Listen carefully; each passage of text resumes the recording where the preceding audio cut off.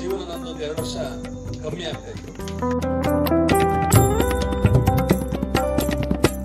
ಇವತ್ತು ಒಂದ್ ದಿವಸ ಬಂದಿದ್ದಕ್ಕೆ ನನಗೆ 10 ವರ್ಷ ಎಷ್ಟು ಜಾಸ್ತಿ ಆಗ್ತದೆ ಸರ್. ಅದು ಈ ಶರಣ ಸಾಹಿತ್ಯದಲ್ಲಿ ವ್ಯವಹಾರ ಸೂತ್ರಗಳು ಅಂದ್ರೆ ಒಂದು ನಾನು ನನ್ನ ಜೀವನದಲ್ಲಿ ನಾನು ಅರ್ಥ ಮಾಡ್ಕೊಂಡಿರೋದು ಅಂದ್ರೆ ಯಾವ್ದಾರು ವ್ಯವಹಾರಕ್ಕೆ ನಾವು ಪೂರ್ಣ ನಾವು ಅದಕ್ಕೆ ನಮ್ಮನ್ನ ಅರ್ಪಿಸ್ಕೊಂಡ್ರೆ ಅದು ಮುಂದೆ ಎಲ್ಲೆಲ್ಲೋ ಒಂದು ಕಡೆ ನಮಗೆ ಅದು ಖಂಡಿತವಾಗಿ ಕೈ ಹಿಡಿಯುತ್ತೆ. ಅಟೇನಿ ಕಷ್ಟಗಳಿಂದಲೇ ಯಾವ ವ್ಯವಹಾರನೂ ಕೈ ಹಿಡಿಯಲ್ಲ. ಶರಣರಿಗೆ ಶರಣೆಂಬುದ ಕರುಣಿಸ ಕೂಡಲ ಸಂಗಮ ದೇವ, ನಿಮ್ಮ ಶರಣರಿಗೆ ಶರಣೆಂಬುದ ಕರುಣಿಸ ಕೂಡಲ ಸಂಗಮ ದೇವ. ನಾನು ನಮ್ಮ ತಂದೆ ಇದ್ದಿದ್ರಿಂದ ಬೀದಿಗೆ ಬರ್ಲಿಲ್ಲ, ಬಟ್ ವ್ಯವಹಾರ ಕಳ್ಕೊಂಡು ವಾಪಸ್ ಚಿಕ್ಕಮಗಳೂರಿಗೆ ಬಂದೆ. ಆ ಮಗು ವಾಸ್ತವವಾಗಿ ಚಿಕ್ಕಂದಲ್ಲಿ ದೇವರಿದ್ದಂಗೆ ಅಂತೇಳಿ ಪ್ರಾಯಶಃ ದೇವರಂತ ಮಗು ಬರ್ತಾ ಬರ್ತಾ ಬರ್ತಾ ಬರ್ತಾ ಯಾವ್ಯಾವ್ದೋ ಕಾರಣಕ್ಕೆ ಇನ್ನೂ ದೊಡ್ಡ ದೇವರಾಗೋದ್ರ ಬದಲು ಘನದೇವರಾಗೋದ್ರ ಬದಲು ಏನೇನಾಗ್ತಾ ಇದೆ ಅಂತಕ್ಕಂಥ ಅನೇಕ ಮಾರ್ಗ ಇಲ್ಲ ಅಂತೇಳಿ ಮನೆಯ ಮೊದಲ ಪಾಠಶಾಲೆ ಜನನಿ ತಾನೇ ಮೊದಲ ಗುರು, ಜನನಿಯಿಂದ ಪಾಠ ಕಲಿತ ಜನರು ಧನ್ಯರು. ಈ ತರ ಒಟ್ಟು 3000 ಟೈಟಲ್ಗಳನ್ನ ಇಡೀ ದೇಶದಿಂದ ನಾವು ಪಬ್ಲಿಷ್ ಮಾಡಿದ್ದೀವಿ ಇವತ್ತಿನವರೆಗೆ. ಚಿಕ್ಕಮಗಳೂರಲ್ಲಿ ಪುಸ್ತಕ ಮುದ್ರಣ ವಿಚಾರವಾಗಿ ಸುಮಾರು 52 ಜನ ಕೆಲಸ ಮಾಡ್ತಾ ಇದ್ದಾರೆ. ದೊಡ್ಡ ದೊಡ್ಡ ಸಮಾರಂಭದಲ್ಲಿ ಮಾತಾಡ್ಬೇಕಾದ್ರೆ ಖಚಿತವಾಗಿ ಹೇಳ್ತೀನಿ, ನನ್ನ ಬಾಯಿ ಮಾತಾಡುತ್ತೆ, ಕೇಳಿದ್ರೆ ಕಿವಿ ಕೇಳುತ್ತೆ. ಆದ್ರೆ ಈ ಪುಟ್ಟ ಸಮಾರಂಭದಲ್ಲಿ ಇದೆಯಲ್ಲ, ಖಚಿತವಾಗಿ ನನ್ನ ಬಾಯಿ ಮಾತಾಡಲ್ಲ, ಪ್ರಸಂಗ ನನ್ನ ಹೃದಯನೇ ಮಾತಾಡುತ್ತೆ. ಕೇಳಿದ್ರೆ ಕಿವಿ ಕೇಳಬಾರ್ದು, ಕೇಳಿದ್ರೆ ಹೃದಯನೇ ಕೇಳಬೇಕು. 1000 ತೊಂಡೆಕಾಯಿಗಿಂತ 10 ಕಲ್ಲಂಗಡಿ ಹಣ್ಣು ಡೆಫಿನೆಟ್ ವ್ಯಾಲ್ಯೂಬಲ್, ಡೆಫಿನೆಟ್ ಶ್ರೇಷ್ಠ ಅಂತೇಳಿ ಹೇಳೋಣ. ಎಲ್ಲ ಹೇಳಿದ್ದಾರೆ ವಚನ ಸಾಹಿತ್ಯದಲ್ಲಿ, ಬಸವಣ್ಣವ್ರು ಎಲ್ಲ ಹೇಳಿದ್ದಾರೆ ಅಂತಿರಲ್ಲ. ಈ GST ಬಗ್ಗೆ ಏನ್ರ ಹೇಳಿದಾರೆ ಅಂತ. ಖಂಡವ ತುಂಬಿದ ಬಳಿಕ ಸುಂಕವ ಕೊಟ್ಟಲ್ಲದೆ ಇರಬಾರದು. ಬಡವನಾದರಿಗೆ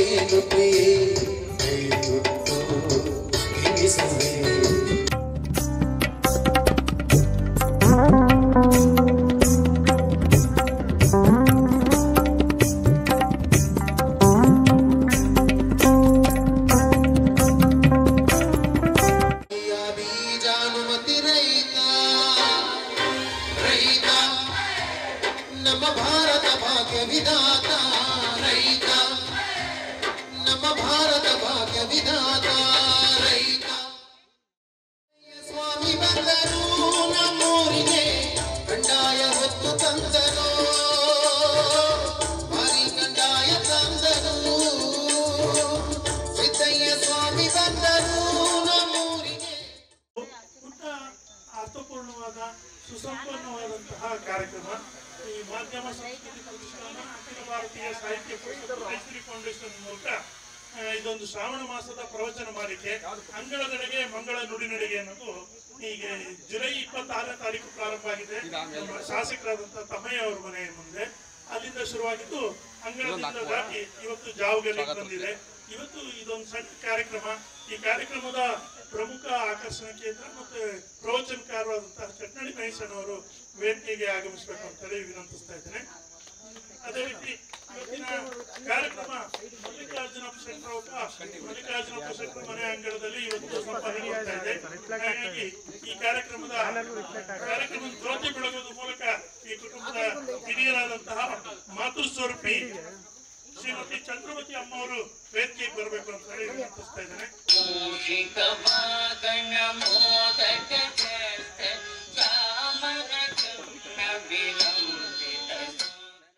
ಶರಣರಿಗೆ ಶರಣೆಂಬುದ ಕರುಣಿಸ ಕೂಡಲ ಸಂಗಮ ದೇವ, ನಿಮ್ಮ ಶರಣರಿಗೆ ಶರಣೆಂಬುದ ಕರುಣಿಸ ಕೂಡಲ ಸಂಗಮ ದೇವ.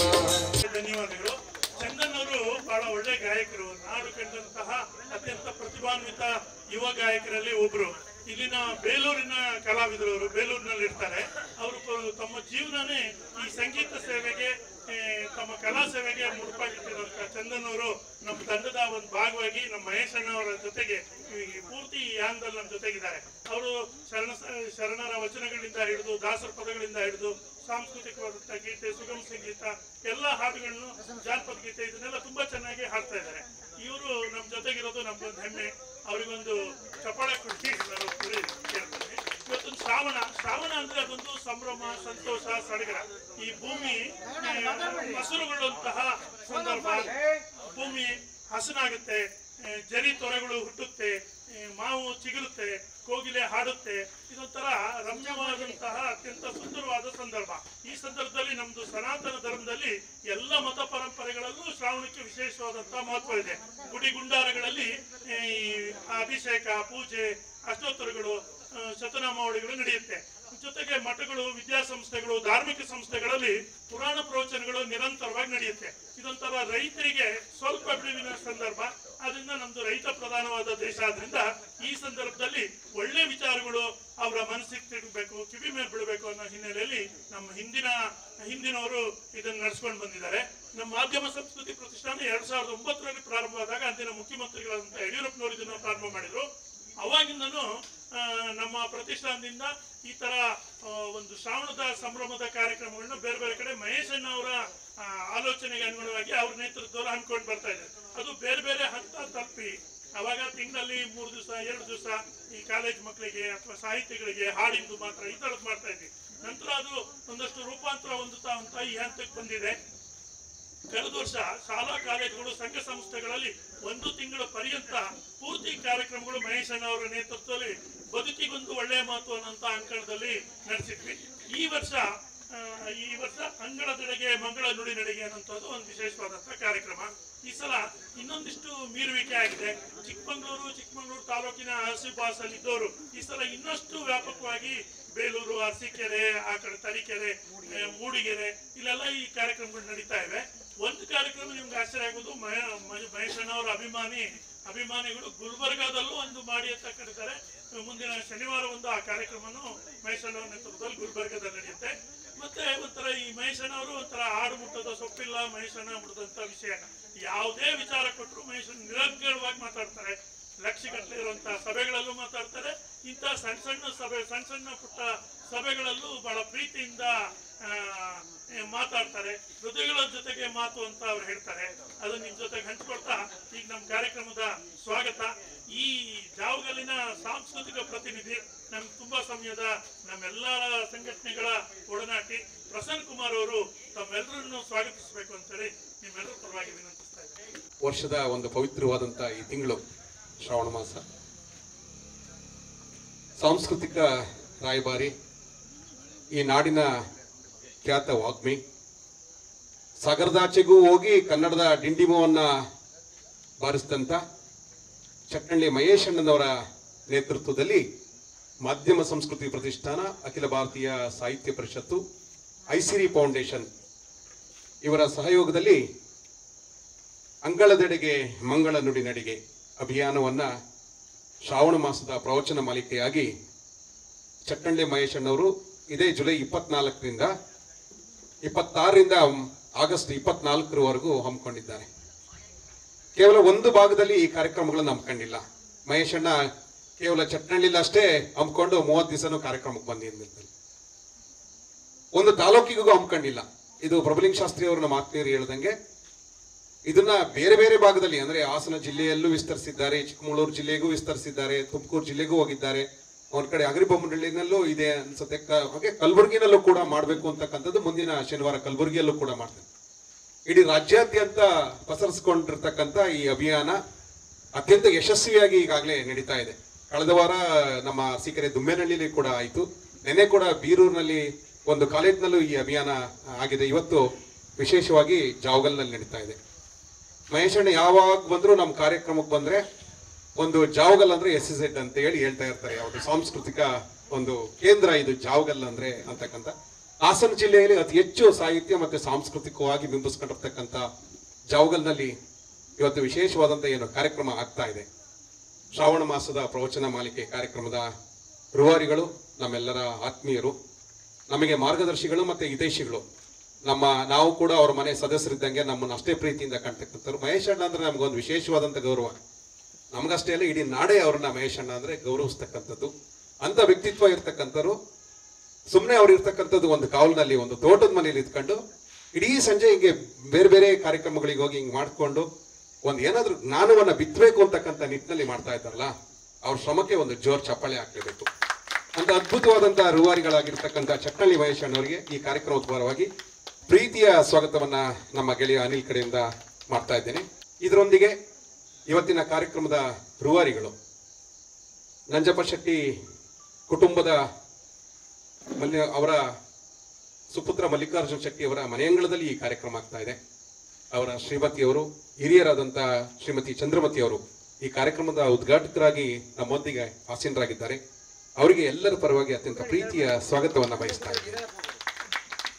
ಹಾಗೆಯೇ ಈ ಕಾರ್ಯಕ್ರಮದಲ್ಲಿ ಇಡೀ ಕಾರ್ಯಕ್ರಮದ ಅಭಿಯಾನದಲ್ಲಿ ಇರ್ತಕ್ಕಂಥವರು ನಮ್ಮ ಮಾಧ್ಯಮ ಸಂಸ್ಕೃತಿ ಪ್ರತಿಷ್ಠಾಪನದ ರೂವಾರಿಗಳಾದವು, ನಮಗೆ ಅತ್ಯಂತ ಆತ್ಮೀಯರು, ಸಾಂಸ್ಕೃತಿಕವಾಗಿ ಮತ್ತೆ ಸಾಹಿತ್ಯದ ಅತಿ ಹೆಚ್ಚು ಕೆಲಸವನ್ನ ಮಾಡ್ತಿರ್ತಕ್ಕಂಥ ಶ್ರೀಯುತ ಪ್ರಭುಲಿಂಗ ಶಾಸ್ತ್ರಿ ಸರ್ ಅವರು ನಮ್ಮೊಟ್ಟಿಗಿದ್ದಾರೆ ಈ ಕಾರ್ಯಕ್ರಮದಲ್ಲಿ. ಅವರಿಗೆ ಪ್ರೀತಿಯ ಸ್ವಾಗತವನ್ನ ಬಯಸ್ತಾ ಇದ್ದೀನಿ.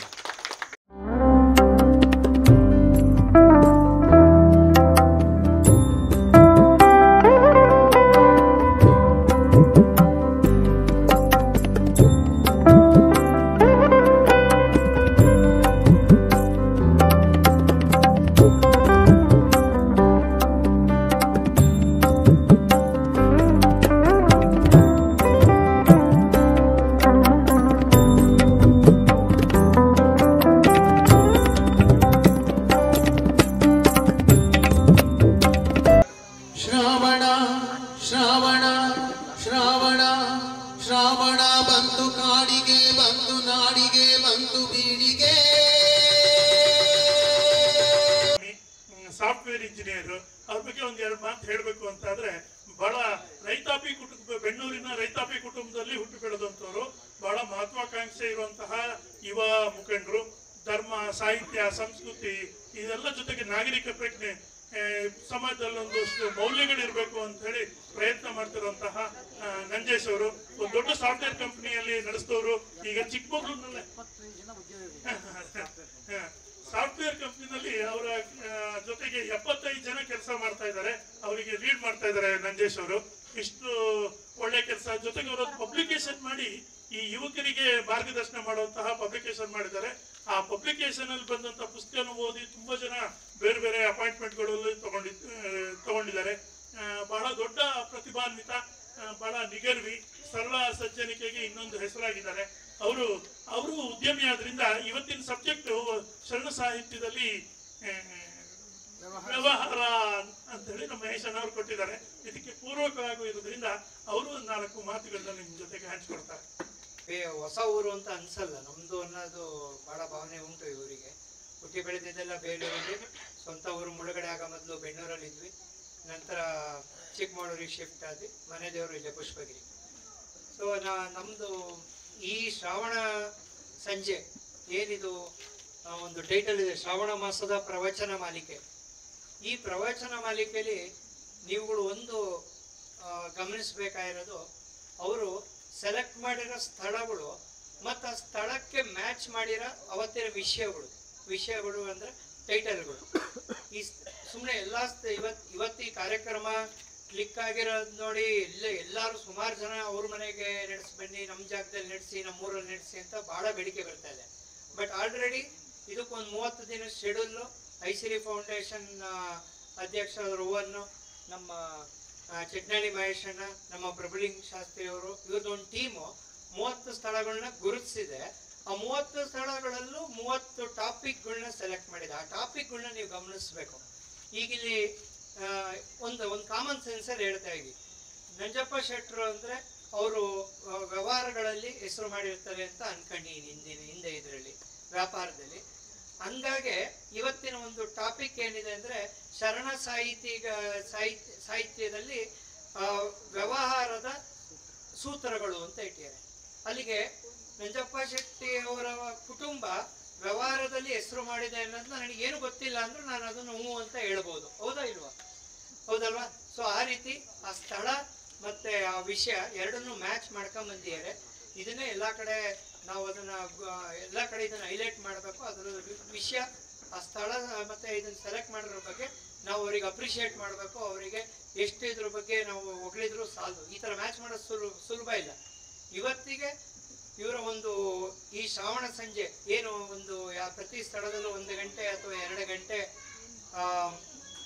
ಕಾರ್ಯಕ್ರಮ ನಡೆಯುತ್ತೋ, ಇದರಲ್ಲಿ ಹಲವಾರು ವಿಚಾರಗಳು, ಆ ವಿಷಯಕ್ಕೆ ಸಂಬಂಧಪಟ್ಟಿದ ವಿಚಾರಗಳನ್ನ ಚರ್ಚೆ ಆಗ್ತಾವಲ್ಲ, ಆ 1 ಅವರ್ ಅಥವಾ 2 ಗಂಟೆಗಳ ಕಾಲ ನಮ್ಮ ಮನೆ ಕಡೆ ಯಾವ್ದು ಯೋಚನೆಗಳು ಅಥವಾ ನಮ್ಮ ವ್ಯವಹಾರಗಳು ಯೋಚನೆಗಳು ಬಿಟ್ಟು ಇಲ್ಲಿ ಕಂಪ್ಲೀಟ್ ನಮ್ಮನ್ನು ನಾವು ಇಲ್ಲಿ ತೊಡಗಿಸ್ಕೊಂತೀವಿ. ಒಂದು ಥಿಯೇಟ್ರಿಗೆ ಹೋಗಿ ಫಿಲಮ್ ನೋಡ್ದಂಗೆ 2 ಅವರ್ ನಾವು ಯಾವ ಮೊಬೈಲ್ ನೋಡ್ದಂಗೆ, ಯಾವ ರೀತಿ ಆ ಕಡೆ ಗಮನ ಕೊಡೋದಂಗೆ ಈ ಕಡೆಗೆ ಗಮನ ಕೊಡಂಗೆ ನಮ್ಮನ್ನು ಎಳೆದಿಟ್ಟು ಹಿಡ್ಕೊಂತಾರೆ. ಮಧ್ಯೆ ನಮಗೆ ಇನ್ನೂ ಒಂದು ಖುಷಿ ಆಗ್ಲಿ ಮನಸ್ಸಿಗೆ ಅಂತೇಳಿ ಚಂದನ್ ಅವರ ಹಾಡುಗಳು ಬಹಳ ಪ್ರಾಮುಖ್ಯತೆ ವಹಿಸ್ತಾ ಇದ್ದಾವೆ. ಇದರಲ್ಲಿ ಆ ವಿಚಾರಕ್ಕೆ ಸಂಬಂಧಪಟ್ಟಿದ್ದ ಹಾಡುಗಳು ಹೇಳ್ತಾರೆ, ಇವತ್ತಿನ ಒಂದು ಶರಣ ಸಾಹಿತ್ಯಕ್ಕೆ ಸಂಬಂಧಪಟ್ಟಿದ್ದು ಹೇಳ್ತಾರೆ. ನಮಗೆ ಈ ಹಾಡುಗಳು ಕೂಡ ನಮಗೆ ಮನಸ್ಸಿಗೆ ಬಹಳ ನೆಮ್ಮದಿ ಕೊಡ್ತವೆ. ಈ 2 ಗಂಟೆಗಳ ಕಾಲ 1.5 ಗಂಟೆಗಳ ಕಾಲ ಎಲ್ಲರಿಗೂ ಅವ್ರದೇ ಜೀವನದ ಒಂದು ಕಮಿಟ್ಮೆಂಟ್ಗಳು ಇರ್ತಾವೆ. ಅದರಿಂದ ಹೊರಗೆ ಬಂದು ಇಲ್ಲಿ ನಾವು ಸಮಯ ಕೊಡ್ತಾ ಇದ್ದೀವಿ. ಅದು ಒಂದು ಭಾಳ ಖುಷಿಯಾದ ವಿಷಯ. ಜೊತೆಗೆ ಮುಖ್ಯವಾಗಿ ಇವತ್ತಿನ ಮೊಬೈಲ್ ಯುಗದಲ್ಲಿ ನಾವು ಆದಷ್ಟು ಮಕ್ಕಳನ್ನ ಕರ್ಕೊಂಡ್ಬಂದು ಇಲ್ಲಿ ಕೂರಿಸ್ಬೇಕು ಅನ್ನೋದು ಒಂದು ಉದ್ದೇಶ. ಈ ಕಾರ್ಯಕ್ರಮಗಳ ಶ್ರಾವಣ ಸಂಜೆಯಲ್ಲಿ ಅದು ಒಂದು ಉದ್ದೇಶ. ಇವತ್ತಿನ ಮಕ್ಕಳುಗಳು ಮೊಬೈಲ್ ಕೊಡ್ಲಿಲ್ಲ ಅಂದ್ರೆ ನನ್ನ ಮಗಳು ಕೂಡ ಸೇರಿ ಹೇಳ್ತಾ ಇದ್ದೀನಿ, ಅವಳಿಗೆ ಹೊರ್ತಲ್ಲ, ಮೊಬೈಲ್ ಕೊಡ್ಲಿಲ್ಲ ಅಂದ್ರೆ ಊಟಕ್ಕೆ ನಾವು ಒಳಗೆ ಹೋಗಲ್ಲ. ಅದೇ ಆಮೇಲೆ ಎಷ್ಟು ಕ್ವಾಂಟಿಟಿ ಊಟ ಮಾಡ್ತಿದ್ದೀವಿ ಅನ್ನೋದು ಗೊತ್ತಾಗಲ್ಲ. ಆ ಥರ ಮೊಬೈಲಿಗೆ ಅಡಿಕ್ಷನ್ ಆಗಿದ್ದಾರೆ. ಅಂಥ ಟೈಮಲ್ಲಿ ಇಂಥದಕ್ಕೆ ಅವ್ರನ್ನ ಕರ್ಕೊಂಡ್ಬಂದು ಎಳೆದು ಕೂರಿಸ್ಕೊಂಡ್ರೆ 2 ಗಂಟೆನಾರು ಮೊಬೈಲಿಂದ ದೂರ ಇದ್ದು ಬಿಡುವಿದ್ದು ಅವ್ರಿಗೆ ಏನಾದ್ರು ಒಳ್ಳೆ ವಿಚಾರಗಳು ಅವ್ರ ಮನಸ್ಸಿಗೆ ಮುಟ್ತವೆ ಅನ್ನೋದಕ್ಕೆ ಇಂಥ ಕಾರ್ಯಕ್ರಮಗಳಿಗೆ ಅವ್ರ ಪೇರೆಂಟ್ಸ್ಗಳು ಕರ್ಕೊಂಬರ್ಬೇಕು ಅಂತ ನನ್ನೊಂದು ಕೋರಿಕೆ. ನಂತರ ಅವಾಗ ಹೇಳ್ದಂಗೆ ಸ್ಥಳ ಮತ್ತು ವಿಷಯನ ಮ್ಯಾಚ್ ಮಾಡಿದ್ದಾರೆ ಪ್ರತಿ ಒಂದು 30 ದಿನಕ್ಕೂ. ಅದೇ ಥರ ಉದ್ಘಾಟನೆ ಮಾಡೋ ವ್ಯಕ್ತಿನೂ ಅದಕ್ಕೆ ಸಂಬಂಧಪಟ್ಟಿರೋಂಗೆ ಅವ್ರನ್ನ ಇನ್ವೈಟ್ ಮಾಡ್ತಾ ಇದ್ದಾರೆ. ಇದಕ್ಕೇನು ಶರಣ ಸಾಹಿತ್ಯದಲ್ಲಿ ವ್ಯವಹಾರ ಸೂತ್ರಗಳಿಗೆ ನಾನು ಒಂದು ವ್ಯವಹಾರಗಳಲ್ಲಿ ಅಥವಾ ಬಿಸ್ನೆಸ್ ಅಲ್ಲಿ ಏನೋ ಒಂಚೂರು ಒಂದು ಸ್ವಲ್ಪ ಕೆಲಸ ಜಾಸ್ತಿ ಮಾಡಿದ್ದೀನಿ ಅನ್ನೋ ಉದ್ದೇಶಕ್ಕೆ ಅವರು ಗೌರವ ಇಟ್ಟು ನನ್ನ ಕೆಲಸಕ್ಕೆ ಬೆಲೆ ಕೊಟ್ಟು ಕರ್ಕೊಂಡ್ಬಂದಿದ್ದಾರೆ. ನಮ್ಮ ತಂದೆ ಇಲ್ಲೇ HG ಆಫೀಸಲ್ಲೇ ಅಸಿಸ್ಟೆಂಟ್ ಕಂಟ್ರೋಲರ್ ಆಗಿ ರಿಟೈರ್ಡ್ ಆದವರು. ಬಟ್ ನಮಗೇನು ಬಿಸ್ನೆಸ್ ಬ್ಯಾಕ್ಗ್ರೌಂಡ್, ವ್ಯವಹಾರದ ಬ್ಯಾಕ್ಗ್ರೌಂಡ್ ಯಾವುದೇ ಇಲ್ಲ. ಅವ್ರು ಹೇಳ್ದಂಗೆ ನಾವು ರೈತಾಪಿ ವರ್ಗದಲ್ಲಿ ಬಂದವರು. ನಮ್ಮ ತಂದೆ HG ಆಫೀಸಲ್ಲಿ ಅಸಿಸ್ಟೆಂಟ್ ಕಂಟ್ರೋಲರ್ ಆಗಿ ರಿಟೈರ್ಡ್ ಆದವರು. ಸೊ ನಮಗೆ ಯಾವುದು ವ್ಯವಹಾರದ ಜ್ಞಾನ ಏನು ಇರಲಿಲ್ಲ ನಮ್ಮಲ್ಲಿ. ಬಟ್ ಏನು ಅಂದರೆ ಈ ಶರಣ ಸಾಹಿತ್ಯದಲ್ಲಿ ವ್ಯವಹಾರ ಸೂತ್ರಗಳು ಅಂದರೆ ನಾನು ನನ್ನ ಜೀವನದಲ್ಲಿ ನಾನು ಅರ್ಥ ಮಾಡ್ಕೊಂಡಿರೋದು ಅಂದರೆ ಯಾವ್ದಾರೋ ವ್ಯವಹಾರಕ್ಕೆ ನಾವು ಪೂರ್ಣ ನಾವು ಅದಕ್ಕೆ ನಮ್ಮನ್ನು ಅರ್ಪಿಸ್ಕೊಂಡ್ರೆ ಅದು ಮುಂದೆ ಎಲ್ಲೆಲ್ಲೋ ಒಂದು ಕಡೆ ನಮಗೆ ಅದು ಖಂಡಿತವಾಗಿ ಕೈ ಹಿಡಿಯುತ್ತೆ. ಆ ಟೈಮಿಗೆ ಕಷ್ಟಗಳಿಲ್ದಲ್ಲಿ ಯಾವ ವ್ಯವಹಾರನೂ ಕೈ ಹಿಡಿಯಲ್ಲ. ಕಷ್ಟಗಳು, ವೇರಿಯೇಷನ್ಸ್ಗಳು, ಅಪ್ಸ್ ಆ್ಯಂಡ್ ಡೌನ್ಸ್ ಜೀವನದಲ್ಲಿ ವ್ಯವಹಾರಗಳಲ್ಲಿ ಬಂದೇ ಬರ್ತವೆ. ಸೊ ಅದನ್ನೆಲ್ಲ ಮೀರಿ ನಾವು ನಿಂತಾಗ ಮಾತ್ರ ವ್ಯವಹಾರಗಳು ಕೈ ಹಿಡಿತವೆ. ಆ ದೇವರು ಇಂಡೈರೆಕ್ಟ್ ಆಗಿ ನಮಗೆ ಕೈ ಹಿಡಿಯುತ್ತೆ ಅನ್ನೋದನ್ನ ನಾನು ನಂಬಿ ನಮ್ಮ ತಂದೆಯವರು ಹೇಳ್ಕೊಟ್ಟಂಗೆ ನಾವು ನಡ್ಕೊಂಡ್ಬಂದಿದ್ದೀವಿ. ಅದು ವ್ಯವಹಾರದಲ್ಲೂ ನಮಗೆ ಕೈ ಹಿಡಿಯಿತು. ಚಿಕ್ಕಮಗಳೂರು ಇಂಜಿನಿಯರಿಂಗ್ ಕಾಲೇಜಲ್ಲಿ 10 ವರ್ಷ ಪ್ರೊಫೆಸರ್ ಆಗಿದ್ದೆ. ಆ ಪಾಠ ಮಾಡುವಾಗ ನಾನು ಒಂದು ಇದೇ ಥರ ಪುಸ್ತಕಗಳು ಕೊಟ್ಟಾಗ ನನಗೆ ಯಾವಾಗಲೂ ಖುಷಿ ಪುಸ್ತಕಗಳು ಓದೋಕ್ಕೆ ನೋಡೋಕ್ಕೆ. ಆವಾಗ ನಾನು ಇಂಜಿನಿಯರಿಂಗ್ ಕಾಲೇಜುಗಳಿಗೆ ವಿದ್ಯಾರ್ಥಿಗಳಿಗೆ ಒಂದು ಅರ್ಥ ಆಗಲಿ ಅಂತೇಳಿ, ಈಸಿಯಾಗಿ ಅರ್ಥ ಆಗಲಿ ಅಂತ ಹೇಳ್ಬಿಟ್ಟು ಒಂದು ಪುಸ್ತಕ ಬರೆದೆ, C ಪ್ರೋಗ್ರಾಮಿಂಗ್ ಮತ್ತು ಪೈಥಾನ್, ಇದು ಮೊಬೈಲ್ ಅಪ್ಲಿಕೇಶನ್ ಹೆಂಗೆ ಡೆವಲಪ್ ಮಾಡೋದು ಅಂತ. ಆ ಪುಸ್ತಕಗಳು ಅದನ್ನು ನಾನು ವ್ಯವಹಾರವಾಗಿ ಹೆಂಗೆ ತಿರುಗಿಸ್ಕೊಂಡೆ ಅಂದರೆ ವಿದಿನ್ ಎ ಸ್ಪ್ಯಾನ್ ಆಫ್ 2014ರಲ್ಲಿ ನಾನು ಪುಸ್ತಕ ಬರೆದಿದ್ದು 10 ವರ್ಷದಲ್ಲಿ 3 ನಿಮಿಷದಲ್ಲಿ ಮುಗಿಸ್ತೀನಿ ನನ್ನ ಮಾತನ್ನ. 10 ವರ್ಷದಲ್ಲಿ ಇವತ್ತಿಗೆ 10 ವರ್ಷ ಆಗಿದೆ. ಈ 10 ವರ್ಷದಲ್ಲಿ ಒಂದು ವ್ಯವಹಾರನ ನಾನು ಬಿಗಿಯಾಗಿ ಹಿಡ್ಕೊಂಡು ಕೆಲಸ ಮಾಡಿದ್ದಕ್ಕೆ ಇವತ್ತು ಈ ಮಟ್ಟಿಗೆ ತಗೊಬಂತು ಅಂತ ಹೇಳಕ್ಕೆ ಒಂದು ಇಷ್ಟಪಡ್ತೀನಿ. ಅದೇನು ಅಂದರೆ ಒಂದು ಸಣ್ಣ ವೇರಿಯೇಷನ್ಗಳು. 10 ವರ್ಷದನ್ನ 3 ನಿಮಿಷದಲ್ಲಿ ಮುಗಿಸ್ತೀನಿ. 2014ರಲ್ಲಿ ಪುಸ್ತಕ ಬರೆದೆ. ನಾನಿನ್ನು ಹೊಸದಾಗಿ ಬರೆದಿರೋ ಆಥರ್ ಆಗಿದ್ದೆ, ಲೇಖಕ ಆಗಿದ್ದೆ. ಯಾರೂ ಗುರುತಿಸಲ್ಲ. ಪ್ರತಿಯೊಂದು ಇಂಜಿನಿಯರಿಂಗ್ ಕಾಲೇಜಿಗೆ, ಅವತ್ತಿಗೆ 150 ಇಂಜಿನಿಯರಿಂಗ್ ಕಾಲೇಜಿಗೂ ಖುದ್ದಾಗಿ ಕೆಲವು ಇಂಜಿನಿಯರಿಂಗ್ ಕಾಲೇಜುಗಳಿಗೆ ನಾನು ಪುಸ್ತಕ ಮಾರಕ್ಕೆ ಬಂದೀನಿ ಅಂತ ಹೇಳ್ಕೊಂಡಿನಿ. ಪರಿಚಯ ಇದ್ದ ಕಾಲೇಜುಗಳಲ್ಲಿ ನಾನೇ ಪುಸ್ತಕ ಬರ್ದೀನಿ ಅಂತ ಹೇಳ್ಕೊಂಡಿನಿ. ಬೆಳಗಿನ ಜಾವನೆ ಚಿಕ್ಕಮಗಳೂರು ಬಿಟ್ಬಿಟ್ಟು ಅವೆನ್ಯೂ ರೋಡಲ್ಲಿ ಪುಸ್ತಕ ಮಾರ್ಕೊಂಡು ಬರ್ತಾ ಇದ್ವಿ. ಯಾಕೆಂದರೆ ಒಂದು ನಮಗೆ ಹಠ ಇತ್ತು, ನಮ್ಮ ತಂದೆ ಯಾವುದಕ್ಕೂ ಬಳಸಬಾರ್ದು, ನಮ್ಮದೇ ಆದ ಒಂದು ಐಡೆಂಟಿಟಿ ಕ್ರಿಯೇಟ್ ಮಾಡ್ಕೋಬೇಕು ಅನ್ನೋ ಉದ್ದೇಶದಿಂದ ನಾನು ಪುಸ್ತಕ ಮಾರಿ ನನ್ನ ಕಾಲೇಜಲ್ಲಿ ಅವತ್ತು ಬರ್ತಿದ್ದ ಸಂಬಳ ಒಂದು 20,000 ಇರ್ಬೋದು. ಅದನ್ನು ಹಿಡ್ಕೊಂಡು, ಅದನ್ನು ಬಂಡವಾಳ ಆಗಿ ಹಿಡ್ಕೊಂಡು ಪುಸ್ತಕಗಳು ಮಾರ್ಕೊಂಡು ಈ ಬಿಸ್ನೆಸ್ನ ಸ್ಟಾರ್ಟ್ ಮಾಡಿದ್ದೆ 2014ರಲ್ಲಿ. 14, 15, 16ರಲ್ಲಿ ಸತತವಾಗಿ ಅದು ಆ ಪುಸ್ತಕ ಚೆನ್ನಾಗಿ ಓಡಿ ಅದರಲ್ಲಿ ಸುಮಾರು 14,000 ಕಾಪಿ ಎಲ್ಲ ಓಡಿ ಅದರಲ್ಲಿ ಏನು ಆದಾಯ ಬಂತು. ಅದರಲ್ಲಿ 2018ರಲ್ಲಿ ಬೆಂಗಳೂರಲ್ಲಿ ಒಂದು BPO ತೆರೆದೆ. ಬೆಂಗಳೂರಲ್ಲಿ ಒಂದು ಕಂಪ್ನಿ ತೆಗೆದೆ. ಅದರಲ್ಲಿ ಬಂದ ಆದಾಯದಲ್ಲಿ 18ರಲ್ಲಿ 18, 19, 20 ನಡೀತು. 21 ಕೋವಿಡ್ ಬಂದ ಕಾರಣ ಸುಮಾರು ಸಂಸ್ಥೆಗಳು ಮುಚ್ಚೋದು. ಅದು ಕೋವಿಡ್ ಹೆಂಗೆ ಅಂದರೆ ಎಷ್ಟೋ ಜನ ಬೀದಿಗೆ ಬಂದುಬಿಟ್ರು. ನಾನು ನಮ್ಮ ತಂದೆ ಇದ್ದಿದ್ದರಿಂದ ಬೀದಿಗೆ ಬರಲಿಲ್ಲ. ಬಟ್ ವ್ಯವಹಾರ ಕಳ್ಕೊಂಡು ವಾಪಸ್ ಚಿಕ್ಕಮಗಳೂರಿಗೆ ಬಂದೆ. ಚಿಕ್ಕಮಗಳೂರಿಗೆ ಬಂದಿದ್ದಾಗ ನನಗೆ ಗೊತ್ತಿದ್ದು ಒಂದೇ ಒಂದು ವ್ಯವಹಾರ, ಅದು ಪುಸ್ತಕ ಬರೆಯೋದು, ಮಾರೋದು. ಅದು ಮೊದಲೇ ಕಲ್ತಿದ್ದೆ. ಅದನ್ನು ಒಂದು ಪುಸ್ತಕ ಮುದ್ರಣ ಅಂತ ಒಂದು ಪಬ್ಲಿಕೇಶನ್ ಹೌಸ್ನ ನಾನು ಸ್ಟಾರ್ಟ್ ಮಾಡಬೇಕು ಅಂತೇಳಿ 2021ರಲ್ಲಿ ಫುಲ್ ಟೈಮಲ್ಲಿ ಬಿಸ್ನೆಸ್ಸಿಗೆ ಕೋವಿಡ್ ಆದಮೇಲೆ ಚಿಕ್ಕಮಗಳೂರಲ್ಲೇ ಸ್ಟಾರ್ಟ್ ಮಾಡಿದೆ. ಅದ್ರ ಜೊತೆಗೆ ಸಾಫ್ಟ್ವೇರ್ ಡೆವಲಪ್ಮೆಂಟ್ ನಾನು ಅದರದ್ದೇ ಇದ್ದಿದ್ದರಿಂದ ಇಂಜಿನಿಯರಿಂಗ್ ಕಾಲೇಜ್ ಪಾಠ ಮಾಡ್ತಿದ್ದನ್ನು ಬಿಟ್ಟು ಫುಲ್ ಟೈಮ್ ನಾನು ಸಾಫ್ಟ್ವೇರ್ ಕಂಪ್ನಿನೂ ಸ್ಟಾರ್ಟ್ ಮಾಡಿದೆ. ಇವತ್ತಿಗೆ ನಾವು ಒಟ್ಟು ಈ ಥರ ಇದು ಒಂದು ಪುಸ್ತಕ, ಇದು ಒಂದು ಟೈಟಲ್ ಅಂದರೆ ಈ ಥರ ಒಟ್ಟು 3000 ಟೈಟಲ್ಗಳನ್ನ ಇಡೀ ದೇಶದಿಂದ ನಾವು ಪಬ್ಲಿಷ್ ಮಾಡಿದ್ದೀವಿ ಇವತ್ತಿನವರೆಗೆ. ಚಿಕ್ಕಮಗಳೂರಲ್ಲಿ ಪುಸ್ತಕ ಮುದ್ರಣ ವಿಚಾರವಾಗಿ ಸುಮಾರು 52 ಜನ ಕೆಲಸ ಮಾಡ್ತಾ ಇದ್ದಾರೆ. ಸಾಫ್ಟ್ವೇರ್ ಡೆವಲಪ್ಮೆಂಟ್ ಡೆಲ್ಲಿ ಗುರುಗ್ರಾಮಲ್ಲಿ ಆಫೀಸ್ ತೆಗೆದಿದ್ದೀನಿ, ಅಲ್ಲಿ 10 ಜನ ಕೆಲಸ ಮಾಡ್ತಾ ಇದ್ದಾರೆ. ಇನ್ನೊಂದು ಸಾಫ್ಟ್ವೇರ್ ಡೆವಲಪ್ಮೆಂಟ್ ಔಟ್ಸೋರ್ಸಿಂಗು ಬೆಂಗಳೂರಲ್ಲಿ 8 ಜನ ಕೆಲಸ ಮಾಡ್ತಾರೆ. ಟೋಟಲ್ ಒಂದು 70 ಜನ ಇವತ್ತು ನನ್ನ ಸಂಸ್ಥೆಯಲ್ಲಿ ಕೆಲಸ ಮಾಡ್ತಾ ಇದ್ದಾರೆ. ಇದು ಏನು ಅಂದರೆ ಒಂದು ಹಠ ಏನು ಅಂದರೆ ಅದೇ ಕಾರಣಕ್ಕೂ ದೇವರು ಕಷ್ಟಗಳು ಕೊಡ್ತಾರೆ, ಬಟ್ ನಾವು ಅದನ್ನು ಎದುರಿಸಿ ದೇವರು ಅದೇನು ಮಾಡುತ್ತೆ ಅಂದರೆ ಟೆಸ್ಟ್ ಮಾಡುತ್ತೆ ನಮಗೆ.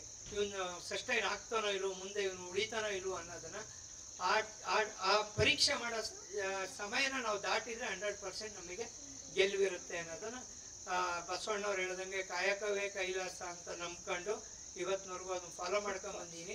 ಎಂತೆಂಥ ಕಷ್ಟವಾದ ಪರಿಸ್ಥಿತಿಲೂ ದೇವರು ನನಗೆ ಕೈ ಬಿಟ್ಟಿಲ್ಲ. ಹಂಗಂತ ನಾನು ದೇವಸ್ಥಾನಕ್ಕೆ ಹೋಗೇ ದೇವ್ರನ್ನ ಗಳಿಸೀನಿ ಅಂತಲ್ಲ. ನಮ್ಮ ತಂದೆ ಪ್ರಕಾರ ದೇವಸ್ಥಾನಕ್ಕೆ ಹೋಗೇ ದೇವರು ಸಿಗ್ಬೇಕು ಅನ್ನೋದಿಲ್ಲ, ಕೂತಲ್ಲೇ ದೇವ್ರನ್ನ ಧ್ಯಾನಿಸು ಅಂತಾರೆ. ಬಸವಣ್ಣವ್ರು ಹೇಳಿದ್ದು ಅಷ್ಟೇ, ಇಷ್ಟಲಿಂಗದಲ್ಲಿ ದೇವ್ರು ನೋಡು ಅಂತ ಹೇಳಿದವರು. ಅದನ್ನ ಬಾಯಲ್ಲಿ ಹೇಳ್ದಲ್ಲೇ ಫಾಲೋ ಮಾಡ್ಕೊಂಡು ಬಂದಿದ್ದೀವಿ, ಅದು ನಮಗೆ ಕೈ ಹಿಡಿದಿದೆ. ಈ ಪುಸ್ತಕ ಮಾರಾಟದಲ್ಲಿ ಸುಮಾರು ಇಂಜಿನಿಯರಿಂಗ್ ಕಾಲೇಜುಗಳು ಪರಿಚಯ ಆಯಿತು. ಪರಿಚಯ ಆದಮೇಲೆ ಏನು ನಿಷ್ಠೆಯಿಂದ ಒಂದು ಕೆಲಸ ಮಾಡಿರೋದು ಇನ್ನೊಂದಕ್ಕೆ ಸಪೋರ್ಟ್ ಮಾಡುತ್ತೆ ಅನ್ನೋಕ್ಕೆ ಭಾರತೀಯ ಅಭಿಯಂತರ ಸಂಸ್ಥೆಯಲ್ಲಿ ಇವತ್ತು ನಾನು ಒಬ್ಬ ನಿರ್ದೇಶಕನಾಗಿ ಆಯ್ಕೆಯಾಗಿದ್ದೀನಿ ಸತತ 4 ವರ್ಷದಿಂದ. ಇದು ಹೆಂಗೆ ಅಂದರೆ ನಾನು 2014, 15, 16ರಲ್ಲಿ ಬುಕ್ ಮಾಡ್ಕೊಂಡು ಬಂದಲ್ಲ, ಅವಾಗೆಲ್ಲ ಲೆಕ್ಚರ್ಗಳು ಪ್ರೊಫೆಸರ್ಗಳು ಎಲ್ಲ ಪರಿಚಯ ಆದರು. ಕೊನೆಗೆ ಎಲೆಕ್ಷನ್ ನಿಂತಾಗ ಅವ್ರುಗಳೇ ಓಟ್ ಹಾಕಿದ್ರು, ಗೆಲ್ಸಿದ್ರು. ಸೊ ಒಂದು ಕೆಲಸ ನಾವು ನ್ಯಾಯವಾಗಿ ಮಾಡ್ತಾ ಹೋದ್ರೆ ಅದು ಇನ್ನೊಂದು ಜೊತೆಗೆ ಅದು ನಮಗೆ ಆಡ ಅಂತಾರ, ಅದು ಸೇರ್ಕೊಂಡು ದೇವ್ರು ಒಂದು ಒಳ್ಳೆ ದಾರಿ ಕರ್ಕೊಂಡು ಹೋಗ್ತಾನೆ. ಕಷ್ಟಗಳು ಬಂದಾಗ ಕುಂದು ನನಗೆ ಮುಂದೆ ಹೋಗ್ಬೇಕು. ಇದೇ ರೀತಿ ನಮ್ಮದು ಡಿಜಿಟಲ್ ಮಾರ್ಕೆಟಿಂಗ್ ಸಾಫ್ಟ್ವೇರ್ ಡೆವಲಪ್ಮೆಂಟ್ದು ಭಾಳ ಚೆನ್ನಾಗಿ ನನಗೆ ನಾಲೆಡ್ಜ್ ಇದ್ದಿದ್ದರಿಂದ ಯಾವುದೋ ಒಂದು ಭ್ರಷ್ಟಾಚಾರದ ವಿಚಾರವಾಗಿ ಚಿಕ್ಕಮಗಳೂರು ಹನುಮಂತಪ್ಪ ಸರ್ಕಲಲ್ಲಿ ಒಂದು ಹೋರಾಟಕ್ಕೆ ಕೂತಿದ್ದೆ ನಾನು. ಭ್ರಷ್ಟಾಚಾರ ಭಾಳ ಜಾಸ್ತಿ ಆಗಿದೆ. ಅವಾಗ ಬಿಜೆಪಿ ಸರ್ಕಾರ ಇತ್ತು, ಯಾವ ಸರ್ಕಾರ ವಿರುದ್ಧ ಮಾತಾಡ್ತಿಲ್ಲ, ಅವಾಗ ಆ ಸರ್ಕಾರ ಇತ್ತು. ಅದರದ್ದು ವಿರುದ್ಧವಾಗಿ ನಾನು ಹೋರಾಟಕ್ಕೆ ಹನುಮಂತಪ್ಪ ಸರ್ಕಲ್ ಕೂತಿದ್ದೆ. ಆ ವಿಡಿಯೋ ಯಾವಾಗಲೂ ಒಂದ್ಸಲಿ ಡಿ ಕೆ ಶಿವಕುಮಾರ್ ಅವರು ಅದನ್ನು ಆ ವಿಡಿಯೋ ಗಮನಿಸಿ, ಯಾಕೆ ನಾವು ಡ್ರೈವರು ನನ್ನ ಫ್ರೆಂಡ್ ಆಗಿದ್ದ, ಅವ್ನು ನೋಡುವಾಗ ಅದನ್ನು ನೋಡಿಬಿಟ್ಟು ಅವ್ರು ನನ್ನನ್ನು ಒಂದಿನ ಕರೆದ್ರು, ಡಿ ಕೆ ಶಿವಕುಮಾರ್ ಸಾಹೇಬರು. ಅವ್ರು ಕರೆದ್ಬಿಟ್ಟು ಇವನು ಟೆಕ್ನಿಕಲಿ ಭಾಳ ಚೆನ್ನಾಗಿದೆ, ಒಂದು knowledge digital marketing software company ಇದೆ ಅಂದಾಗ ಡಿಜಿಟಲ್ ಮಾರ್ಕೆಟಿಂಗ್ ಸೋಷಿಯಲ್ ಮೀಡಿಯಾ ಇದಕ್ಕೆ ಡಿ ಕೆ ಶಿವಕುಮಾರ್ ಅವರು ಎಲೆಕ್ಷನ್ ಮೊದಲು 2023 ಜನವರಿ ಟೈಮಲ್ಲಿ ನನಗೊಂದು ಅವಕಾಶ ಮಾಡಿಕೊಟ್ರು. ನಾನು ಮಾಡಿದ ಕೆಲಸ ನೋಡ್ಕೊಂಡು, ಒಂದು 4 ಜಿಲ್ಲೆಯಲ್ಲಿ ಮಾಡಿದ ಕೆಲಸ ನೋಡ್ಕೊಂಡು ಎಲೆಕ್ಷನ್ ಬರೋದ್ರೊಳಗೆ ಕರ್ನಾಟಕ ರಾಜ್ಯದ ಸ್ಟೇಟ್ ಕೋಆರ್ಡಿನೇಟರ್ ಆಗಿ ಸೋಷಿಯಲ್ ಮೀಡಿಯಾಗೆ ನೇಮಕ ಮಾಡಿದರು. ನಂತರ ಎಲೆಕ್ಷನ್ ಆದಮೇಲೆ ನನ್ನ ಟೀಮು ಏನು ನಮ್ಮ ಇಡೀ ರಾಜ್ಯದಿಂದ ಒಂದು 100 ಜನ ನನ್ನ ಕೆಳಗಿದ್ರು. ಆ ಟೀಮ್ ಕಾರ್ಯ ಮತ್ತೆ ಕಾಂಗ್ರೆಸ್ ಸರ್ಕಾರ ಅಧಿಕಾರ ಬಂದ ಮೇಲೆ ಇಡೀ ರಾಜ್ಯಕ್ಕೆ ಸೋಷಿಯಲ್ ಮೀಡಿಯಾ ಸಂಚಾಲಕನಾಗಿ ಕೆಲಸ ಮಾಡಿದರು. ಇದು ನನ್ನ ಅಪಾಯಿಂಟ್ ಮಾಡಿ ಅಂದರೆ ಉನ್ನತಿ ಕೊಟ್ಟರು, ಬಡ್ತಿ ಕೊಟ್ಟರು. ಇದಾದ್ಮೇಲೆ ನನಗೆ ಏನು ಅನ್ನಿಸ್ತು, ಈ ಸಾಫ್ಟ್ವೇರ್ ಡೆವಲಪ್ಮೆಂಟ್, ಈ ನಾಲೆಡ್ಜು, ಶಿಕ್ಷಣ ಕ್ಷೇತ್ರದಲ್ಲಿ 10 ವರ್ಷ ಕೆಲಸ ಮಾಡಿದ್ದೀನಿ. ಇದಾದ್ಮೇಲೆ ಯಾಕೆ ಸುಮ್ಮನೆ ಕೂರಬಾರ್ದು ಅಂತೇಳಿ, ಸುಮ್ಮನೆ ಕೂರಬಾರ್ದು, ನಾನು ಏನಾದ್ರು ಒಂದು ಕಾಂಟ್ರಿಬ್ಯೂಟ್ ಮಾಡಬೇಕು ಅಂತೇಳಿ ಶಿಕ್ಷಕರ ಕ್ಷೇತ್ರ MLC ಟೀಚರ್ ಕಾನ್ಸ್ಟಿಟ್ಯೂಯೆನ್ಸಿಗೆ ಟಿಕೆಟ್ ಕೇಳಿದೆ ಕಾಂಗ್ರೆಸ್ನಿಂದ. ಸೊ ಅಲ್ಲಿ ಆಯನೂರು ಮಂಜುನಾಥ್ ಅವರು ಅದೇ ಕೂಡಲೇ ಟಿಕೆಟ್, ಅವರು ಸೀನಿಯರ್ ಆಗಿ ಟಿಕೆಟ್ ಕೇಳಿದರು. 2 ಜಾತಿ ಲೆಕ್ಕಾಚಾರದಲ್ಲಿ ನನಗೆ ಕಾಂಗ್ರೆಸ್ ಪಕ್ಷದಿಂದ ಟಿಕೆಟ್ ಆಗಲಿಲ್ಲ. BJP JDS ಮೈತ್ರಿ ಆಗಿದ್ದಾಗಲಿಂದ ನನಗೆ ಯಾವುದೇ ಪಕ್ಷದಲ್ಲಿ ಟಿಕೆಟ್ ಸಿಗಲಿಲ್ಲ. ಬಟ್ ಎಲ್ಲದೂ ನಾನು ಖರ್ಚು ಮಾಡಾಗಿತ್ತು, ಓಡಾಟ 6 ಜಿಲ್ಲೆ ಕವರ್ ಮಾಡಬೇಕಾಗಿತ್ತು, ಶಿಕ್ಷಕ ಕ್ಷೇತ್ರದ್ದು ಮುಗಿಸಿದ್ವಿ, ಎಲ್ಲ ಆಯ್ತು. ಸೊ ಹಿಂಗಾಗಿ ಅದು ನನಗೆ ಅಲ್ಲಿ ಯಾವುದೋ ಅವಕಾಶ ಸಿಕ್ತು. ಇದೆಲ್ಲ ಮೂಲ ಸಿಕ್ಕಿದ್ದು ನಾನು ಒಂದು ವ್ಯವಹಾರನ ಪಟ್ಟಾಗಿ ಹಿಡಿದು ಎಲ್ಲ ಇಡೀ ರಾಜ್ಯ ಮಟ್ಟ ಓಡಾಡಿ ಕೆಲಸ ಮಾಡಿಕೊಟ್ಟಿದ್ದು ಸಿಕ್ತು. ಸೊ ಇದೇ ಥರ ಈ ವ್ಯವಹಾರ, ಈ ಇವತ್ತಿನ ಟಾಪಿಕ್ಕಿಗೆ ನನ್ನ ಗೆಸ್ಟ್ ಆಗಿ ಕರೆದು ಅಥವಾ ಉದ್ಘಾಟನೆಗೆ ಕರೆದಿದ್ದಕ್ಕೆ, ಒಂದು ಅವಕಾಶ ಮಾಡಿಕೊಟ್ಟಿದ್ದಕ್ಕೆ ಚಟ್ನಳ್ಳಿ ಮಹೇಶನಿಗೆ ಮತ್ತು ನಂಜಪ್ಪ ಶೆಟ್ಟಿ ಅವರ ಕುಟುಂಬದವರಿಗೆ, ಜಾಗಲ್ ಜನರಿಗೆ, ಪ್ರಭುಲಿಂಗ ಶಾಸ್ತ್ರಿಗೆ ಎಲ್ಲರಿಗೂ ನಾನು ಒಂದು ಧನ್ಯವಾದಗಳು ಮತ್ತು ನನ್ನ ನಮಸ್ಕಾರಗಳು ಅಂತ ಹೇಳಿ ಮೂಕನಾಗಬೇಕು, ಜಗದೊಳು ಭಾಗ್ಯವಿರಬೇಕು. ನಿಮಗೆಲ್ಲ ಗೊತ್ತಿದೆ, ಆ ಮಗು ವಾಸ್ತವವಾಗಿ ಚಿಕ್ಕಂದಲ್ಲಿ ದೇವರಿದ್ದಂಗೆ ಅಂತೇಳಿ ನಮಗೆಲ್ಲ ಗೊತ್ತು. ನಿಮಗೆ ನಾವು ದೊಡ್ಡಲ್ಲಿ ಒಂದು ಮಗು ನಗ್ತಾ ಇದ್ರೆ ಪ್ರಾಯಶಃ ನಮ್ಮ ಮನೆ ಅಜ್ಜಿ ಆಗಲಿ, ಯಾರ ಅಜ್ಜಿ ಆಗಲಿ, ನಮ್ಮ ಅಜ್ಜಿ ಆಗಲಿ ಮಗು ನಗ್ತಾ ಇದೆ ಅಂತ ಅನ್ನೋದೇ ಇಲ್ಲ, ನೋಡಲ್ಲಿ ದೇವ್ರು ನಗ್ತಾ ಇದೆ ಅಂತಾಳೆ. ಪ್ರಾಯಶಃ ದೇವರಿದ್ದಂಗೆ ಆ ಮಗು ಅಂತೇಳಿ. ಪ್ರಾಯಶಃ ದೇವರಂತ ಮಗು ಬರ್ತಾ ಬರ್ತಾ ಬರ್ತಾ ಬರ್ತಾ ಯಾವ್ಯಾವುದೋ ಕಾರಣಕ್ಕೆ ಇನ್ನೂ ದೊಡ್ಡ ದೇವರಾಗೋದ್ರ ಬದಲು ಘನದೇವರಾಗೋದ್ರ ಬದಲು ಏನೇನಾಗ್ತಾ ಇದೆ ಅಂತಕ್ಕಂಥ ಆ ಕಾಲದ ಮಹಿಮೆಯನ್ನು ಗ್ರಹಿಸಿ ಆ ಮಕ್ಕಳು ದೊಡ್ಡ ದೇವರಾಗಬೇಕು, ಘನದೇವರಾಗಬೇಕು. ಆ ಮುಖೇನ ಒಂದು ಪ್ರದೇಶದಲ್ಲಿ, ಒಂದು ಮನೆಯಲ್ಲಿ, ಒಂದು ಊರಲ್ಲಿ ದೇವರಂತ ಮಕ್ಕಳು ಜಾಸ್ತಿ ಆಗಬೇಕು, ದೇವರಂತ ಜನ ಜಾಸ್ತಿ ಆಗಬೇಕು ಅಂತಕ್ಕಂಥ ಸದಾಶಯವೇ ಈ ಸಾಹಿತ್ಯ ಮತ್ತು ಸಂಸ್ಕೃತಿಯ ಪರಮೋಚ್ಚ ಉದ್ದೇಶ ಅಂತೇಳಿ. ನೋಡಿ, ನಾವು ಸಾಂಕೇತಿಕವಾಗಿ ದೇವ್ರನ್ನ ಕಾಣ್ತೀವಿ, ದೇವ್ರು ಹಿಂಗಿತ್ತು, ಹನುಮಂತ ದೇವ್ರು ಹಿಂಗಿತ್ತು, ಆಂಜನೇಯ ಹಿಂಗಿದ್ದ, ಈಶ್ವರ ಹಿಂಗಿದ್ದ ಅಂತೇಳಿ ನಮ್ಮ ಹಿರಿಯರು ಕೇಳಿ ಹೇಳ್ತಾರೆ. ನಿಜವಾದ ದೇವ್ರನ್ನ ನೋಡ್ರಿ ಇಂಥ ಮಕ್ಕಳಲ್ಲಿ ಅಂತೇಳಿ ನೀವು ನಿತ್ಯನ್ ಕೇಳಿ, ಅಥವಾ ಯಾರೇ ಮಕ್ಳು ಕೇಳಿ, ಯಾರ ಮಗಳು ಇವ್ರು ಯಾರ ಮಗ ಅಂದ್ರೆ, ಅಯ್ಯೋ ಅವ್ರು ನಮ್ಮ ಶೆಟ್ರ ಮಗ, ಅವರು ರಾಜಣ್ಣ ಮಗ, ಅವರು ನಾಗಣ್ಣ ಮಗ, ಎಂತ ಹುಡುಗ ಅಂದ್ರೆ ದೇವ್ರಂತ ಮಗ ಕಂಡ ಮಗ ಅಂತಾರೆ, ದೇವ್ರಂತ ಹುಡುಗ ಕಂಡ ಮಗ ಅಂತಾರೆ. ಬಂಧುಗಳೇ, ಅಂತ ದೇವ್ರಂತ ಜನ, ದೇವ್ರಂತ ಮಕ್ಕಳು ಕಡಿಮೆ ಆಗಿರ್ಬೇಕಾದ್ರೆ ಇಂಥ ಸಾಹಿತ್ಯಿಕವಾದಂಥ ಸಾಂಸ್ಕೃತಿಕವಾದಂಥ ಸ್ಪರ್ಶದ ಮುಖೇನನೇ ನಮ್ಮ ಮಕ್ಕಳನ್ನ ದೇವ್ರು ಮಾಡಬೇಕಾದಂಥ ಅಗತ್ಯ ಎಲ್ಲಿಂದ ಪ್ರಾರಂಭ ಆಗಬೇಕು ಅಂದ್ರೆ ಅದು ಮನೆಯಿಂದ ಪ್ರಾರಂಭ ಆಗಬೇಕು ಅಂತೇಳಿ. ಒಂದು ಸಮಾಜದ ಮೂಲ ಘಟಕ ಇದೆಯಲ್ಲ, ಅದು ಮನೆ ಅಂತೇಳಿ. ಹಾಗಾಗಿ ನಮ್ಮ ಹಿರಿಯರು ಕಟ್ಟಿದ ಗಾದೆ ಅಂದ್ರೆ ಮನೆ ಗೆದ್ದು ಮಾರ್ಗೆಲ್ಲು ಅಂತೇಳಿ. ಮನೆಯ ಮೊದಲ ಪಾಠಶಾಲೆ, ಜನನಿ ತಾನೇ ಮೊದಲ ಗುರು, ಜನನಿಯಿಂದ ಪಾಠ ಕಲಿತ ಜನರು ಧನ್ಯರು ಅಂತ ನಮ್ಮ ಸಾಹಿತ್ಯ ಅಂತೇಳಿ. ಅಂತ ಒಂದು ಸಾಂಸ್ಕೃತಿಕವಾದಂಥ ಸಾಹಿತ್ಯಿಕವಾದಂಥ ವಾತಾವರಣ ಇವತ್ತಿನ ಆಧುನಿಕವಾದಂಥ ಕಾಲಘಟ್ಟದಲ್ಲಿ ನಾಗರಿಕತೆಯ ಪ್ರಭಾವದಿಂದ ಅದು ಹೋಗಿರೋದಕ್ಕೋಸ್ಕರ ನಾವು ಪ್ಲಾನ್ ಮಾಡಿದ್ದೀವಿ. ನಮ್ಮ ಶಾಸ್ತ್ರಿಗಳ ಸರ್, ನಂಜೇಶ್ ಬೆಣ್ಣೂರು, ನಮ್ಮ ರೋಹನ್ ಭಾರ್ಗವ್ ಪುರಿ, ಚಂದನ್ ಎಲ್ಲ ಸೇರಿ ನಿರಂತರವಾಗಿ ಕಾರ್ಯಕ್ರಮ ಮಾಡ್ತಿರ್ತೀವಿ. ನಮ್ಗೊಂದು ಟೇಸ್ಟ್, ಎಸ್, ಸಾಹಿತ್ಯಿಕವಾಗಿ ಅಭಿರುಚಿ ಇರ್ತಕ್ಕಂಥವ್ರು ಇದ್ದಾರಲ್ಲ, ಅವ್ರಿಗೆ ಪರಿಚಯ ಆಗ್ಬೇಕು ಜಾವಗಲಿಗೆ ಅಂತೇಳಿ. ಇನ್ಯಾರೋ ಮೂಡಿಗೆರೆಯಲ್ಲಿ ಪರಿಚಯ ಆಗ್ಬೇಕು, ಎಲ್ಲೆಲ್ಲಿ ಪರಿಚಯ ಆಗ್ಬೇಕು ಅಂದರೆ ರಾತ್ರಿಯಿಂದ ಒಂದು ಕಾರ್ಯಕ್ರಮ ಆಗಿತ್ತಂತೆ, ಅದೊಂದು ಸೊಗಸಾದ ಕಾರ್ಯಕ್ರಮ ಅಂತೇಳಿ. ಇದಕ್ಕೊಂದು ಹ್ಯಾಂಗ್ ಓವರ್ ಇರುತ್ತೆ, ಇದೊಂದು ಮೆಲುಕಾಕರ್ ಇರ್ತಾರಲ್ಲ, ಅಂತ ಮೆಲುಕಾಗ್ತಕ್ಕಂಥ ಕಾರ್ಯಕ್ರಮವನ್ನ ಈ ಕಾರ್ಯಕ್ರಮದ ಮುಖೇನ ಕೊಡಬೇಕು ಅಂತೇಳಿ ನಾವು ಜಾವಗಲ್ ಆಯ್ಕೆ ಮಾಡ್ಕೊಂಡ್ವಿ. ಅನೇಕ ಸಂದರ್ಭದಲ್ಲಿ ನಮ್ಮ ಶಾಸ್ತ್ರಿಗಳು ಹೇಳ್ತಿರ್ತಾರೆ, ನಿಮ್ಗೆಲ್ಲ ಗೊತ್ತಿದೆ, ನಾವು ಯಾವ್ದಾದ್ರು ನಮ್ಮ ತರಳಬಾಣೆ ಆಗಲಿ, ಸುತ್ತೂರು ಜಯಂತಿ ಆಗಲಿ, ಕೇರಗೋಡು ಆಗಲಿ, ನಾವು ಕಾರ್ಯಕ್ರಮಕ್ಕೆ ಹೋದ್ರೆ ನಿಮ್ಗೆ ಆಶ್ಚರ್ಯ ಆಗುತ್ತೆ. ಕಡಿಮೆ ಅಂದ್ರೆ ಒಂದು 75,000 ಜನ ಇರ್ತಾರೆ, ಕಡಿಮೆ ಅಂದ್ರೆ 1 ಲಕ್ಷ ಜನ ಇರ್ತಾರೆ. ಆ 1 ಲಕ್ಷ ಜನ ಜೊತೆನೂ ಸಮೇತ 1 ಗಂಟೆ ಮಾತಾಡ್ತೀವಿ. ಇಂಥ ಸಣ್ಣ ಜನ 40-50 ಜನ ಇದ್ರು ಕೂಡ ಅಷ್ಟೇ ಖುಷಿಯಿಂದ ಅರ್ಧ ಗಂಟೆ 20 ನಿಮಿಷ ಮಾತಾಡ್ತೀವಿ. ಅನೇಕ ಸಂದರ್ಭದಲ್ಲಿ ಹೇಳ್ತಾರೆ, ನಾನು ಬೇಕಾದಷ್ಟು ಸರಿ ಹೇಳಿದ್ದೀನಿ, ಈಗಲೂ ಹೇಳ್ತೀನಿ, ದೊಡ್ಡ ದೊಡ್ಡ ಸಮಾರಂಭದಲ್ಲಿ ಮಾತಾಡ್ಬೇಕಾದ್ರೆ ಖಚಿತವಾಗಿ ಹೇಳ್ತೀನಿ, ನನ್ನ ಬಾಯಿ ಮಾತಾಡುತ್ತೆ, ಕೇಳಿದ್ರೆ ಕಿವಿ ಕೇಳುತ್ತೆ. ಆದ್ರೆ ಈ ಪುಟ್ಟ ಸಮಾರಂಭದಲ್ಲಿ ಇದೆಯಲ್ಲ, ಖಚಿತವಾಗಿ ನನ್ನ ಬಾಯಿ ಮಾತಾಡಲ್ಲ, ಪ್ರಸನ್ನ ನನ್ನ ಹೃದಯನೇ ಮಾತಾಡುತ್ತೆ. ಕೇಳಿದ್ರೆ ಕಿವಿ ಕೇಳಬಾರ್ದು, ಕೇಳಿದ್ರೆ ಹೃದಯನೇ ಕೇಳಬೇಕು. ಹಾಗಾಗಿ ಇಂಥ ಸಮಾರಂಭಕ್ಕೆ ಹಾರ್ಟ್ ಟಚಿಂಗ್ ಫಂಕ್ಷನ್ ಅಂತಾರೆ, ಹೃದಯ ಸ್ಪರ್ಶಿ ಸಮಾರಂಭ ಅಂತೇಳಿ. ಜನ ಮುಖ್ಯ ಅಲ್ಲ, ಎಷ್ಟು ಜನ ಭಾಗವಹಿಸಿದ್ರು ಪ್ರಮುಖವಾದ ಸಂಗತಿ ಅಲ್ಲ, ಭಾಗವಹಿಸಿದ ಜನಗಳ ಕ್ವಾಲಿಟಿ ಹೆಂಗಿತ್ತು ಅಂತ ಗುಣಾತ್ಮಕವಾದಂಥ ಶ್ರೋತೃಗಳನ್ನು ನಿರ್ಮಾಣ ಮಾಡೋದಿದೆಯಲ್ಲ, ಅದು ಈ ಕಾರ್ಯಕ್ರಮದ ಉದ್ದೇಶ ಅಂತೇಳಿ. ನಮ್ಮ ಗ್ರಾಮ್ಯ ಭಾಷೆಯಲ್ಲಿ ಈ ಮಾತು ಹೇಳಿದಿರ್ತೀನಿ, 1,000 ತೊಂಡೆಕಾಯಿಗಿಂತ 10 ಕಲ್ಲಂಗಡಿ ಹಣ್ಣು ಡೆಫಿನೆಟ್ ವ್ಯಾಲ್ಯೂಬಲ್, ಡೆಫಿನೆಟ್ ಶ್ರೇಷ್ಠ ಅಂತೇಳಿ, ಡೆಫಿನೆಟ್ ಟೇಸ್ಟ್ ಅಂತೇಳಿ. ಅಂತ ವಾಟರ್ ಮೆಲನ್, ಕಲ್ಲಂಗಡಿ ಹಣ್ಣು ಉತ್ಪಾದನೆಯಲ್ಲಿರ್ತಕ್ಕಂಥ ಸಹೃದಯಿ ಗುಣಗ್ರಾಹಿಗಳಾಗಿರ್ತಕ್ಕಂಥ ನೀವು ಕೇಳ್ತಾ ಇರೋದು ಖುಷಿ ಸಂಖ್ಯೆ ಅಂತಕ್ಕಂಥ ಮಾತನ್ನು ಈ ಸಂದರ್ಭದಲ್ಲಿ ಹೇಳ್ತಾ, ಅನೇಕ ನಮ್ಮ ನಂಜೇಶ್ ಬೆಣ್ಣೂರು ಇವು ಉದ್ಯಮಿ. ಆಶ್ಚರ್ಯ ಆಗುತ್ತಲ್ವ, ನಮ್ಮ ಸುತ್ತ ಎಂತೆಂಥವ್ರು ಇರ್ತಾರೆ ಅಂತೇಳಿ. ಲೋಕಕ್ಕೆ ಇವ್ರು ಪರಿಚಯ ಆಗ್ಬೇಕಲ್ರಿ, ಇವ್ರ ಕಾಂಟ್ರಿಬ್ಯೂಷನ್ ಗೊತ್ತಾಗ್ಬೇಕಲ್ಲ. ಚಂದನ್ ಗೊತ್ತಾ ನಿಮಗೆ, ಬೇಲೂರು ಗಾಯಕ, ಏನ್ ಭಾರಿ ಇಲ್ಲ, ಅವ್ರಿಗೆ ಆರೋಗ್ಯ ಕಡಿಮೆ ಇದೆ, ತುಂಬಾ ಕಡು ಬಡವ, ನಿಮಗೆ ಸ್ಟ್ರೆಸ್ ಮಾಡಿ ಹೇಳ್ತೀನಿ ಈ ಮಾತನ್ನ ಅಂತೇಳಿ. ಲೋಕದ ನಿಜವಾದಂತ ಹಿತ ಅಡಗಿರ್ತಕ್ಕಂಥದ್ದು ಅಂತವರಿಂದ ಅಂತೇಳಿ. ಇಂಥವ್ರು ಇರ್ತಾರಲ್ರಿ, ಎಲ್ರು ಇಲ್ಲಪ್ಪ, ಏನ್ ಹೇಳ್ತಾರೆ ಬಸವಣ್ಣ, ಈ ಸಾಹಿತ್ಯ, ಸಂಸ್ಕೃತಿ, ಪರಂಪರೆ, ಧರ್ಮ ಇವ್ಯಾವ ಗೊಡವೆನೇ ಬೇಡಪ್ಪ, ನಾನಾಯ್ತು, ನನ್ನ ಮನೆ ಆಯ್ತು, ನನ್ನ ಹೆಂಡತಿ ಆಯ್ತು, ನನ್ನ ಮಕ್ಕಳಾಯ್ತು, ಹಿಂಗ ಅಂದ್ಬಿಟ್ರೆ ನಿನ್ನ ಬದುಕಿನ ಸಾರ್ಥಕತೆನಾ ಅದು? 12ನೇ ಶತಮಾನದಲ್ಲಿ ಒಂದು ಬಸವಣ್ಣವ್ರು ದೊಡ್ಡ ಸೂತ್ರ ಕೊಡ್ತಾರ. ಹೆಂಗೆ? ಹೊತ್ತಾರೆ ಎದ್ದು ಕಣ್ಣ ಒಸೆಯುತ್ತ, ಎನ್ನ ಮನೆ, ಎನ್ನ ಮಡದಿ, ಎನ್ನ ಮಕ್ಕಳಿಗೆ ಎಂದು ಕುದಿದೇನಾದ್ರೆ ಎನ್ನ ತಲೆದಂಡ ಶರಣರ ಮನೆಯ ಒಕ್ಕಾದಡಿಯುವಾಗಲಿ, ಸಲೆ ಕೈಕೂಲಿಯ ಮಾಡಿಯಾದಡಿಯುವಾಗಲಿ ನಿಮ್ಮ ಶರಣರಿಗೆ ಕುದಿವೆನಲ್ಲದೆ, ಎನ್ನ ಮನೆ, ಎನ್ನ ಮಡದಿ, ಎನ್ನ ಮಕ್ಕಳಿಗೆಂದು ಕುದಿದರೆ ಎನ್ನ ಮನಕ್ಕೆ ಮನವೇ ಸಾಕ್ಷಿ ಕೂಡಲ ಸಂಘ ಅಂತಾರೆ. ಏನ್ ಪ್ರಮಾಣ ಮಾಡ್ತಾರೆ ನೋಡಿ ಅವರು. ಒಂದ್ ನಾಡಿನ ಮಹಾಮಂತ್ರಿ ಆಗಿದ್ದವರು, ಇಲ್ಲಪ್ಪ ನಾನು ಏನಿಲ್ಲಪ್ಪ, MLA ಆಗಿದ್ದೀನಿ, ಮಂತ್ರಿ ಆಗಿದ್ದೀನಿ, ಇನ್ನೇನು ಆಗಿದ್ದೀನಿ, ನನ್ಗೇನು ಇಲ್ಲ, ನಾನಾಯ್ತು, ನನ್ನ ಹೆಂಡತಿ ಆಯ್ತು, ನನ್ನ ಮನೆ ಆಯ್ತು, ನನ್ನ ಮಕ್ಕಳಾಯ್ತು, ಇಷ್ಟಕ್ಕೆ ಸೀಮಿತ ಆಗ್ಬಿಟ್ರೆ ಭಗವಂತ ಯಾವ ಕಾರಣಕ್ಕೂ ಒಪ್ಪಲ್ಲ ಅಂತೇಳಿ. ಆ ಕಾರಣಕ್ಕೋಸ್ಕರ ಇಂಥ ಕಾರ್ಯಕ್ರಮಗಳ ಮುಖೇನ ಒಂದು ಸ್ಪೇಸ್ ತೆರಿಬೇಕಲ್ಲ. ಎಸ್, ನನ್ನ ಮನೆ ಮೀರಿ ನನ್ನ ಊರು ಒಂದಿದೆ ರೀ, ನನ್ನ ಕೇರಿ ಇದೆ ರೀ, ನನ್ನ ಸಮಾಜ ಇದೆ, ನನ್ನ ರಾಷ್ಟ್ರ ಇದೆ, ನನ್ನ ಧರ್ಮ ಇದೆ, ನನ್ನ ಸಂಸ್ಕೃತಿ ಇದೆ. ಇಂಥ ಎಲ್ಲ ವಿವಿಧ ಮಗ್ಗಗಳ ಪರಿಚಯ ಮಾಡಿಕೊಡ್ತಕ್ಕಂಥ ನಿಟ್ಟಿನಲ್ಲಿ ಇಂಥ ಪುಟ್ಟ ಸಮಾರಂಭಗಳು ದಟ್ಟವಾದಂಥ ಬಹುದೊಡ್ಡದಾದಂಥ ಪ್ರಭಾವ ಬೀರಿರ್ತಕ್ಕಂಥ ಕಾರಣಕ್ಕೋಸ್ಕರ ನಾವೆಲ್ಲ ಸೇರ್ಸ್ಕೊಂಡು ಇಂಥ ಹುಚ್ಚಿಡಿಸ್ಕೊಂಡ್ಬಿಟ್ಟಿದ್ದೀವಿ ಅಂತೇಳಿ.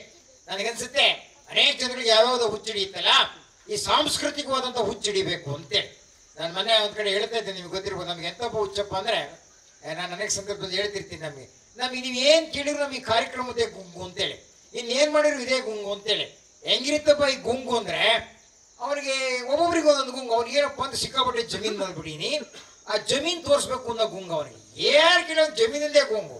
ಒಬ್ಬ ಎಲ್ಲೋ ಬರ್ತಿದ್ದೆ ಜಾಗದ ಕಡೆಗೆ ಬರ್ತಿದ್ದ, ಅವ್ನು ಕೇಳ್ದಣ ಈ ದಾರಿ ನಿಡ್ಗಟ್ಟಿಗೆ ಹೋಗುತ್ತೆ ಅಣ್ಣ ಅಂತ. ಇಲ್ಲ ಹಿಂಗೆ ಹೋಗ್ಬೇಕಪ್ಪ, ಹಿಂಗೆ ಹೋಗ್ಬೇಕು ಕಣ ಹೋಗುತ್ತೆ ಅನ್ಬೇಕಲ್ವಾ. ಅವ್ನಿಗೇನು ಗೊತ್ತೇ ಇಲ್ಲ, ಅವ್ನಿಗೆ ಗುಂಗು ಬೇರೆ ಇತ್ತಲ್ಲ ಅವ್ನಿಗೆ ಹುಚ್ಚು. ಅಣ್ಣ ನೀನು ಇವತ್ತು ಕೇಳ್ತಾ ಇದೀಯಾ ನೋಡಿ, ಇಲ್ಲಿಂದ ಹಿಡಿದ ಕೋಡಿ ತನಕ ನಂದೇ ಜಮೀನು ಕೇಳೋಣ ಅಣ್ಣ, ಅಲ್ಲಿಂದ ಹಿಡಿದ ಕಡೆ ಹಳ್ಳಿ ಮರ ಕಾಣುತ್ತಲ್ಲ ಅಲ್ಲಿ ತನಕದು ನಂದೇ ಕೇಳೋಣ, ಅಲ್ಲಿ ತನಕದು ನಂದೇ ಕೇಳೋಣ ಅಂತೇಳಿ ಇವ್ನು ಕೇಳಿದ ದಾರಿ. ಅವ್ನಿಗೆ ಹುಚ್ಚು ಹೆಂಗಿತ್ತು ಗುಂಗು, ಅವ್ನಿಗೆ ಜಮೀನು ಹೇಳ್ತೇಬೇಕು, ನನ್ನ ಜಮೀನು ನನ್ನ ಜಮೀನು ನನ್ನ ಜಮೀನು ಅಂತೇಳಿ. ಒಳ್ಳೆ ಕಥೆ ಆಯ್ತಲ್ಲ. ಸರಿ, ಆ ಗುಂಗು ಮುಗೀತು. ಅವ್ನು ಮನೆಗೆ ಬಂದು ಹೇಳ್ದ, ನನಗೆ ಅದೇ ಗುಂಗದ, ಇವತ್ತು ಯಾರಲ್ಲಿ ಸಾವತ್ತ ಸಿಕ್ಕಿದ್ದ ಕೇಳ್ದೆ ಕಣೆ, ನಿಮ್ದು ಎಷ್ಟು ಜಮೀನು ಒಂದು ಇಲ್ಲಿಂದ ಅಲ್ಲಿ ತನಕ ತೋರಿಸ್ದೆ, 8 ಜೊತೆ ಬೇಸಾಯ ಅಂದೆ ಎಲ್ಲ ಹೇಳಿದೆ ಅಂತೇಳಿ ಅವ್ನಿಗೆ ಆ ಗುಂಗು. ಅವನ ಹೆಂಡತಿಗೆ ಅದು ಬೇಕಾಗಿಲ್ಲ, ಅವಳ ಗುಂಗು ಬೇರೆ ಅಂತೇಳಿ. ಅಲ್ಲ ಕಣ್ರಿ, ನಾನು ಇಂಥದ್ದೇ ಮಾಡಿಸ್ರಿ ಅಂತ ಹೇಳಿದಿನ, ಏನಾರು ಮಾಡಿಸ್ರಿ, ಸರ ಮಾಡಿಸ್ರಿ ಕೊಳ್ಳಿಗೆ ಹಾಕ್ಯಂತೀನಿ, ಬಳೆ ಮಾಡಿಸ್ರಿ ಕೈಗೆ ಹಾಕ್ಯಂತೀನಿ. ನೀವು ಅವಾಗಿಂದ ನೋಡ್ತೀನಿ ಏನ್ ಮಾಡ್ಸೋದು ಅಂತ ಕೇಳ್ತಿರಲ್ಲ ಅಂದ್ರೆ, ಇವನ್ ಕೇಳಿದ್ದೆ ಬೇರೆ, ಇವ್ನು ಹೇಳಿದ್ದೆ ಬೇರೆ. ಅವಳಿಗೆ ಯಾವ್ದು ಗುಂಗದು, ಅವಳಿಗೆ ಸರದ ಗುಂಗು ಬಳೆ ಗುಂಗು ಅಂತೇಳಿ. ಇಂಥ ಗುಂಗುಗಳು ಆಗ್ತಿರ್ತವೆ ಅಂತೇಳಿ ಅವಳೇ ಮಾಡಿದ್ಲು. ಈ ವಿಷಯ ಅವ್ರ ಮಗಳಿಗೆ ಹೇಳಕ್ ಹೋದ್ಲು, ನಿಮ್ಮ ಮನೆಯವ್ರು ಎಂದು ಕೇಳಿದ್ರು, ಇವತ್ತು ಬಳೆ ಮಾಡ್ಸೋದ ಸರ ಮಾಡ್ಸೋದ ಕೇಳಿದ್ರು, ನಾನು ಇಂಥದ್ದು ಮಾಡಿಸ್ರಿ ಅಂತ ಮಾಡಿಸ್ಬೋದು ಅಂತೇಳಿ ಅವ್ಳಿಗೆ ಅದೇ ಗುಂಗು ಅಂತೇಳಿ. ಮಗಳಿಗೆ ಬೇರೆ ಗುಂಗು ಅಂತೇಳಿ. ಅಲ್ಲ ಕಣ್ರಮ್ಮ, ನಾನೇನು ಇಂಜಿನಿಯರಿಗೆ ಕೊಡ್ರಿ ಡಾಕ್ಟ್ರಿಗೆ ಕೊಡ್ರಿ ಅಂದಿನ, ಯಾವ್ದೋ ಒಂದು ಮದುವೆ ಮಾಡ್ರಿ ಆತ, ನೀವು ಹೋದ ವರ್ಷದಿಂದ ಮಾಡ್ತೀವಿ ಅಂತ ಇದ್ದೀರಾ, ಇದು ಮಾಡೋದ್ರಾಗ ಇದ್ದೀರಾ ಅಂತೇಳಿ. ಅವಳಿಗೆ ಯಾವ ಗುಂಗು, ಅವಳಿಗೆ ಮದುವೆ ಗುಂಗು ಅಂತೇಳಿ ಗುಂಗು ಇರುತ್ತಲ್ಲ.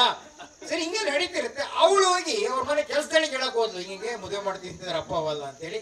ಪಾಪ ಆಯಮ್ಮಗೆ ಇನ್ನೊಂದು ಗುಂಗು ಅಂತೇಳಿ. ಅಲ್ಲ ಕಣ್ರವ, ನಾನೇನು ರೇಷ್ಮೆ ಸೀರೆನೇ ಕೊಡಿಸ್ರಿಂದಿನ, ಎಂಥದ ಒಂದು ಜಾಕೆಟ್ ಬಟ್ಟೆ ಕೊಡಿಸಿರು ಕಣವ, ಎಂಥದ ಕೊಡಿಸಿರು ಕೈ ಕಣವ ಅಂತೇಳಿ. ಹಿಂಗೆ ಗುಂಗು ಅಂತೇಳಿ ವಿವಿಧ ತರವಾದಂಥ ಗುಂಗುಗಳಿದೆಯಲ್ಲ, ಅದು ಎಲ್ಲಾ ಸ್ತರದಲ್ಲೂ ಇರುತ್ತೆ. ಪ್ರಶ್ನೆ ನಾಳೆ ಶಾಸ್ತ್ರಿಗಳನ್ನಾಗ್ಲಿ, ಚಂದನ್ನಾಗ್ಲಿ, ಅಥವಾ ನಮ್ಮ ಪ್ರಸನ್ನನಾಗ್ಲಿ ಯಾರನ್ನಾರು ಕೇಳಿ, ವಿಶೇಷವಾಗಿ ಯಾರನ್ನ ಬಿಟ್ಟು ನನ್ನೇ ಕೇಳಿದ್ರೆ, ಏನಣ್ಣ ಮಕ್ಕಳೆಲ್ಲ ಚೆನ್ನಾಗಿದ್ದಾರೆ ಅಂದ್ರೆ ನನ್ ಗುಂಗೆ ಬೇರೆ ಅಣ್ಣ, 20ನೇ ತಾರೀಕು ಪೇಷಂಟ್ ಇಟ್ಕೊಂಡ, 24ನೇ ತಾರೀಕು ನಮ್ಮದು ದೊಡ್ಡ ಕಾರ್ಯಕ್ರಮ ಇಟ್ಕೊಳ್ಳೋಣ ಅಣ್ಣ. ಇನ್ಯಾರು ನಂಗೆ ಅನೇಕ ಜನ ಹೇಳ್ತಿರ್ತಾರೆ, ನಾವು ಏನೋ ಗುಂಗಲ್ಲಿ ಯೋಚನೆ ಮಾಡ್ತಿರ್ತೀವಿ ಅಣ್ಣ, ನಾನು ಏನೋ ಹೇಳಕ್ ಹೊರಟೆ ಕಾರಣ ನೀವು. ಎಸ್, ಇಂಥ ಸಾಂಸ್ಕೃತಿಕವಾದಂಥ ಗುಂಗಿದೆಯಲ್ಲ, ಇಂಥ ಸಾಹಿತ್ಯಿಕವಾದಂಥ ಗುಂಗಿದೆಯಲ್ಲ, ಇದು ಖಚಿತವಾಗಿ ಅಲ್ಲಲ್ಲ ನೆಲೆ ಇರಬೇಕು ಅಂತೇಳಿ. ನೋಡಿ, ಈ ಕಾರ್ಯಕ್ರಮಗಳು ಒಂದು ಆತ್ಯಂತಿಕವಾದ ಸತ್ಯ ಹೇಳ್ತೀನಿ, ನೀವೇನು ಮಾಡುತ್ತೆ ಅಂತೇಳಿ ಕೇಳ್ಬೋದು ನಿಮ್ಗೆ ಅಂತೇಳಿ. ಎಸ್, ಈ ಚಂದನ್ನವ್ರು ಗಾಯನ ಮಾಡ್ಬೇಕಾದ್ರೆ ನಿಮ್ಗೇನು ಅನ್ನಿಸ್ತಾ ಗೊತ್ತಿಲ್ಲ. ನೋಡಿ, ಭಗವಂತ ನಮ್ಮೊಳಗೆ ಒಂದು ಹೃದಯ ಕೊಟ್ಟಿದ್ದಾನ್ರಿ, ಅದ್ರೊಳಗಡೆ ಒಂದು ಭಾವನೆಗಳು ಕೊಟ್ಟಿದ್ದಾನ್ರಿ. ಏನ್ ಮಾಡ್ತೀರಿ ಹಾಡು ಹೇಳ್ಬೇಕಾರೆ, ನಮಗ್ ಗೊತ್ತಿಲ್ದಂಗೆ ನಮ್ಮ ತಲೆ ಎಲಗಾಡ್ತಿರ್ತಾರೆ, ನಮ್ಗೆ ಗೊತ್ತಿಲ್ದಂಗೆ ನಮ್ಮ ಕಾಲುಗಳು ಎಲಗಾಡ್ತಿರ್ತಲ್ವಾ, ಇಡೀ ನಮ್ಮ ಹೃದಯ ತೂಗ್ತಿರ್ತದೆ ಅಂದ್ರೆ ಏನದ್ರ ಅರ್ಥ? ಅದು ಸಂಗೀತದ ಶಕ್ತಿ ಅಂತೇಳಿ. ನೀವು ಸುಮ್ಮನೆ ಕೂತ್ ಗಮನಿಸ್ಬಿಡಿ, ತಾಳ್ಮೆಯಿಂದ ಗಮನಿಸಿ. ಬೀಸ್ತಾ ಇರ್ತಕ್ಕಂಥ ಗಾಳಿ ಇದೆಯಲ್ಲ, ಅದೊಂದು ಸುನಾದ ಇದೆ ಅಂತೇಳಿ ಗಮನಿಸ್ತೀರಲ್ವಾ? ಕೇಳೋದೇ ಒಂದು ಖುಷಿ ಅಲ್ವಾ? ನಾವು ಈಗ ಹೇಳಿ ಕಾಡಲ್ಲಿದ್ವಿ, ಆ ಸೊಬಗೊಂದು ಸುವಿದೆ ಒಂದು ಮಜಾ ಅಂತೇಳಿ. ಏನು ಅದ್ಭುತವಾದಂತಹ ನಿಸರ್ಗದ ಆರ್ಕೆಸ್ಟ್ರಾ ಗೊತ್ತಾ ಅದು? ಆ ಗಾಳಿ ಒಂದು ಸುನಾದ ಇರುತ್ತೆ. ಈಗ ಮಳೆ ಬಂತು, ಜರಿ ಹರಿತಾ ಇರುತ್ತೆ, ಆ ಹೊಳೆ ಹತ್ರ ಕುತ್ಕೊಳ್ಳಿ ನೀವು, ನಮ್ಮ ಕದಳಿ ಹೇಳತ್ತ ಕುತ್ಕೊಳ್ಳಿ. ನಿಮಗೆ ಈ ನಿಸರ್ಗವನ್ನು ಸವಿತಕ್ಕಂತ ಒಂದು ಆತ್ಮಶಕ್ತಿ ನೀವು ಬತ್ತಿ ಹೋಗ್ಬಿಟ್ಟಿದೆಯಲ್ಲ, ಅಲ್ಲಿ ನೀವು ಕುತ್ಕೊಂಡು ನೋಡಿ ಹಳದತ್ರ ಆ ಹರಿತಾ ಇರ್ತಕ್ಕಂಥ ನದಿಯಲ್ಲಿ ಒಂದು ಜುಳು ಜುಳು ನಾದ ಇರುತ್ತೆ ಅಂತೆ. ಆ ಕೂರದೆ ಒಂದು ಸೊಬಗು ಅಂತೆ. ಗಮನ ಕೊಟ್ಟು ಕೇಳಿ. 100 ಹಕ್ಕಿಗಳೇನಾರು ಅವ್ರೇನಾರು ಕಲರವ ಮಾಡ್ತಾ ಇದ್ರೆ, ಹಕ್ಕಿಗಳೇನಾರು ರಿಂಗಣಿಸ್ತಾ ಇದ್ರೆ, ಆ ಹಕ್ಕಿಗಳ ಕಲರದಲ್ಲೂ ಕೂಡ ಒಂದು ಸುನಾದ ಇರುತ್ತೆ ಅಂತೇಳಿ. ಇಡೀ ನಿಸರ್ಗ ತುಂಬಾ ಅಂತ ಸುನಾದ ಇರ್ತಕ್ಕಂಥ ಸಂದರ್ಭದಲ್ಲಿ ಭಗವಂತ ನಮ್ಗೊಂದು ಹೃದಯ ಅಂತ ಕೊಟ್ಟಿದ್ದಾನೆ, ಭಾವನೆ ಕೊಟ್ಟಿದ್ದಾನೆ. ಅದ್ರೊಳಗೆ ಸವಿಬೇಕಲ್ವಾ? ಆ ಝೇಂಕಾರಕ್ಕೆ ನಮ್ಮ ತಲೆ ತೂಗ್ಬೇಕಲ್ವಾ? ಆ ತಲೆ ತೂಗಿಸ್ತಕ್ಕಂಥ ಅದ್ಭುತವಾದಂಥ ಗಾಯಕ ನಮ್ ಚಂದನ್ ಅಂತೇಳಿ. ನೋಡಿ, ಬದುಕಿನ ಸಾರ್ಥಕತೆ ಬಗ್ಗೆ ನಂಜೇಶ್ ಅವ್ರ ಮಾತು ಕೇಳಿದ್ರಿ. ವ್ಯಾಪಾರದ ಉದ್ಯಮದ ಮುಖೇನ ಯಾವ್ಯಾವ ಅಡಿ ಇಟ್ಟು ಆ ಮುಖೇನ ನಾನು ಮೇಲ್ ಬಂದೆ ಅಂತೇಳಿ. ಈ ಪ್ರಾಯಶಃ ನನಗನ್ಸುತ್ತೆ, ನೀವು ಚಂದನ್ ಅವ್ರ ಸಾಧನೆ, ಚಂದನ್ ಅವರ ಇಚ್ಛಾಶಕ್ತಿ ಕೇಳ್ಬಿಟ್ರೆ ನಿಮ್ಗೆ ಆಶ್ಚರ್ಯ ಆಗುತ್ತೆ ನಿಮಗೆ ಅಂತೇಳಿ. ನಾನು ಈ ಕಾರ್ಯಕ್ರಮ ಪ್ರಾರಂಭ ಮಾಡಿದೆ, ಅವ್ರು ಹೇಳಿದ್ರು, ಅಣ್ಣ ನಿಮ್ಮಿಂದ ಒಂದು ಅವಕಾಶ ಕೇಳ್ತೀನಿ ಮಹೇಶಣ್ಣ, ನೀವಿನ್ನೇನು ಮಾಡಬಾರ್ದು, 30 ದಿವಸ ನಾನು ನಿಮ್ಮ ಜೊತೆನೇ ಇರ್ಬೇಕಣ್ಣ. 30 ಜೊತೆ ಇದ್ದು ನಾನು ಹಿಂದಿಂದಲೂ ಕೂಡ ನಿಮ್ಮನ್ನು ಅನುಸರಿಸ್ತಾ ಇದ್ದೀನಿ, ನಿಮ್ಮ ಮಾತು ಕೇಳಿ ಪ್ರಭಾವಿತ ಆಗಿದ್ದೀನಿ, ನನ್ನ ಬದುಕು ಧನ್ಯ ಆಗಿದೆ. ಈ ಸಮಾಜಕ್ಕೆ ನಂದೊಂದು ಸೇವೆ ಸಲ್ಲಬೇಕು. ಯಾವ್ದು ಸೇವೆ? ಗಾಯನದ ಸೇವೆ ಅಂತೇಳಿ, ಸಂಗೀತ ಸೇವೆ ಅಂತೇಳಿ. ಅವರೇ ಸೌಂಡ್ಸ್ ತರ್ತಾರೆ, ಅವರೇ ಬಂದು ಆಡ್ತಾರೆ. ಈ ರಾತ್ರಿ ಡ್ರೈವ್ ಮಾಡ್ಕೊಂಡು ಮತ್ತೆ ಬೇಲೂರಿಗೆ ಹೋಗ್ತಾರೆ. ಅವರೊಂದು ಮಾತು ಹೇಳಿದ್ರು, ಆ ಮಾತನ್ನು ಗ್ರಹಿಸ್ಬೇಕು ನೀವು. ಅಣ್ಣ ಯಾವ್ದು ಗೊತ್ತದು? ಬದುಕು ಯಾವತ್ತೂ ಕೂಡ ಸವಿಬೇಕೆ ಹೊರತು ತುಕ್ಕಿಡಿಬಾರ್ದು ಅಂತೇಳಿ. ಪ್ರಸನ್ನ ಎಲ್ಲ ರೈತರೇ ಇದೀವಿ, ನೀವು ನೇಗಲ್ ನೋಡಿ, ಆ ಕುಳ ಇದೆಯಲ್ಲ, ನಾವು ಬೇಸೆ ಹೊಡೆದಂಗೆ ಅದು ಶಾರ್ಪ್ ಆಗುತ್ತೆ ಗೊತ್ತಾ ನಿಮಗೆ? ಅದು ಮೋಟ್ ಆಗುತ್ತೆ ಅಷ್ಟೇ, ಮೋಟ್ ನೇಗ್ಲಾಗುತ್ತೆ. ಅದ್ರ ಕುಳ ಹೆಂಗಿರುತ್ತೆ ಗೊತ್ತಾ ನಿಮಗೆ? ಅಲ್ವಾ ಅಣ್ಣ? ಆ ಕುಳ ಏನ್ ಶೈನಿಂಗ್ ಬರುತ್ತೆ ಅಂದ್ರೆ ನಾವು ಫ್ಲೋ ಮಾಡಿ ಮಾಡಿ ಮಾಡಿ ಮಾಡಿ ನಾವು ಹೆಂಗ್ ಉಳಿತೀವೋ ಉಳಿದಷ್ಟು ಕೂಡ ಅದು ಸವಿಯುತ್ತೆ, ತೂಕಿಡಿಯಲ್ಲ. ಇಲ್ಲಪ್ಪ ಅಂತ ಹಂಗೆ ಇಟ್ಬಿಡಿ, ಒಂದ್ 2 ತಿಂಗಳು 3 ತಿಂಗಳು ತೂಕಿಡಿಯುತ್ತೆ ಅಂತೇಳಿ ಬಂದ್ರೆ ನಮ್ಮ ಬದುಕು ಅಷ್ಟೇ. ಯಾವುದೇ ಕಾರಣಕ್ಕೂ ನಮ್ಮೊಳಗಡೆ ಇರ್ತಕ್ಕಂಥ ಸ್ಫೂರ್ತಿಯ ಶಕ್ತಿ ಬತ್ತಿ ತೂಕಿಡಿಬಾರದು, ಅದು ಹರಡಬೇಕು ಅಂತೇಳಿ ಬದುಕು ಸಾರ್ಥಕತೆ ಸಾಗಬೇಕು ಅಂತಕ್ಕಂಥ ಕಾರಣಕ್ಕೋಸ್ಕರ ಇಂಥ ಕಾರ್ಯಕ್ರಮ ನಾವಿಲ್ಲಿ ಹಮ್ಮಿಕೊಂಡಿದ್ದೀವಿ. ನಂಜೇಶ್ ಅವರು ಪೂರ್ವಭಾವಿ ಆಡಿದಂಥ ಮಾತಿಗೆ ಪೂರಕವಾಗಿ ನಾನಿಲ್ಲಿ ಅನಿಲ್ ಅವರು, ನಂಜಪ್ಪ ಶೆಟ್ಟರ್ ಕುಟುಂಬ ಪೂರ್ಣ ಪ್ರಮಾಣದಲ್ಲಿ ವ್ಯಾವಹಾರಿಕವಾಗಿ ವ್ಯವಹಾರ ಸೂತ್ರದಲ್ಲಿ ಜನಪ್ರೀತಿಯನ್ನು ಗಳಿಸಿ ಆ ಮುಖೇನ ತಮ್ಮ ಆರ್ಥಿಕ ಮಟ್ಟವನ್ನು ಸುಧಾರಣೆ ಮಾಡಿರ್ತಕ್ಕಂಥ ಒಂದು ಮಾಡೆಲ್ ಫ್ಯಾಮಿಲಿ ಅಂತೇಳಿ, ಒಂದು ಮಾದರಿ ಕುಟುಂಬ ಅಂತೇಳಿ ಇಷ್ಟೆಲ್ಲದ್ರ ಮಧ್ಯೆ ಕೂಡ ಅವರಲ್ಲಿರ್ತಕ್ಕಂಥ ಐಕ್ಯಮತ್ಯ, ಅವರಲ್ಲಿರ್ತಕ್ಕಂಥ ಸಾಮರಸ್ಯ, ಅವರಲ್ಲಿರ್ತಕ್ಕಂಥ ಇನ್ವಾಲ್ವಿಂಗ್ ನೇಚರ್ ಎಲ್ಲ ಇದೆಯಲ್ಲ, ಅದು ನಮಗೆ ತುಂಬಾ ಖುಷಿ ಆಗುತ್ತೆ. ಆ ಕಾರಣಕ್ಕೆ ಒಂದು ಕನೆಕ್ಷನ್ ಅಂತೇಳಿ ಹೆಂಗೆ ಯಾರ್ಯಾರಿಗೋ ಕನೆಕ್ಟ್ ಆಗಲ್ಲ ರೀ, ಲೈಕ್ ಮೈಂಡೆಡ್ ಪರ್ಸನಾಲಿಟೀಸ್ ಅಂತ ಇರುತ್ತೆ ಅಂತೇಳಿ. ಎತ್ತಣ ಮಾಮರ ಎತ್ತಣಕ್ಕೆ ಹೋಗಿಲ್ಲ, ಎತ್ತಣಿಂದ ಸಂಬಂಧವಯ್ಯ ಅಂತಾರೆ ಅಲ್ಲಮ್ಮ ಪ್ರಭುಗಳು. ಹಾಗೆ ಇಲ್ಲಿ ಅನೇಕ ಜನಕ್ಕೆ ಪ್ರಶ್ನೆ ಬರ್ಬೋದು, ಎತ್ತಣ ಚಟ್ನಳ್ಳಿ, ಎತ್ತಣ ಮಹೇಶಣ್ಣ, ಎತ್ತಣ ಶ್ರಾವಣ ಸಂಜೆ, ಎತ್ತಣ ಜಾವಗಲ್ಲು, ಎತ್ತಣ ಅನ್ಯಣ್ಣರ ಮನೆ, ಎತ್ತಣಿಂದ ಸಂಬಂಧವೇ ಅಂತ ಕೇಳ್ಬೋದಲ್ವಾ? ಯಾವ್ದದು ಸಂಬಂಧ ಅಂದ್ರೆ ಅದೊಂದು ಸ್ನೇಹದ ಸಂಬಂಧ, ಅದೊಂದು ಸಾಹಿತ್ಯದ ಸಂಬಂಧ, ಅದೊಂದು ಸಾಂಸ್ಕೃತಿಕವಾದಂತ ಸಂಬಂಧ. ಇಂತಹ ಸಂಬಂಧಗಳನ್ನು ಗಟ್ಟಿ ಮಾಡ್ತಕ್ಕಂಥದ್ದು ಇದೆಯಲ್ಲ ಇಂತಹ ಕಾರ್ಯಕ್ರಮಗಳ ಪರಮೋಚ್ಚ ಉದ್ದೇಶ ಅಂತೇಳಿ ಅವ್ರು ಹೇಳಿದಾಗ ನನಗೆ ನೆನಪಾಯ್ತು ನೋಡಿ. ವ್ಯಾವಹಾರಿಕವಾಗಿ ಒಂದು ಕ್ಷೇತ್ರಕ್ಕೆ ಕಾಲಿಟ್ಟ ತಕ್ಷಣ ಸಾಹಿತ್ಯಿಕವಾಗಿ ಅನೇಕ ಗೈಡ್ಲೈನ್ ಸೂತ್ರಗಳನ್ನು ಕೊಡ್ತಾರೆ ನಮಗೆ ಅಂತೇಳಿ. 12ನೇ ಶತಮಾನದಲ್ಲೂ ಕೂಡ ಇಂಥ ಅದ್ಭುತವಾದಂತ ಪ್ರಜ್ಞೆ ಒಂದು ದೊಡ್ಡ ಕ್ರಾಂತಿಯನ್ನು ಎಬ್ಬಿಸುತ್ತೆ ಅಂತೇಳಿ. ಹೇಗೆ ನಮ್ಮ ನಂಜೇಶ್ ಮಾತಾಡ್ಬೇಕಾದ್ರೆ ನಾವೆಲ್ಲ ಗ್ರಹಿಸಿದ್ರಿ, ಯಾವುದೇ ಒಂದು ವ್ಯವಹಾರಕ್ಕೆ ಉದ್ಯಮಕ್ಕೆ ಯಾವುದೇ ಕ್ಷೇತ್ರಕ್ಕೆ ಕಾಲಿಟ್ಟ ತಕ್ಷಣ ಅಲ್ಲಿ 7 ಬೀಳುಗಳಿರುತ್ತೆ, ಅಲ್ಲಿ ಹರ್ಡಲ್ಸ್ ಇರುತ್ತೆ, ಅಡೆತಡೆಗಳಿರುತ್ತೆ. ನೀನ್ ಹಿಮ್ಮೆಟ್ಟಬಾರ್ದು, ನಡೀತಿರ್ಬೇಕು ಅಂತೇಳಿ ಅಬ್ರಾಹಂ ಲಿಂಕನ್ ಮಾತಾಡ್ತಾನೆ. Fix a target, draw a straight line, walk on it, definitely will reach your goal ಅಂತೇಳಿ. ಹೆಂಗಿರ್ಬೇಕಪ್ಪ ಅಂದ್ರೆ ಒಂದು ಗುರಿ ಇದೆ, ಇಂಥ ವ್ಯವಹಾರ ಸ್ಟಾರ್ಟ್ ಮಾಡಿದೀನಿ, ಇಂಥ ಉದ್ಯಮ ಸ್ಟಾರ್ಟ್ ಮಾಡಿದ್ದೀನಿ, ಇಂಥ ಇನ್ಯಾವುದೋ ಒಂದು ಸಂಸ್ಥೆ ಸ್ಟಾರ್ಟ್ ಮಾಡಿದ್ದೀನಿ, ಆ ತಲುಪೋವರೆಗೂ ನೇರವಾಗಿ ನಡೀತೀನಿ ಅಂತಕ್ಕಂಥ ನಿನ್ನಲ್ಲಿ ಶಕ್ತಿ ಇತ್ತು ಅಂದ್ರೆ ಡೆಫಿನೆಟ್ ಆಗಿ ಗುರಿ ರೀಚ್ ಆಗ್ತೀಯಾ ಅಂತೇಳಿ ನನಗನ್ಸುತ್ತೆ. ಇವ್ರ ಅಜ್ಜಾರಿಂದ ಬೆಳವಣಿಗೆ, ತಂದೆಯವರಿಂದ ಬಂದಂತ ಬೆಳವಣಿಗೆ ಕಾರಣಕ್ಕಾಗಿ ಆ ನಂಜಪ್ಪ ಶೆಟ್ಟರ್ ಕುಟುಂಬ ಅಂತ ಟಾರ್ಗೆಟ್ ಅನ್ನು ಅಂತ ಗುರಿ ರೀಚ್ ಆಗಿದೆ ಅಂತಕ್ಕಂಥದ್ದು ಇದೆಯಲ್ಲ, ಇಂಥ ವಿಚಾರಗಳನ್ನ ಮೇಲಕ್ಕೆ ಹಾಕಬೇಕು ಅಂತೇಳಿ ನೋಡಿ. ನಿಜ ಅವ್ರು ಹೇಳಿದ ಹಾಗೆ ಪ್ರಾಯಶಃ ಎಲ್ಲವೂ ಕೂಡ ಸಕ್ಸಸ್ ಆಗಿ ಯಶಸ್ವಿಯಾಗಿ ಏನು ಸುಖದ ಸುಪ್ಪತ್ತಿಗೆ ಅಥವಾ ಹೂವಿನ ಹಾದಿ ಏನಲ್ಲ, ಅಲ್ಲಿ 7 ಬೀಳುಗಳು ಇರುತ್ತಲ್ವಾ, ಆದ್ರೆ ಭಗವಂತಿಗೆ ಗೊತ್ತಿರುತ್ತೆ ಯಾರ್ಯಾರು ಎಷ್ಟೆಷ್ಟು ಕೊಡಬೇಕು, ಹೆಂಗ್ ಕೊಡಬೇಕು ಅಂತಕ್ಕಂಥದ್ದು ಇದೆಯಲ್ಲ, ಅದನ್ನ ಜಡ್ಜ್ ಮಾಡ್ತಕ್ಕಂಥ ಭಗವಂತ ಮೇಲಿರ್ತಾನೆ ಅಂತೇಳಿ. ಎಷ್ಟು ಚೆನ್ನಾಗಿ ಹೇಳ್ತಾರೆ ಬಸವಣ್ಣಪ್ಪ ಅಂದ್ರೆ, ಬಸವಣ್ಣವರು ಅಂದ್ರೆ ವ್ಯವಹಾರಕ್ಕೆ ಸಂಬಂಧಪಟ್ಟಂಗೆ ನಿಮ್ಮ ಅಂಗಡಿಗೆ ಸಂಬಂಧಪಟ್ಟಂಗೆ ಒಂದು ವಚನ ಬರೀತಾರಲ್ರಿ, ಆಶ್ಚರ್ಯ ಅಲ್ವಾ? ಅವ್ರು ಹೇಳ್ತಾ ಇದ್ದಾರೆ ನಂಜೇಶ್ ಮಕ್ಕಳೆಲ್ಲ ಕರ್ಕೊಂಬರ್ರಿ ಅಂತೇಳಿ. ಇಲ್ಲಿರ್ತಕ್ಕಂಥ ತಾಯಂದ್ರಿಗೆ ಬೇರೆಯವ್ರಿಗೆ ನಾನು ಚಾಲೆಂಜ್ ಮಾಡ್ತೀನಿ, ಯಾವ ಕಾಲೇಜಲ್ಲಿ ಯಾವ ಪ್ರೊಫೆಸರ್ ಇಂಥ ಮೊರಾಲಿಟಿ ಹೇಳ್ಕೊಟ್ಟಿದ್ದೇನೆ ಅಂತೇಳಿ. ಎಸ್, ವ್ಯವಹಾರಕ್ಕೆ ಸಂಬಂಧಪಟ್ಟಂಗೆ ಅಂಗಡಿಗೆ ಸಂಬಂಧಪಟ್ಟಂಗೆ 12ನೇ ಶತಮಾನದಲ್ಲಿ ಬಸವಣ್ಣವ್ರು ಪ್ರಸ್ತಾಪ ಮಾಡ್ತಾರಲ್ವಾ, ಏನ್ ಹೇಳ್ತಾರೆ ಅವರು? ಅವ್ರು ಎಷ್ಟು ಚೆನ್ನಾಗಿ ಹೇಳ್ತಾರೆ ಅಂದ್ರೆ, ಧರಣಿಯ ಮೇಲೊಂದು ಹಿರಿದಪ್ಪ ಅಂಗಡಿ ಏನಿಕ್ಕಿ, ಇಲ್ಲಿ ಅಂಗಡಿಗಳಿದಾವಲ್ಲ ಎಲ್ಲ ಇಟ್ಟಿದಾರಲ್ಲ, ಹಂಗ ಭಗವಂತ ಈ ಅಂಗಡಿ ಇಟ್ಬಿಟ್ಟಿದ್ದಾನೆ. ಗಮನಿಸಿ ನಿಮಗೆ, ಧರಣಿಯ ಮೇಲೊಂದು ಹಿರಿದಪ್ಪ ಅಂಗಡಿ ಏನಿಕ್ಕಿ ಹರದ ಮೇಲೆ ಕುಳ್ಳಿರ್ತ ನಮ್ಮ ಮಹಾದೇವ ಶೆಟ್ಟಿ. ಆ ದೇವರಿಗೆ ಮಹಾದೇವ ಶೆಟ್ಟಿ ಅಂತಾರೆ. ಶೆಟ್ಟಿ ಇದ್ದಂಗೆ ಒಂದು ವ್ಯಾಪಾರದಲ್ಲಿ ಎಷ್ಟು ಕರಾರು ಹೋಗೋ ಗೊತ್ತಾ ಭಗವಂತ, ಏನ್ ಚೆನ್ನಾಗಿ ಮಾಡಿದಾರೆ ನೋಡಿ ಅವರು. ಧರಣಿಯ ಮೇಲೊಂದು ಹಿರಿದಪ್ಪ ಅಂಗಡಿಯ ನಿಕ್ಕಿ ಹರದ ಮೇಲೆ ಕುಳ್ಳಿರ್ತ ನಮ್ಮ ಮಹಾದೇವ ಶೆಟ್ಟಿ ತಗಡಿ ಹಿಡ್ಕೊಂಡು ಕೂತ್ಬಿಟ್ಟಿದ್ದಾನೆ. ಒಮ್ಮನವಾದರೆ ನುಡಿವ, ಇಮ್ಮನವಾದರೆ ನುಡಿಯ, ಕಾಣಿಯ ಸೋಲ ಅದ್ದಗಾಣಿಯ ಗೆಲ್ಲ, ಜಾಣ ನೋಡುವ ನಮ್ಮ ಕೂಡದ ಸಂಗಮ ದೇವ ಅಂತೇಳಿ. ಈ ನೀವು ಚೇತುವಾಗ್ಲಿ ಅಥವಾ ಹಣ್ಣಾಗ್ಲಿ ಅನ್ನ ಚಿಕ್ಕಪ್ಪಗಳಾಗ್ಲಿ ಅಂಗಡಿ ಮೇಲೆ ಕೂತ್ಕೊಂಡಾಗ ನೋಡ್ತಿರಲ್ವಾ, ಇವತ್ತಿನ ದಿನಮಾನಕ್ಕೆ ಮ್ಯಾಚ್ ಆಗ್ತಕ್ಕಂಥ ಎಷ್ಟು ಚೆನ್ನಾಗಿ ಹೇಳ್ತಾನೆ ಅಂದ್ರೆ, ಆ ಹರದ ಮೇಲೆ ಕೂತಿದ್ರಲ್ಲ, ವ್ಯಾಪಾರ ಮಾಡಕ್ ಕೂತಿದ್ರಲ್ಲ, ಆ ದೇವ್ರು ಹಂಗೆ ವ್ಯಾಪಾರಕ್ಕೆ ಕೂತಾನಲ್ಲ, ಇವರು ಹಂಗೆ ಕೂತಾರೆ. ಅವ್ರು ಎಷ್ಟು ಬುದ್ಧಿವಂತ ಅಂದ್ರೆ, ಶೆಟ್ರಿದ್ದಂಗೆ ವ್ಯಾಪಾರದಲ್ಲಿ ಭಗವಂತ ಕಾಣಿಯ ಸೋಲ ಅದ್ದಗಾಣಿಯ ಗೆಲ್ಲ, ನಾಕಾಣಿ ಹೆಚ್ಚಿಗೆನೂ ಕಾಣಲ್ಲ, ನಾಕಾಣಿ ಕಮ್ಮಿನೂ ಕಾಣಲ್ಲ, ಕರಾರು ಹೇಳ್ತಾರಲ್ಲ, ಬಾರ್ಗೇನ್ ಮಾಡಲ್ಲ, ಇಲ್ಲಿ ಫಿಕ್ಸ್ಡ್ ಪ್ರೈಸ್ ಅಂತ ಹಾಕಿರ್ತಾರಲ್ಲ, ಹಂಗ ಭಗವಂತಂದು. ಒಮ್ಮನವಾದರೆ ನುಡಿವ, ನೋಡಪ್ಪ ಒಳ್ಳೆ ಮನ್ಸಿದ್ರೆ ನಿನಗೆ ಮಾತಾಡ್ತಾನೆ, ಇಮ್ಮನವಾದರೆ ನುಡಿಯ ಅಂತೇಳಿ ಕಡೆಯಾಗಿ ಹೇಳ್ತಾನೆ. ಭಾರಿ ಜಾಣ ಅವನು ಅಂತೇಳಿ.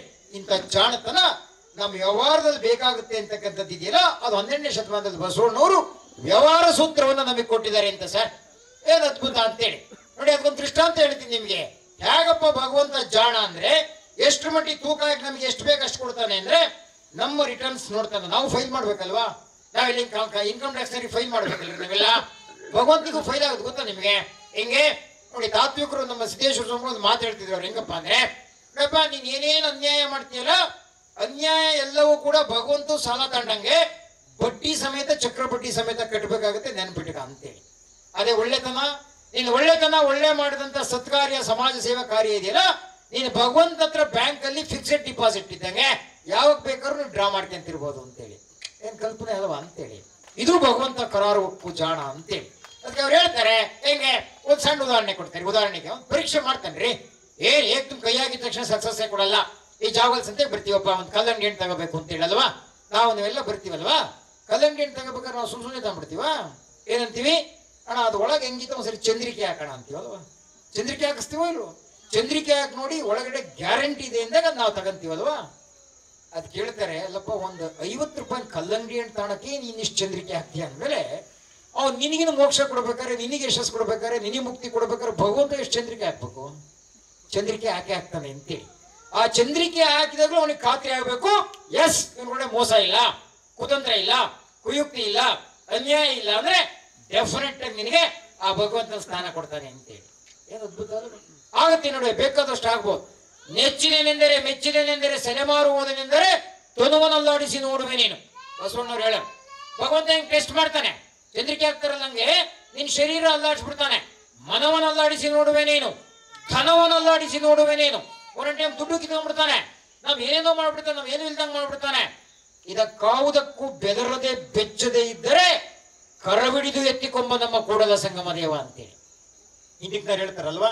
ಅಣ್ಣ ಏನಿಲ್ಲಪ್ಪ, ಆ ಭಗವಂತನ ಪಾದ ಹಿಡಿದು ಬಿಟ್ಟಿದ್ದೀನಿ, ಒಳ್ಳೆ ಕೆಲಸ ಮಾಡ್ಕೊಂಡು ಹೊರಟೀನಿ, ಫಲಾಪೇಕ್ಷೆ ಅವನಿಗೆ ಬಿಟ್ಟಿದ್ದು, ಅವನ ಹಾಲಗಾರು ಹಾಕ್ಲಿ ನೀರಗಾರು ಹಾಕ್ಲಿ ಅಂತ ಹೇಳ್ತಾರಲ್ಲ, ಅಂತರ ದೃಢ ನಿರ್ಧಾರ ದೃಢತೆ ಇದ್ದದ್ದೇ ಆದ್ರೆ ಖಚಿತವಾಗಿ ಭಗವಂತ ನಮ್ಮನ್ನು ದಡ ಸೇರಿಸ್ತದೆ ಅಂತಕ್ಕಂಥದ್ದು ಇದೆಯಲ್ಲ, ವ್ಯಾವಹಾರಿಕವಾಗಿ ಬಸವಣ್ಣವ್ರು ಹೇಳಿರ್ತಕ್ಕಂಥ ಬಹುದೊಡ್ಡ ಸೂತ್ರಗಳು ಅಂತೇಳಿ. ನಿಮ್ಗೆ ಆಶ್ಚರ್ಯ ಆಗುತ್ತೆ. ಪ್ರಾಯಶಃ ಇಲ್ಲಿ ನಮ್ಮ ಮನೆಯನ್ನಾಗ್ಲಿ ನಿಮ್ಮ ವ್ಯವಹಾರಕ್ಕೆ ಸಂಬಂಧಪಟ್ಟ ಹಾಗೆ ಇವತ್ತಿನ ದಿನಮಾನದಲ್ಲಿ ಏನೇನಿದೆ ಅವೆಲ್ಲವನ್ನೂ 12ನೇ ಶತಮಾನದಲ್ಲೇ ವಚನಕಾರ ಹೇಳ್ಬಿಟ್ಟಿದ್ದಾರೆ ಅಂತೇಳಿ. ಈಗ ನಾವು GST ಬಂದಿದೆ ನಮಗೆ, ನಾನೀಗ ಒಂದು ಉದ್ಯಮ ಸ್ಟಾರ್ಟ್ ಮಾಡಿದ್ದೀನಿ, GST ನಂಬರ್ ಮಾಡಿಸಿದ್ದೀನಿ ಅಂತೇಳಿ. ಟ್ಯಾಕ್ಸ್ ಕರೆಕ್ಟಾಗಿ ಕಟ್ಟಬೇಕು ಅಂತಾರಲ್ರಿ ಬಸವಣ್ಣವರು. ಆಶ್ಚರ್ಯ ಅಲ್ವಾ? ಏನು ವ್ಯವಹಾರ ಸೂತ್ರ ನೋಡಿ, ಟ್ಯಾಕ್ಸ್ ಕದಿಯಕ್ಕಾಗತ್ತಾ? ಕದಿಬಾರ್ದು ಅಂತಾರ. ಯಾಕಂದ್ರೆ ಸರ್ಕಾರ ನಡಿಬೇಕಲ್ಲ, ನೀ ಕರೆಕ್ಟಾಗಿ ಟ್ಯಾಕ್ಸ್ ಕಟ್ಟಬೇಕು ಅಂತ. ನಾನು ಮೊನ್ನೆ ಒಂದ್ ಕಡೆ ಭಾಷಣಕ್ಕೆ ಹೋಗಿದ್ದೆ, ನಾನು ಬಿಜಾಪುರದ ಹತ್ರ. ಅಲ್ಲಿ ವಚನ ಸಾಹಿತ್ಯದ ಮಾತಾಡ್ತಿದ್ದೆ. ಒಬ್ರು ನಿಂತ್ಕೊಂಡು ಕೇಳಿದ್ರು, ಏನೋ ಎಲ್ಲ ಹೇಳಿದ್ದಾರೆ ವಚನ ಸಾಹಿತ್ಯದಲ್ಲಿ, ಬಸವಣ್ಣವ್ರು ಎಲ್ಲ ಹೇಳಿದ್ದಾರೆ ಅಂತಿರಲ್ಲ, ಈ GST ಬಗ್ಗೆ ಏನ್ರ ಹೇಳಿದಾರಣ ಅಂತ ಆಶ್ಚರ್ಯ ನನಗೆ. ಸಡನ್ ಆಗಿ GST ಬಗ್ಗೆ ಏನ್ರ ಹೇಳಿದಾರ ಅಂತೇಳಿ ಎಸ್ ತಕ್ಷಣ ನಮಗೂ ಫ್ಲಾಶ್ ಆಯ್ತು. ಹೇಳಿದ್ದಾರೆ ಬಸವಣ್ಣವ್ರು ನೋಡಿ, ಬಂಡವ ತುಂಬಿದ ಬಳಿಕ ಸುಂಕವ ಕೊಟ್ಟಲ್ಲದೆ ಇರಬಾರದು. ಬಸವಣ್ಣವ್ರಿಗೆ ಹೇಳಿ ನೋಡಿ, ಬಂಡ ಅಂದ್ರೆ ನಾವು ವ್ಯಾಪಾರ ಮಾಡ್ತೀವಿ, ಕೃಷಿ ಮಾಡ್ತೀವಿ, ನಮ್ಗೊಂಚೂರು ಭಂಡಾರ ತುಂಬುತ್ತಲ್ಲ ಮನೇಲಿ, ತುಂಬಿದ್ಮೇಲೆ ನೀನೇನ ಮಾಡ್ಬೇಕು, ಸ್ವಲ್ಪ ಸುಂಕ ಕೊಡ್ಬೇಕು ಅಂತಾರೆ. ಬಂಡವ ತುಂಬಿದ ಬಳಿಕ ಸುಂಕವ ಕೊಟ್ಟಲ್ಲದೆ ಇರಬಾರದು ಅಂತಾರೆ. ಕಳ್ಳನಾಣ್ಯ ಸಲಲಿಯದು ಕಾಣ ಅಂತಾರೆ. ಅಂದ್ರೆ ನಾವೇನು ಹಂಗೆ ಇಟ್ಕೊಂಡ್ಬಿಟ್ರೆ ಟ್ಯಾಕ್ಸ್ ಕದ್ರೆ ನಾವೇನೀಗ ಬ್ಲಾಕ್ ಮನಿ ಅಂತೀವಿ, ಅದನ್ನು ಕಳ್ಳನಾಣ್ಯ ಅಂತಾರೆ ಬಸವಣ್ಣವ್ರು 12ನೇ ಶತಮಾನದಲ್ಲಿ. ಅದು ಸಲ್ಲಲಿಯದು, ಅದು ಯಾವತ್ತೂ ಕೂಡ ಉಳ್ಕೊಳಲ್ಲ ಅಂತಾರೆ. ಇನ್ಯಾವುದೋ ರೂಪದಲ್ಲಿ ಹೋಗ್ಬಿಡುತ್ತೆ, ಇಲ್ಲ ಲೋಕಾಯುಕ್ತರು ಬರ್ಬೋದು, ಇನ್ಯಾರು ಇನ್ಕಮ್ ಟ್ಯಾಕ್ಸ್ ಬರ್ಬೋದು, ಯಾವುದೋ ರೂಪದಲ್ಲಿ ಹೋಗ್ಬಿಡುತ್ತೆ. ಹಾಗಾಗಿ ಅವ್ರು ಎಷ್ಟು ಚೆನ್ನಾಗಿ ಹೇಳ್ತಾರೆ ಅಂದ್ರೆ, ಜಗದ ಸುಂಕಕ್ಕೆ ಜಂಗಮನೇ ಸುಂಕಿಗೆ ಕಾಣ ಕೂಡಲ ಸಂಗಮ ದೇವ ಅಂತೇಳಿ.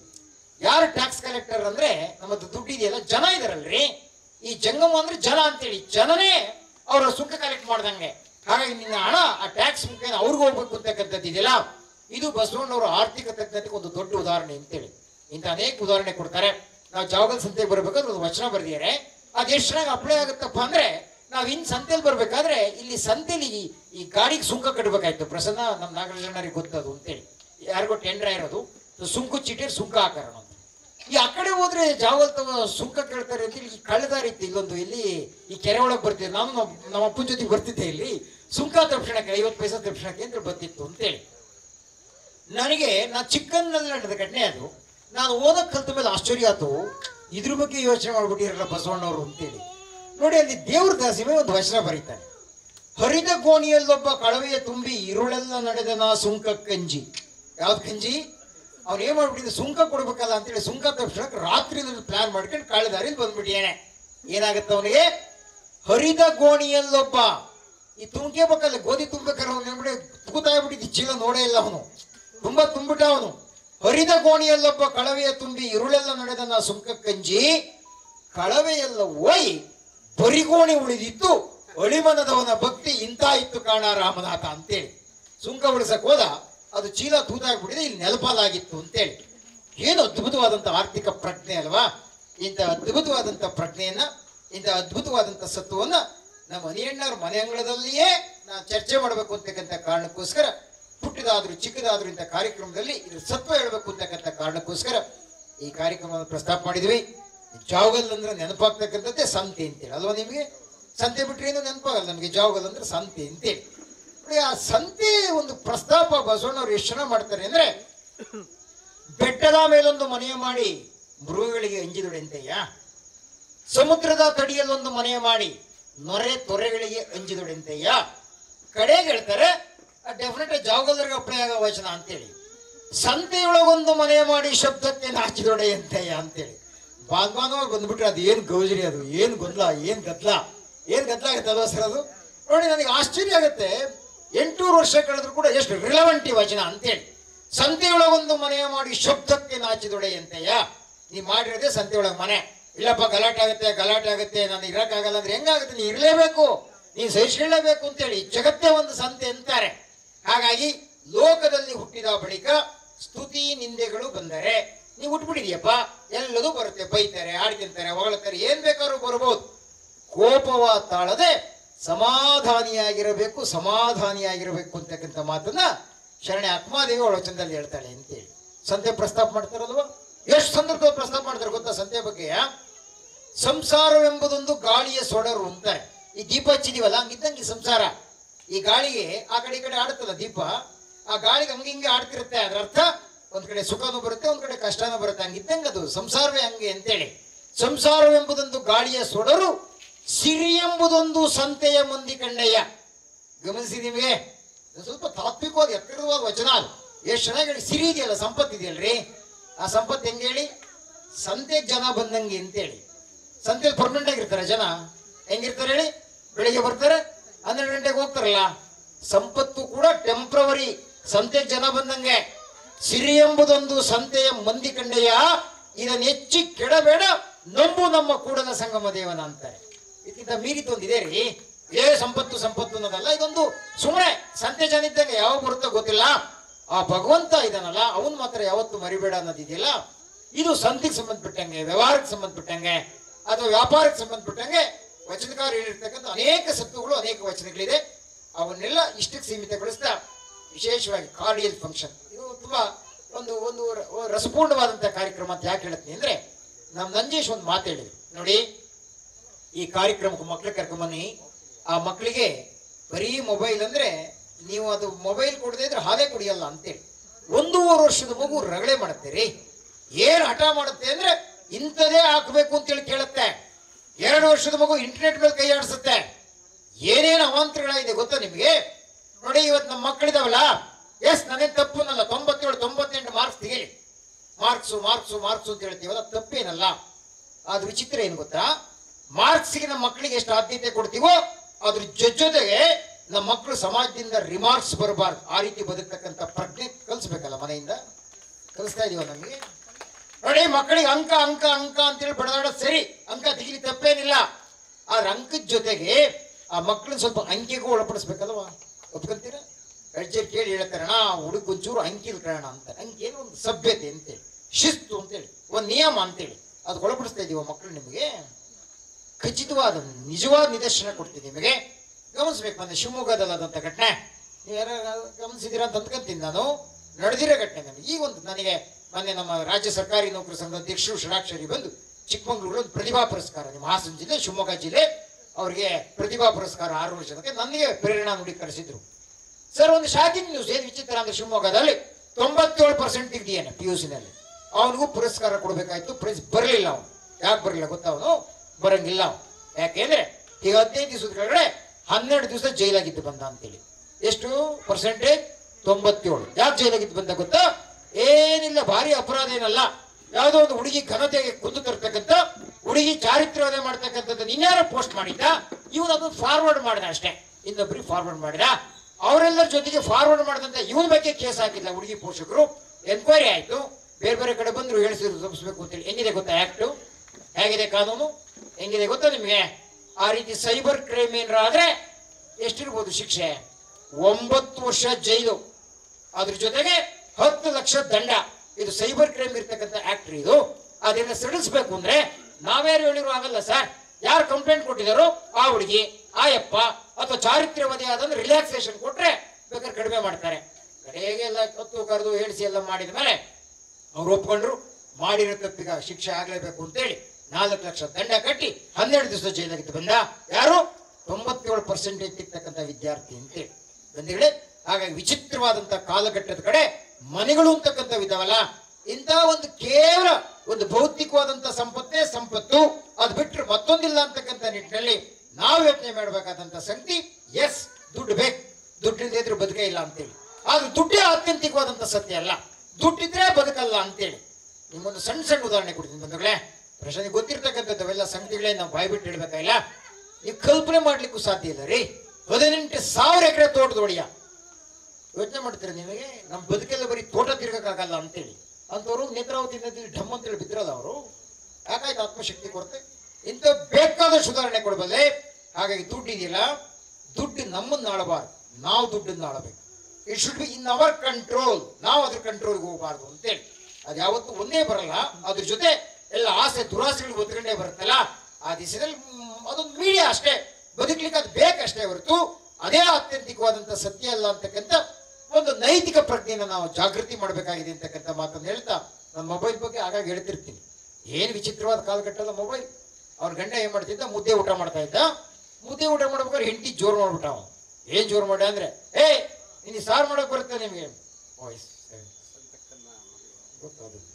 ನಿಮ್ಗೆ ಆಶ್ಚರ್ಯ ಆಗುತ್ತೆ. ನಿಮಗೆ ಧಾರವಾಡದ ಒಂದು ಇನ್ಸಿಡೆಂಟ್ ಆಯ್ತು ಗೊತ್ತಾ ನಿಮಗೆ? 6ನೇ ಕ್ಲಾಸ್ ಓದೋ ಹುಡುಗ 7ನೇ ಕ್ಲಾಸ್ ಹುಡುಗನ್ ಮರ್ಡರ್ ಮಾಡ್ಬಿಟ್ಟ.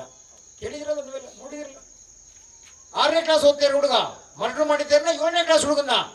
ನಾವು SP ಶಶಿಕುಮಾರ್ ಚಿಕ್ಕಮಗಳೂರಲ್ಲಿ ಇದ್ರು, ಈಗ ಅವರು DIG ಅವರು ಎಷ್ಟು ಪರಿತಪಿಸಿದ್ರು ಅಂದ್ರೆ ಅಷ್ಟೇ ಇರಲ್ಲ.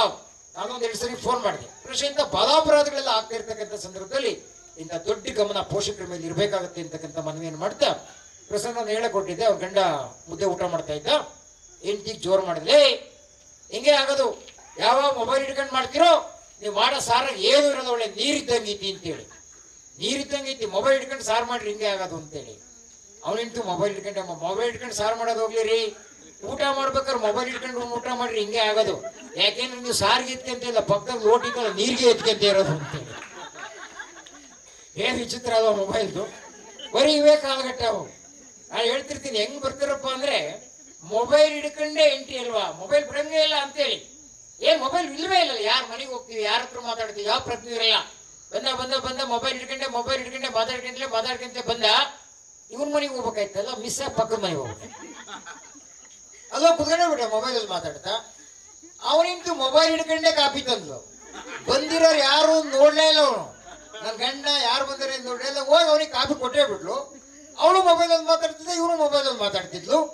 ನಿಜವಾದ ಗಂಡ ಮೊಬೈಲ್ ಹಿಡ್ಕೊಂಡೇ ಬಂದ. ಅವನು ಬಂದು ನಿಜವಾದ ಈ ಮನೆಗೆ ಬಂದ. ಇವರಿಬ್ರು ಯಾವ ಮಾತಾಡ್ತಿದ್ರಲ್ಲ, ಸಾರಿ ನಾನು ಮಿಸ್ ಆಗಿ ಬೇರೆ ಮನೆಗೆ ಬಂದಿದ್ದು, ಅವನ ಪಕ್ಕದ ಮನೆಗೆ ಹೋದ. ಇಂಥ ವಿಚಿತ್ರವಾದಂಥ ತಿರುಗುಳಿ ಕಾಲದಲ್ಲಿ ಆಗ್ತಾ ಇರ್ತಕ್ಕಂಥ ಸಂದರ್ಭದಲ್ಲಿ ಎಸ್, ನಾನು ಅದೊಂದು ತಪ್ಪು ಅಂತೇನು ಹೇಳಲ್ಲ. ನಾವು ಮೊಬೈಲ್ ಅದೊಂದು ಆಯುಧ ಅಷ್ಟೇ, ಹೌದಾನೆ? ಅದೊಂದು ಅಸ್ತ್ರ, ಅದೊಂದು ಎಕ್ವಿಪ್ಮೆಂಟ್. ಆದ್ರೆ ಯಾವ್ದಕ್ಕೆ ಬಳಸಬೇಕು, ಯಾವ್ದಕ್ಕೆ ಬಳಸಬಾರ್ದು ಅಂತಕ್ಕಂಥ ಪ್ರಜ್ಞೆ ನಮ್ಗೆ ಇರ್ಬೇಕಲ್ಲ. ವಿಶೇಷತೆ ಅಂದ್ರೆ ನಿಮ್ಗೆ ಗೊತ್ತಿದೆ, ಒಂದು ಚಾಕು ಇದೆ ಮನೇಲಿ. ಏನ್ ಮಾಡ್ತೀರಾ ಅದರಲ್ಲಿ? ನೀರುಳ್ಳಿ ಎತ್ತೀರಾ, ಮೆಣಸಿನ್ಕಾಯಿ ಎತ್ತೀರಾ, ಉಪ್ಪಿಟ್ಟು ಮಾಡ್ಕೊಡ್ತೀರಾ, ಬಿಸಿಬೇಳೆ ಬಾತು. ಎಸ್, ಚಾಕು ತಪ್ಪದು. ಎಸ್, ನಿಮ್ಮ ಅದು ದೊಡ್ಡ ಬಳಕೆ ಮಾಡ್ಕೊಂಡಿದೀವಿ ಅದನ್ನ. ಈಗ ಅದೇ ಚಾಕು ಒಂದು ಡಾಕ್ಟರ್ ಕೈಗೆ ಸಿಕ್ಕಿದ್ರೆ ಹೊಟ್ಟೆ ಕೊಯ್ದ್ಬಿಟ್ಟು ಆಪರೇಷನ್ ಮಾಡಿ ಒಳಗಡೆ ಗೆಡ್ಡೆ ತೆಗಿತಾನಲ್ವಾ? ಇಡೀ ಪೇಷಂಟ್ ಅಂತ ಉಳಿಸಿದ್ನ, ಪ್ರಾಣ ಸಂರಕ್ಷಣೆ ಮಾಡಿದ್ನ ನೋಡಿ. ಈ ಯೋಚನೆ ಮಾಡಿ, ಆ ಚಾಕು ಡಾಕ್ಟರ್ ಕೈಗೆ ಸಿಕ್ಕಿದ್ರೆ ಪ್ರಾಣ ಉಳಿಸುತ್ತೆ, ಡಾಕು ಕೈಗೆ ಸಿಕ್ಕಿದ್ರೆ ಅದು ಪ್ರಾಣ ತೆಗೀತಲ್ವ? ಚಾಕು ತಪ್ಪದ, ಹಿಡ್ಕೊಂಡಿರೋದು ತಪ್ಪ? ಎಸ್, ಯಾವ ಕಾರಣಕ್ಕೂ ಕೂಡ ಮೊಬೈಲ್ ತಪ್ಪಲ್ಲ. ಆಗ ಹಿಡಿದಿರ್ತಕ್ಕಂಥ ನಾವಿದೀವಲ್ಲ, ಅದನ್ನು ಯಾಕೆ ಬಳಸಬೇಕು ಅಂತಕ್ಕಂಥ ಪ್ರಜ್ಞೆ ಇಂಥ ಕಾರ್ಯಕ್ರಮಗಳ ಮುಖೇನ ಜಾಗೃತವಾಗಬೇಕು ಅನ್ನೋ ಕಾರಣಕ್ಕೋಸ್ಕರ ಇಂಥ ಮನೆಗಳಲ್ಲಿ ಇಂತಹ ವಿಶೇಷವಾದಂಥ ಕಾರ್ಯಕ್ರಮವನ್ನು ಆಯೋಜನೆ ಮಾಡಿದ್ದೀವಿ. ತಂಡಿದ್ರೆ ಬೆಂಗಳೂರಿಗೆ ಹೇಳಿದ್ರು, ಸರ್ ನಮ್ದು ಅವಿಭಕ್ತ ಕುಟುಂಬ ಸರ್, ನಾವೆಲ್ಲ ಜೊತೆಲೇ ಇದ್ದೀವಿ ಸರ್ ಅಂತ. ಖುಷಿ ಆಯ್ತು, ಪರವಾಗಿಲ್ಲ, ಅಪ್ಪವನ್ನೆಲ್ಲ ಕರ್ಕೊಂಡು ಹೋಗ್ತಾನೆ ಅಂತೇಳಿ. ಎಷ್ಟು ಜನ ಇದ್ದೀರಿ ಸರ್ ಮನೇಲಿ ಹಿಂದೆ? ಸರ್ ನಾನು ನನ್ನ ಹೆಂಡತಿ ಒಟ್ಟಿಗೆ ಇದ್ದೀವಿ ಸರ್. ಗಂಡ ಹೆಂಡತಿ ಒಟ್ಟಿಗೆ ಇದ್ರೆ ಅದೇ ಜಾಯಿಂಟ್ ಫ್ಯಾಮಿಲಿ ಅಂತ, ಅವರಿಬ್ರು ಒಟ್ಟಿಗಿದ್ರೆ ಜಾಯಿಂಟ್ ಫ್ಯಾಮಿಲಿ ಅಂತೇಳಿ. ಒಂದು ಸಣ್ಣ ಸೂಕ್ಷ್ಮ ಸಂಗತಿ ಹೇಳ್ತೀನಿ, ಗಮನಿಸಿ. ನೀವು ಕೇಳಿ, ನಿಮಗೆ ಒಂದು ಮಗು ಏನಾರು ಯಾರೋ ನೀವು ಹೊಡೆದ್ರೆ, ಚಿಕ್ಕಪ್ಪ ಹೊಡೆದ್ರೆ, ದೊಡ್ಡಪ್ಪ ಹೊಡೆದ್ರೆ ಆ ಮಗು ಏನ್ ಮಾಡ್ತಿತ್ತು ಹೇಳಿ? ಸೀದಾ ಹೋಗಿ ಅಜ್ಜಿ ತೊಡೆ ಮೇಲೆ ಕುತ್ಕೊಂಡ್ಬಿಡ್ತಿತ್ತಲ್ರಿ. ಏನ್ ಮಾಡ್ತಿತ್ತು?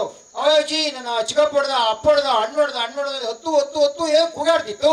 ಅಜ್ಜಿ ಏನ್ ಮಾಡ್ತಿದ್ಲು?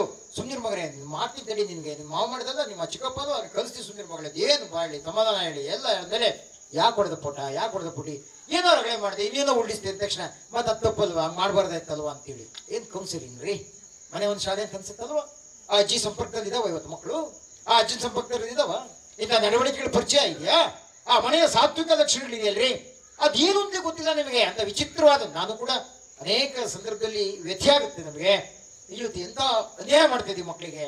ಈ ದುಡ್ಡಿನ ಆ ಧಾವಂತದಲ್ಲಿ, ಆ ದುಡ್ಡು ದುಡ್ಡು ದುಡ್ಡು ಅಂತಕ್ಕಂಥ ಧಾವಂತದಲ್ಲಿ ನಿಮ್ಗೆ ಆಶ್ಚರ್ಯ ಆಗುತ್ತೆ. ನಾನು ಕಣ್ಣಾರೆ ಕಂಡಿರ್ತಕ್ಕಂಥದ್ದು ಅಮೆರಿಕಾದಲ್ಲಿ ಸರ್, 2 ವರ್ಷದ ಮಕ್ಕಳನ್ನ ಸಿಟಿಂಗ್ ಬಿಟ್ಟು ಹೋಗ್ತಾರೆ ಸರ್. ಅಲ್ಲಿ ನಾನು ಕಡೆ ಕೇಳಿದ ದೊಡ್ಡ ಎನ್ಕ್ವೈರಿ ಆಗ್ತದೆ, ದೊಡ್ಡ ಗೌರ್ಮೆಂಟ್ ಎಲ್ಲ ಸಿಕ್ಕಾಪಟ್ಟೆ ಕಂಟ್ರೋಲ್ ಮಾಡುತ್ತೆ ಸರ್, ಭಾರಿ ಇನ್ಸ್ಪೆಕ್ಷನ್ ಮಾಡುತ್ತೆ ಅಂತೇಳಿ. ಬಹುಶಃ ನಮ್ಮ ಬೆಂಗಳೂರಲ್ಲಿ ಇರ್ಬೋದು, ಇಲ್ಲಿ ಇರ್ಬೋದು, ಇನ್ನೊಂದು ಇಬ್ಬರು ಕೆಲಸಕ್ಕೆ ಹೋಗ್ತಾರೆ, ಲಕ್ಷಗಳೇ ಸಂಬಳ ತಗೋಬೇಕು, 2 ವರ್ಷದ ಪಾಪು ಯಾರ್ದೋ ಕೈ ಕೊಟ್ಟು ಹೋಗ್ತಾರೆ. ಏನ್ ಮಾಡ್ತಾ ಇದ್ದಾರೆ ಅಲ್ಲಿ ನಿಮ್ಗೆ ಕೇಳಿದ್ರೆ ಮೈ ಚುಮ್ ಅನ್ನುತ್ತೆ. ಆ ಮಗಳು ರಗಳೆ ಮಾಡ್ತೇವೆ ಅಳ್ತವೆ ಅಂತೇಳಿ ಒಂದು ಸಣ್ಣ 2 ಸೆಡೇಟಿವ್ ಆಗಿ ನಿದ್ದೆ ಬರೆಸ್ತಾ ಇದ್ದಾರೆ, ಗೊತ್ತಾ ನಿಮ್ಗೆ? ಅವಳಿಗೆ ಸಂಬಳ, ಅವಳಿಗೆ ಬೇಕಾದ್ರೆ ದುಡ್ಡು, ಅದು ತಾಯ್ತಂದೇನ್ರಿ ಅವಳು ಕೇರ್ ಟೇಕರ್ ಇರೋಲ್ಲ, ಅದು ಬೇರೆ ಪ್ರಶ್ನೆ.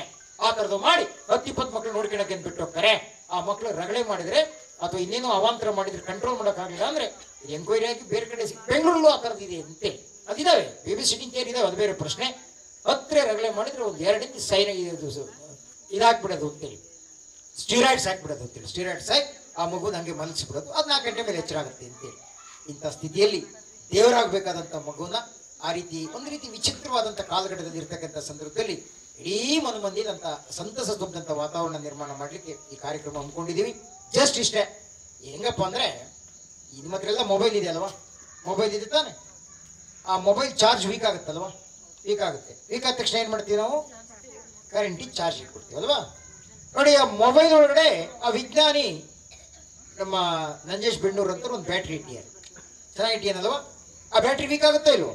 ವೀಕ್ ಆದ ತಕ್ಷಣ ಕರೆಂಟಿಗೆ ಕೊಟ್ಟು ಚಾರ್ಜ್ ಮಾಡ್ಕೊಂತೀವಿ. ಭಗವಂತ ನಮ್ಮೊಳಗಡೆ ಒಂದು ಬ್ಯಾಟ್ರಿ ಇಟ್ಟಿದ್ದಾನೆ, ಗೊತ್ತಾ ನಿಮಗೆ? ಏನಂತೀವಿ ಆ ಬ್ಯಾಟ್ರಿಗೆ? ಕಾನ್ಶಿಯಸ್ ಅಂತೀವಿ, ಪ್ರಜ್ಞೆ ಅಂತೀವಿ, ಮನಸ್ಸು ಅಂತೀವಿ, ಹೃದಯ ಅಂತೀವಿ, ಏನು ಬೇಕಾದ್ರೂ ಹೇಳಿ. ಒಂದು ಬ್ಯಾಟ್ರಿ ಇದೆಯೇ ಇಲ್ವೋ? ಅದು ವೀಕ್ ಆಗುತ್ತಲ್ವಾ? ವೀಕ್ ಆಗಲ್ವಾ? ಆಗುತ್ತಲ್ವಾ? ನೀವು ಹಳ್ಳಿ ಕಡೆ ಕೇಳಿ, ಅಣ್ಣ ಹೆಂಗಾಗ್ಬಿಡ್ತು ಅಂದ್ರೆ ಮಗನೂ ಸರಿಯಾಗಿ ನೋಡ್ಕೊಳಲ್ಲ, ಸೊಸೆನೂ ಸರಿಯಾಗಿ ನೋಡ್ಕೊಳಲ್ಲ, ಬೇಜಾರಾಗ್ಬಿಡ್ತು ಕಣ, ಇಲ್ಲಿ ಇರೋದೇ ಬೇಡ ಅಂತೇಳಿ ಮೂಡ್ಲಿಕ್ಕೆ ಹೋಗತ್ತ ಹಳ್ಳ ಬಿದ್ದು ಬಿಡೋಣ ಅಂತ ಹೋಗ್ತಿದ್ದೆ ಕಣ, ಆ ಮರಕ್ಕೆ ಹೋಗಿ ನೇಣ ಹಾಕೋಣ ಅಂತ ಹೋಗ್ತಿದ್ದೆ ಕಣ. ಅದು ಹೋಗ್ತಾ ಇದ್ದೆ. ನಮ್ಮ ರಂಗೋತ್ತರ ದಿವಸ ಒಂದು 5 ಜನ ಕೂತ್ಕೊಂಡು ಭಜನೆ ಮಾಡ್ತಾ ಇದ್ರು. ಯಾಕೋ ಒಂದು 5 ನಿಮಿಷ ಕೂತ್ಕೊಂಡೆ ಕಾರಣ ಮನ್ಸು ಬದಲಾಯಿಸ್ಬಿಡ್ತು ಕಾರಣ ವಾಪಸ್ ಬಂದೆ ಅಂತೇಳಿ ಚಾರ್ಜ್ ಮಾಡ್ತಾ ಇದ್ವು ಬಂದಿಗಳೇ. ಹಾಗೆ ನಮ್ಮನ್ನು ಸೇಂದ್ರ ವೀಕ್ ಆದರೆ, ನಮ್ಮನಸ್ಸು ಘಾಸಿ ಆದರೆ, ಒಳಗಡೆ ಇರ್ತಕ್ಕಂಥ ಚೇತನದ ಶಕ್ತಿ ಏನಾದರೂ ವೀಕ್ ಆಗ್ಬಿಟ್ರೆ ಕರೆಂಟಿಗೆ ಕೈ ಕೊಡೋಕ್ಕಾಗತ್ತಾ? ಇಲ್ಲ, ಮತ್ತೆ ಯಾರಿಗೆ ಕೈ ಕೊಡಬೇಕು? ಇಂಥ ಸಮಾರಂಭಗಳಿಗೆ ಬಂದು ಸಂವಹನಕ್ಕೆ ಮನಸ್ಸು ಕೊಡಬೇಕು ಅಂತೇಳಿ. ಇದೊಂದು ಶಕ್ತಿ ಇದ್ದಂಗೆ, ಇನ್ನೊಂದು ಎನರ್ಜಿ, ಕರೆಂಟ್ ಇದ್ದಂಗೆ ಅಂತೇಳಿ ಇದಕ್ಕೆ ಬಂದು ನಿಮ್ಮ ಮನಸ್ಸನ್ನು ಇನ್ವೆಸ್ಟ್ ಮಾಡಿಬಿಡಿ. ಡೆಫಿನೆಟ್ ಆಗಿ ಒಂದು 5 ನಿಮಿಷ ಚಾರ್ಜ್ ಆಗ್ತೀರಾ. ಎಸ್, ಇವೆಲ್ಲ ಅದಕ್ಕೆ. ಯಾಕೆ ಈ ಶ್ರಾವಣ ಅದಾದ್ಮೇಲೆ ಗೌರಿ ಹಬ್ಬ ಬಂತು, ಆಗಾಗ ಬೇಜಾರಾಗ್ತಿರುತ್ತೆ, ಚಾರ್ಜ್ ವೀಕ್ ಆಗ್ತಿರುತ್ತೆ ನಮ್ಮ ಮನ್ಸವುವೆ. ಆ ವೀಕ್ ಆದ ತಕ್ಷಣ ತಂಗಿರು ಬೇಜಾರಾಗಿರ್ತೀವಿ. ಹೆಂಗಾಗಿದೆ ಕಾಲಮಾನ ನೋಡಿ. ಇವೆಲ್ಲ ಪೂರ್ವಜರ ಪರಂಪರೆ, ಅದಕ್ಕೆ ಮಾಡಿ. ಇಲ್ಲಪ್ಪ ಏನ್ ಮಾಡ್ತಿದ್ದು? ನೀವು ಗಮನಿಸಿ, ನಿಮಗೆ ಯುಗಾದಿ ಹಬ್ಬದ ದಿವಸ ನೀವೆಲ್ಲ ಚಂದ್ರ ನೋಡ್ತಿರಲ್ವ? ನೋಡ್ತಿರೋ ಇಲ್ವೋ? ಏನಂತೀರಿ ಚಂದ್ರ ನೋಡಿದ ತಕ್ಷಣ? ಅಣ್ಣ ಚಂದ್ರ ನೋಡಿದ ಏನ್ ಮಾಡಿದೆ? ಅಣ್ಣ ಚಂದ್ರ ನೋಡಿದನೇ ಹೋಗಿ ನಾನು ದೊಡ್ಡಪ್ಪ ಅಡ್ಬಿದ್ದು ಬಂದೆ ಕಣ, ಹೋದ ವರ್ಷ ಮಾತಾಡಿದ್ದು ಜಗಳಾಡಿ ಮಾತಾಡ್ತಿರಲ್ಲ, ಇವತ್ತು ಅಡ್ಬಿದ್ದು ಬಂದೆ ಅಂತಾರೆ. ಏನ್ ಮಾಡ್ತು? ಅದು ಚಾರ್ಜ್ ತಾನೆ, ಒಟ್ಟು ಮಾಡ್ತದವ. ಗೌರಿ ಹಬ್ಬನೂ ಅಷ್ಟೇ. ಇಲ್ಲಪ್ಪ 7-8 ತಿಂಗಳಿಂದ ಅಕ್ಕಂತ ಮಾತಾಡಿರಲ್ಲ, ತಂಗಿತ ಮಾತಾಡಿರಲ್ಲ, ಬಟ್ ಕಾಯಿ ಕೊಡ್ಬೇಕಣ್ಣ, ಅವತ್ತು ಕಾಯಿ ಕೊಟ್ಟು ಬಂದೆ ಕಣ ಮಾತಾಡಿಸಿದ್ರು ಅಂತೇಳಿ. ಸಂಪರ್ಕ ಎಷ್ಟು ಶಿಥಿಲಾಗಿದೆ ಗೊತ್ತಾ ಈಗ. ಆಮೇಲೆ ಬರ್ತಾ ಏನಾಯ್ತು ಅಂದ್ರೆ, ಇಲ್ಲಪ್ಪ ಕಾಯಿ ಕೊಡಕ್ಕೆ ನಾವೆಲ್ಲಿ ಬರೋಕ್ಕಾಗತ್ತೆ ಅಂತೇಳಿ ಎಮ್ಮೋ ಮಾಡೋಕ್ಕೆ ಶುರು ಮಾಡಿದ್ರು. ಒಂದು 100 ರೂಪಾಯಿ ಕಳಿಸ್ತೀವಿ, ಏನ್ರ ತಗ ಏನ್ರ ಬಿಡು ಅಂತೇಳಿ. ಈಗ ಅದಕ್ಕಿಂತ ಫಾಸ್ಟ್ ಆಗ್ಬಿಟ್ಟಿದೆ ಸರ್, ಫೋನ್ ಪೇ ಮಾಡಿಬಿಡ್ತಾರೆ ಸರ್. ಒಂದು 200 ರೂಪಾಯಿ ಕಳಿಸ್ಬಿಟ್ರೆ 300 ರೂಪಾಯಿ ಫೋನ್ ಪೇ ಮಾಡಿಬಿಟ್ರೆ ಮುಗಿದೋಯ್ತು ಅಂತೇಳಿ. ಸಂಬಂಧಗಳು ಜಾಳ ಆಗ್ತಾ ಇದ್ದೇವೆ ಅಂತ ಇದಕ್ಕಿಂತ ನಿದರ್ಶನಗಳು ಬೇಕಾ ಅಂತೇಳಿ. ಹಾಗಾಗಿ ಕಾಲದ ಒತ್ತಡಕ್ಕೆ ಅನುಗುಣವಾಗಿ ಬೆಂಗಳೂರಿಗಾರು ಇರ್ರಿ, ವ್ಯಾಪಾರನಾರು ಮಾಡ್ತೀರಿ, ಏನು ಬೇಕಾದ್ರೂ ಮಾಡ್ತೀರಿ, ಕಡೇ ಪಕ್ಷ ನಮ್ಮ ಮನೇಲಿ ಒಂದು ಕಾರ್ಯಕ್ರಮ ಆಗ್ತಿದೆ ಅಂತ ಸೇರ್ಕೊಳ್ಳಿ. ನಮ್ಮ ಮನೇಲಿ ಒಂದು ಪರ್ಯವ ಆಗ್ತಾಯಿದೆ, ಹಿತಾರ ಆಗ್ತಾಯಿದೆ, ಹಿರಿಯರ ಪೂಜೆ ಆಗ್ತಾ ಇದೆ, ಇನ್ನೇನೋ ಹಬ್ಬ ಆಗ್ತಾ ಇದೆ, ಇನ್ನೇನೋ ದೇವ್ರ ಕರ್ಕೊಂಡ್ ಬಂದಿದ್ದಾರೆ, ಇನ್ಯಾರೋ ಸ್ವಾಮಿಗಳು ಬಂದಿದ್ದಾರೆ. ಇಂಥ ದಿವಸದಾರು ಕೂಡ ಈ ರೀತಿ ಸೇರ್ತಾ ನಮ್ಮ ಅರಿವಿನ ಹರವನ್ನು ವಿಸ್ತಾರ ಮಾಡ್ಕೊಳ್ತಕ್ಕಂಥ ನಿಟ್ಟಿನಲ್ಲಿ ಇಂಥ ಕಾರ್ಯಕ್ರಮಗಳು ಸಹಕಾರಿಯಾಗಲಿ ಅಂತಕ್ಕಂಥ ಕಾರಣಕ್ಕೋಸ್ಕರ ಇಂಥ ಕಾರ್ಯಕ್ರಮವನ್ನು ಇವತ್ತು ನಮ್ಮ ಅನಿಯವರ ಮನೆ ಅಂಗಳದಲ್ಲಿ ಏರ್ಪಾಡು ಮಾಡಿದ್ದೀವಿ. ನಮಗಂತೂ ಸಮಾಧಾನ ಅಂತೇಳಿ. ಈಗಾಗಲೇ ಈ ಜಾಗದಲ್ಲಿ ಗೊತ್ತಿರ್ಬೋದು. ನಾವೊಂದು ಪ್ರಯೋಗ ಮಾಡೋದು ನಿಮ್ಗೆ ಆಶ್ಚರ್ಯ ಆಗುತ್ತೆ. ಮಲೆನಾಡು ಕಡೆ ಬರೀ ದುಡ್ಡಿರೋರು, ಬರೀ ಪ್ಲಾಂಟ್ರುಗಳು ಸಂಜೆ ಆದ ತಕ್ಷಣ ಕ್ಲಬ್ಗೆ ಹೋಗ್ತಿರೋರು ಇಂಥದ್ದು ಕೆಲ್ ಬರ್ತಾರೆ, ಅಲ್ಲಿ ಮಾಡೋದು ಬೇಡ ಅಂದರು. ನಾನು ಹೇಳಿದೆ ನಮ್ಮದೇ ಆದಂಥ ಒಂದು ನೆಟ್ವರ್ಕ್ ಇದೆ ರೀ, ಈ ಜಾಗದಲ್ಲಿ ಮಾಡಬೇಕು ಅಂತ ಯಾರಿಗೂ ಗೊತ್ತಿರಲಿಲ್ಲ. ನನ್ನೊಂದು ಟೆಸ್ಟ್ ಇದೊಂದು ಚಾಲೆಂಜ್. ಎಸ್, ಯಾಕಾಗಲ್ಲ? 50 ಜನ ಸೇರ್ತಾರೆ, 30 ಜನ ಸೇರೋದು ಅದು ಬೇರೆ ಪ್ರಶ್ನೆ. ಸೇರ್ಬೇಕಲ್ಲಿ ಅಂತೇಳಿ ಈ ಚಂದನ್ನವ್ರು ಆ ಮುಖೇನ ಇಂಟ್ರೊಡ್ಯೂಸ್ ಆಗ್ಬೇಕು. ಈ ಚಂದನ್ನವ್ರು ಈ ಈತೆ ಕಳೆದೋಗ್ತಕ್ಕಂಥವ್ರು ಕೂಡ 4 ಜನ ಇದಾರಲ್ಲ, ಇಡೀ ಜಾಗದಲ್ಲೇ ಇರೋದು ಬೇಡ ಅಂತೇಳಿ. ಹಾಗೆ ಇದೊಂದು ಪ್ರಾಯೋಗಿಕ ಭೂಮಿ ಇದ್ರೆ ಒಂದು ಡೆಮೋ ಮಾಡಬೇಕು ಅಂತೇಳಿ ಮೂಡಿಗೆರೆಗೆ ಹೋದ್ವಿ. ನಿಮ್ಗೆ ಆಶ್ಚರ್ಯ ಆಗುತ್ತೆ. ನಿಮಗೆ ನೀವು ಹೊರಟ್ಬಿಟ್ರಿ ಸರ್ ಮೂಡಿಗೆರೆಯಿಂದ ಚಂದನ್. ನಾನು ಆ ಕಾರ್ಯಕ್ರಮ ಮುಗಿದ ಮೇಲೆ 4 ಜನ ಪ್ಲಾಂಟರ್ಗಳು ನನ್ನ ಹೆಂಡತಿನ ಮನೆಗೆ ಕರ್ಕೊಂಡು ಹೋದ್ರು. 4 ಜನ ಪ್ಲಾಂಟರ್ಗಳು ಸರ್ ನಮ್ಮನೆಗೆ ಬರಬೇಕು, ನಮ್ಮನೆಗೆ ಬಂದೇ ಹೋಗ್ಬೇಕು ನೀವು ಅಂತೇಳಿ. ಒಂದು ಎಫೆಕ್ಟ್ ಡೆಫಿನೆಟ್ ಆಗಿ ಒಂದು ಪರಿಣಾಮ ಅಂತಕ್ಕಂಥದ್ದು ಇದೆಯಲ್ಲ, ನಾನು ಖಚಿತವಾಗಿ ಬಲ್ಲೆ. ಕೊಡ್ತಕ್ಕಂಥವ್ರು ಒಳ್ಳೆ ಮೆಟೀರಿಯಲ್ ಕೊಟ್ಟರೆ, ಕೊಡ್ತಕ್ಕಂಥವ್ರು ಒಳ್ಳೆ ಸಾಮಗ್ರಿ ಕೊಟ್ಟರೆ ಸ್ವೀಕಾರ ಮಾಡ್ತಕ್ಕಂಥ 100 ಜನ ಇದ್ದಾರೆ ಅಂತೇಳಿ. ಹೆಂಗಿತ್ತು ಸರ್ ಅವತ್ತು ಮೂಡಿಗೆರೆ ಪ್ರೋಗ್ರಾಮ್? ನೀವು 9-10 ಗಂಟೆಗೆ ನೀವು ಅಲ್ಲಿ ಬಿಟ್ರಿ, ನಾನು ಮೂಡಿಗೆರೆ ಬಿಟ್ಟಾಗ 12 ಗಂಟೆ ಸರ್. 2 ಗಂಟೆಗಳ ಕಾಲ 4 ಕಿಲೋಮೀಟರ್ ದೂರದವರು ಬಂಗ್ಲೆ. ನಾವೇ ಪಾಪ ಪ್ರೀತಿಯಿಂದ ಕರೆದ್ರು ಅಂತೇಳಿ ಹೋದ್ಮೇಲೆ ಶಾಕ್ ಆಗ್ಬಿಟ್ಟೆ. ಅಯ್ಯಪ್ಪ ಇಲ್ಲಿ ಬರದಿದ್ರೆ ಎಂತ ಅನ್ಯಾಯ ಆಗ್ತಿತ್ತು ಅಂತೇಳಿ. ನನ್ನ ಹೆಂಡತಿ ಇನ್ನೂ ಆ ಗುಂಗಿಂದ ಬಂದೇ ಇಲ್ಲ ಅಂತೇಳಿ. ಒಬ್ಬೊಬ್ಬನ ಮನೆ 15-20 ಕೋಟಿ, ಅದು ಮನೆಯಲ್ಲ 3 ಎಕರೆಯಲ್ಲಿ ಮನೆ. ಪ್ರಾಯಶಃ ಅಷ್ಟು ದೊಡ್ಡ ಮನುಷ್ಯರಿಗೆ ನಾವು ಲೆಕ್ಕವೇ ಇಲ್ಲ. We are nothing before them. ಅವ್ರ ಮುಂದೆ ನಾವೇನೂ ಅಲ್ಲ. ಮಲಗಿರ್ತಕ್ಕಂಥ ಸೊಸೆ ಕರ್ಕೊಂಬಂದು ಅಡ್ಡು ಬೀಳ್ಸಕತ್ತಿದ್ರು, ಮಲಗಿರ್ತಕ್ಕಂಥ ಮಕ್ಕಳೆಲ್ಲ ಕರ್ಕೊಂಬಂದ್ರು. 4 ಜನ ಪ್ಲಾಂಟ್. ಇದು ಎವ್ಯಾಲ್ಯೂಯೇಷನ್, ಮೌಲ್ಯಮಾಪನ ಇದೆಯಲ್ಲ. ಈ ಕಾರ್ಯಕ್ರಮದ ಎವ್ಯಾಲ್ಯೂಯೇಷನ್ ಹೆಂಗ್ ಅಳಿತೀವಿ ಅಂದ್ರೆ ಈ ಮುಖೇನ ಅಳಿತೀವಿ ಅಂತೇಳಿ. ಇಂಥ 100 ಉದಾಹರಣೆ ಕೊಡಬಲ್ಲೆ ಅಂತೇಳಿ. ಈಗೆಲ್ಲ 10 ವರ್ಷದಿಂದನೇ ನಾವು ಎಸ್ಕೊಪ್ಪಲ್ಲಿ ಒಂದು ಕಾರ್ಯಕ್ರಮ ಮಾಡಿದ್ವಿ. KM ಕೃಷ್ಣಮೂರ್ತಿ MLA ಆಗಿದ್ರು ಸರ್. ಸುಸೈಡ್ ಬಾರಿ ಮಾಡ್ಕೊಂಡ್ರೆ ರೈತರೆಲ್ಲ ರೈತರು ಸುಸೈಡ್ ಮಾಡ್ಕೊಂಡಿದ್ರು, ಅದಕ್ಕೆ ಟಚ್ ಕೊಟ್ಬಿಡ್ತಿದ್ವಿ. ಅವ್ರು ಯಾಕೆ ಸತ್ರು ಸಮೇತ 5 ಲಕ್ಷ ಬರುತ್ತೆ ಅಂತೇಳಿ ಹಿಂಗೆ ಮಾಡ್ತಿದ್ವಿ. ನಾವು ಯೋಚನೆ ಮಾಡಿದ್ವಿ ಅಲ್ಲೇನೋ ಒಂದು ಕಾರ್ಯಕ್ರಮ ಮಾಡಬೇಕು ಅಂತೇಳಿ. ನಿಮ್ಗೆ ಆಶ್ಚರ್ಯ ಆಗುತ್ತೆ. ನಮ್ಗೆ ಹೇಳ್ತಿರ್ತಕ್ಕಂಥ ನಿಮ್ಗೆ 2005 ಕಥೆ ಅಂತೇಳಿ 20 ವರ್ಷದ ಕೆಳಗಡೆ ಅಲ್ಲಿ ಹೋಗಿ ದಾಸ ಸಾಹಿತ್ಯದಲ್ಲಿರ್ತಕ್ಕಂಥ ಸತ್ವ ನಂಜೇಶ್ ಸರ್, ಬಸವಣ್ಣವ್ರು ಏನು ಹೇಳಿದ್ದಾರೆ, ಸರ್ವಜ್ಞ ಏನು ಹೇಳಿದ್ದಾನೆ, ನಮ್ಮ ಅಜ್ಜ ಏನು ಹೇಳಿದ್ದಾನೆ, ನಮ್ಮಜ್ಜು ಸಾಲ ಮಾಡ್ತಿದ್ದ, ಅವ್ನು ಹೇಳಾಕೊಂಡಿರ್ಲ ರೀ, ಅದು ಬದುಕಿನ ಕಲೆ ಗೊತ್ತಿತ್ತು ಅವನಿಗೆ ಅಂತೇಳಿ. ಹಾಗಾಗಿ ಇದ್ರ ಬಗ್ಗೆ 1 ಗಂಟೆ ಭಾಷಣ ಮಾಡಿದ್ವಿ ಸರ್. ನಾವು ಪೂರ್ತಿ ಸಾಹಿತ್ಯದ ಏನು ತೋರಿಸುತ್ತೆ ಅಂತೇಳಿ. ಕಾರ್ಯಕ್ರಮ ಮುಗಿದ ಮೇಲೆ ಅವತ್ತು MLA ನಮ್ಮ KM ಕೃಷ್ಣಮೂರ್ತಿ ಅವರು ಸ್ಟೇಜ್ ಮೇಲೆ ಇದ್ರು ಅಂತೇಳಿ. ಅವ್ರು KM ಬಿದ್ದು 1-2 ಬಂದರು ಸರ್.